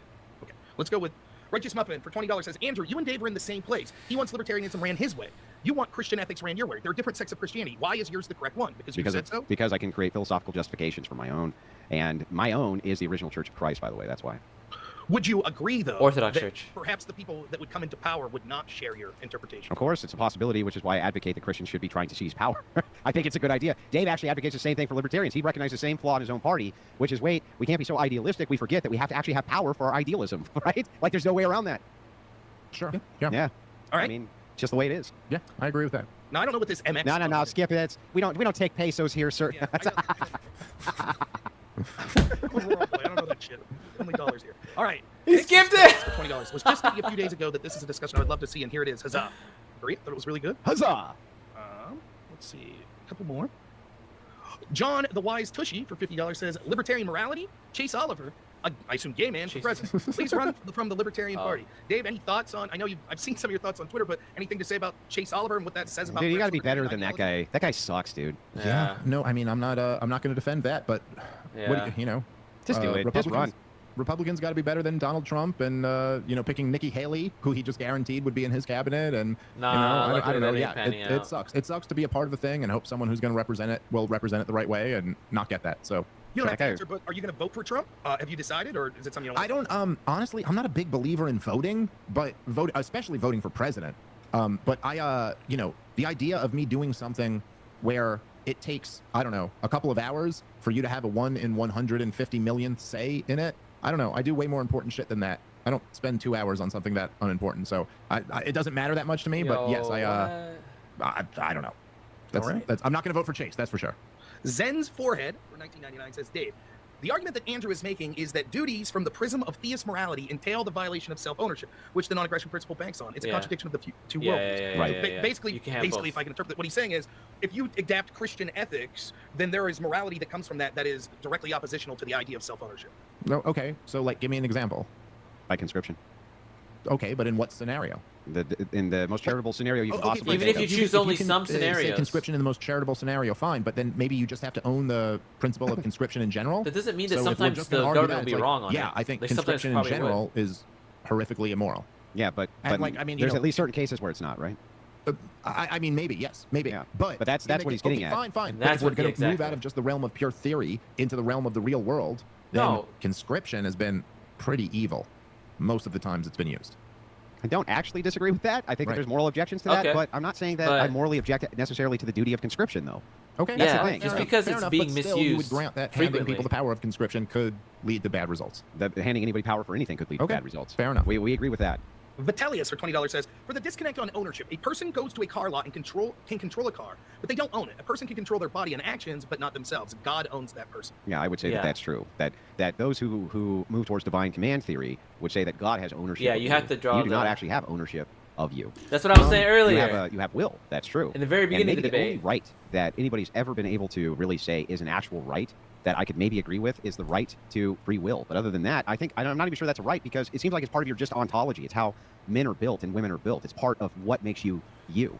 So I'm not even sure I'd call that a right. I think it's pretty clear to me that God has granted us with self-ownership. And that doesn't mean that we can't do very bad things with that self-ownership, or we can't do very good things with that. But most of the time that I'm talking to God, I recognize that he has granted me the ability to do what I want to do. And in talking to him, I'm recognizing that I know he wants me to do better than I'm doing. But it's my choice whether I want to do that or not. Do you think, does God own you? No. You I mean, I wouldn't say, and when I say no, I mean that I think God doesn't own me in the sense that I own anything that I own. He's not just controlling me the way he wants to. I think it's very clear, and I think you'd agree with me on this, Andrew, that he's allowing me to decide. Have you ever prayed to God for intercession? Prayed to God for what? Intercession. What is that? I'm sorry. Like to intervene and help you in your life.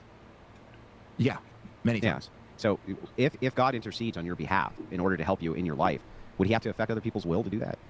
Well, no, not exactly. Not other people's will. He'd have to affect what happens to people. Like I've never prayed to God for him to like make someone who didn't want to come back to me or something like that. No. Right. Yeah, that seems kind of absurd, right? So but it sounds like you're giving I prayed to God to make sure that like my kids are okay. Sure. But, like, that's not exactly like praying that like they're. But to do that requires making. I don't know that it's not a violation of their self-ownership or something like that. But I've also never felt like look, I've prayed to God to make sure. And by the way, it's very limited, the things that I prayed to God for. And I intentionally try to keep it this way because I try my best to never pray to God for things that are just like self-serving or fleeting or anything like that. So I've prayed to God for my son to make it through his surgery okay. I've prayed to God for my wife to give birth to my kids and be healthy and stuff like that. But and every single time I've ever prayed to God for those very important things, I've always been making a deal with God in my mind, which is a very weird thing that really convinces me that I'm right to believe in God. But it's that I've always been making a deal where I go, listen, if you just make sure my son's okay, I'll do X, Y, and Z. And X, Y, and Z are always just bargaining with God. Yes. Sure. But X, Y, and Z is always just me being a good person.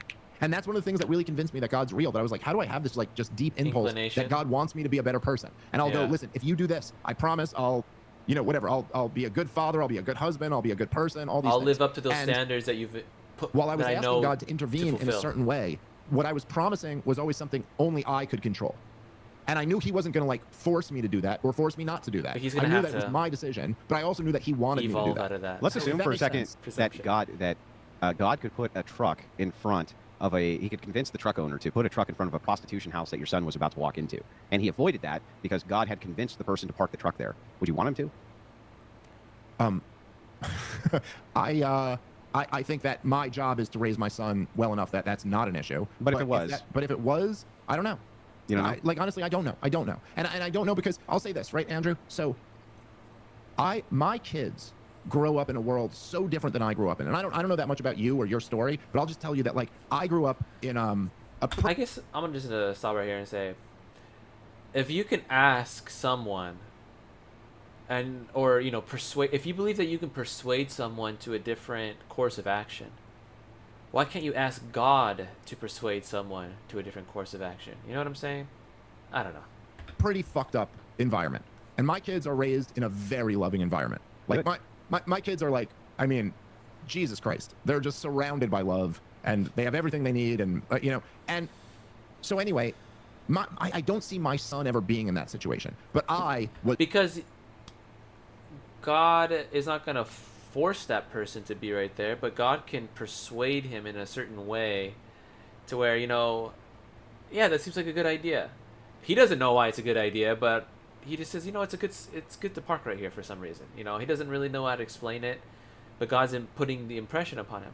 Now he could be like, why do I want to park here? Like, it seems like a good idea, but I can't logically justify it whatsoever. I'm not going to do it, and he could be like, but to do that, he'd have to get about it. You know what I mean? Versus, it seems like a good idea. Be at peace about it. Was certainly in that situation. And I went through a lot of situations in my life that I don't know that God stopping me from going there was any better than me going there and then recognizing what that was and then learning from that. So it's just a little. God can still turn it around to the good. Quick follow-up, just a really quick yes or no. Do you believe that Christ is God? I don't know. You don't know? Yeah, I don't know. I honestly, I don't like. I don't have a strong opinion on what religion is right or wrong. I just know that I found God after I had my kids, and I've had a relationship with him ever since. I'm telling you, we're going to get you over to the dark side. But anyway, go ahead. I don't know about that, but we'll see. We'll see. I do appreciate the super chats that keep coming in, so we're going to get through these real fast because we got a lot of callers, so I'll try as fast as possible. If you all have something you think is really important to say to one of these, please go ahead, but otherwise we'll zoom through them. So here we go. We want to save at least an hour for callers. Yeah, about an hour. I want to try to get him out at a hard 3. I did promise him that we would try to do that. I did. So right. So there's never been a society of 350 million people that didn't have any government. Dave had to concede there are an infinite number of things an ANCAP can't account for, most notably who fills the enforcement positions. Department of But I don't think that's right at all, but okay, fine, sure. My libertarian neighbor, I shouldn't have read this one. My libertarian neighbor posted a newspaper ad selling its collection of Star Trek ships, and here I thought he believed in free enterprise. That's kind of funny. Come on, that's funny. That's pretty good. That's pretty good. January 531 for 20 bucks says, as an atheist lib who knows what's right and wrong with my deep gut feeling, enters the winner. As much as I disagree, at least he's a consistent religious person. Maps what he thinks on the society's prescriptions. Yeah. JL says, the father allows the prodigal son to take his inheritance and go waste it. Then once he becomes back to his senses, he decides to repent and come back to his father. The father didn't force him to come back. Iron Ballsack for 1999 says, debating is for bromos. Have Andrew on POTP and have an actual conversation. We are on the same page, gang. Ben George for 20 bucks. Happy to. Ben George for 20 bucks says, I will. And listen. Dave came in and he's running the Crucible. That's why it's called the Crucible. He is running the Crucible. We're about to get to callers. He's going to run more of the Crucible. If Dave wants me to come on his program, we're coming on the program. It's reciprocal, always. Absolutely. Happy to have you on. All right, Ben George, 20 bucks says, God doesn't own you. You give yourself to God and trust in his will. Unfortunately, people have given themselves over to the government, even though no one trusts them. JL says, for 20 bucks, given that this is a parable of the prodigal son, which was said previously by him, illustrates how God works with us. What's your justification for thinking God has commanded us to enforce his divine commandment? You want to answer real quick, or let's get to callers? I'm sure that there'll be something referenced that. Now, real quick to the callers. Okay, always save Casimir till last. Kaz, go get yourself a nice drink. We're going to give you the most time because you're the most adamant. You are the libertarian, Andrew. So go take your time and do whatever. I'm definitely going to give this a like. And I'm going to put the link just in case anybody who wants to go. Let's see.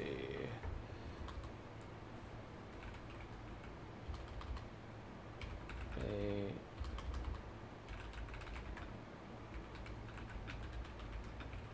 Andrew Wilson and Dave Smith on what? Libertarianism? Whatever. But I don't know. I feel like the this chat it's just going to get deleted anyway. I don't. Maybe I gotta show it. I don't know. I mean, I see it right here. I'm the one watching. But anyway.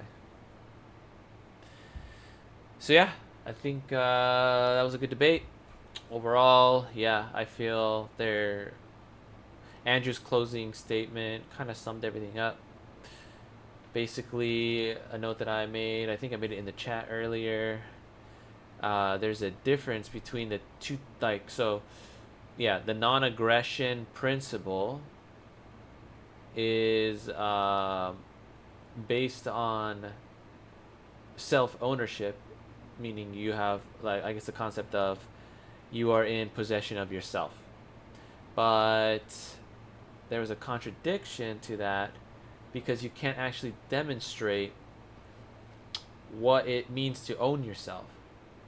So I could demonstrate that I own this product, here it's a mouse. I can demonstrate that I own it by, for instance, showing that I have a receipt that I paid for it, or that it's always in my room, that's the history of it. And then someone could grant that, but that is a social construct, right? So if that's a social construct, then is my idea of owning myself also a social construct? If it's a social construct, then couldn't I say, I bought that person, I own them? Does that mean that they no longer own themselves according to non-aggression principle owner, So what Andrew demonstrated was that no, it's actually what they mean by self-ownership cannot be demonstrated. It's something different, right? Than owning a physical piece of property. So they never actually got to get to Andrew's worldview because Dave didn't catch that nuance, basically. That there's actually two types of ownership occurring. He's drawing a distinction between two types of ownership. And Dave only sees one type of ownership, and he just could not see a different type of ownership, right? So, and that's why earlier in the video I said, oh, well, would it be appropriate to then say, to fill in Andrew's worldview, that God owns me? That seems to be the most appropriate. And then exactly. He confirmed that at the very end right here. And so because God owns me in my divine command worldview, I guess you could call it. I'm not really sure. Well, not familiar with it, but I'm just going with it. Because God can own me, and then that filters out like how I view morality when it comes to ownership and stuff like that, but specifically duty and like moral duties and stuff like that. So if I want to ground my morality in God, then I have to look to God to define all these things, right? And for instance, conscription came up, right? There's a moral duty to your country to if they are acting legally, then you have to accept conscription, because that's a way to defend your country, to uphold it, right? Now, that doesn't mean that just because frequently governments abuse conscription and get people, they just use their citizens for unjust wars, like that definitely happens. But just because it sometimes happens doesn't mean that you always have the right to disobey that order from your state. Now, because you have to understand that if you're going to disobey a conscription order, even though you have a moral a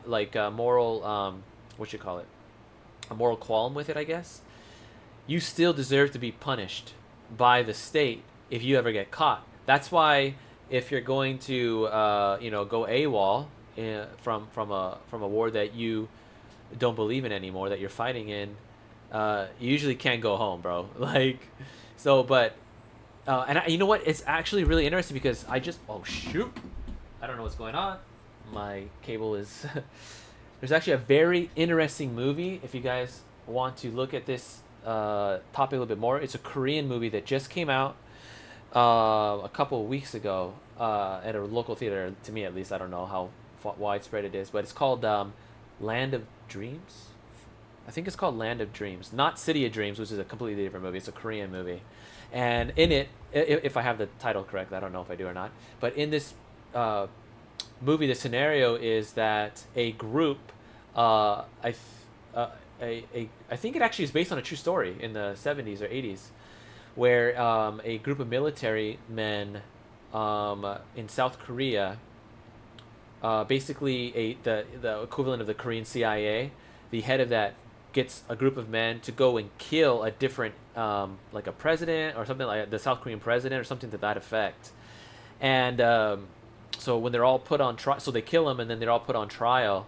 And for some reason, for a moral reason, even though like the man never tries to make an excuse for killing the person. He says, I did kill him because those were the orders I received.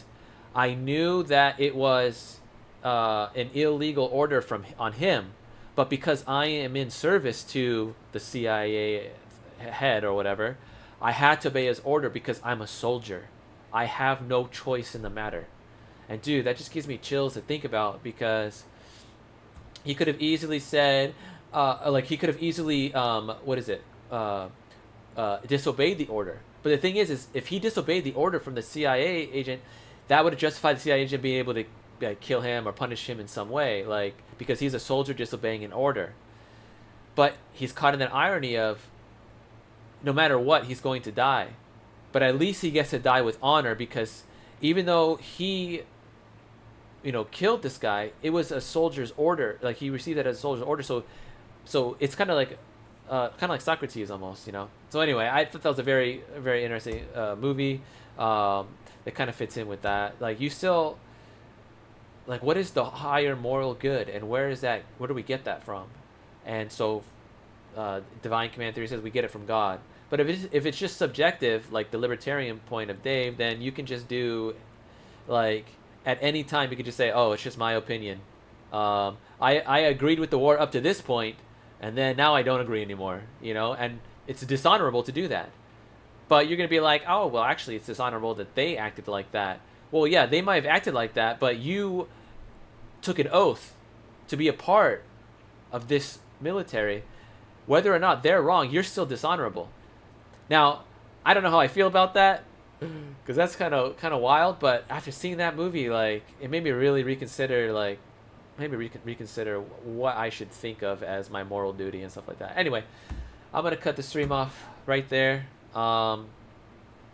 And I hope some of you enjoy some of that. I will be back tomorrow morning with just a study sesh kind of live stream. Let me actually get a lot of this on. We'll just do that. I'm going to be back tomorrow with a study sesh kind of live stream where I do an hour of reading one book and an hour of reading another book, and then just to keep myself on track. And if you happen to have some studying that you're going to be doing, feel free to join me up or join up with me. That way you can stay consistent too. Alrighty, and then hopefully tomorrow night I'll have another stream like this. But I'm also feeling like maybe I ought to put some of these live streams through an editor and just get out some clips, some videos. That way, and more people get to enjoy this content without having to fish through a, how long is this? An almost 4-hour live stream. So I might take an evening off to do that. Anyway, thank you guys for tuning into this live stream. My name is SteubeMan. I will see you guys in the next live stream or in the next video. Peace. Good night to you.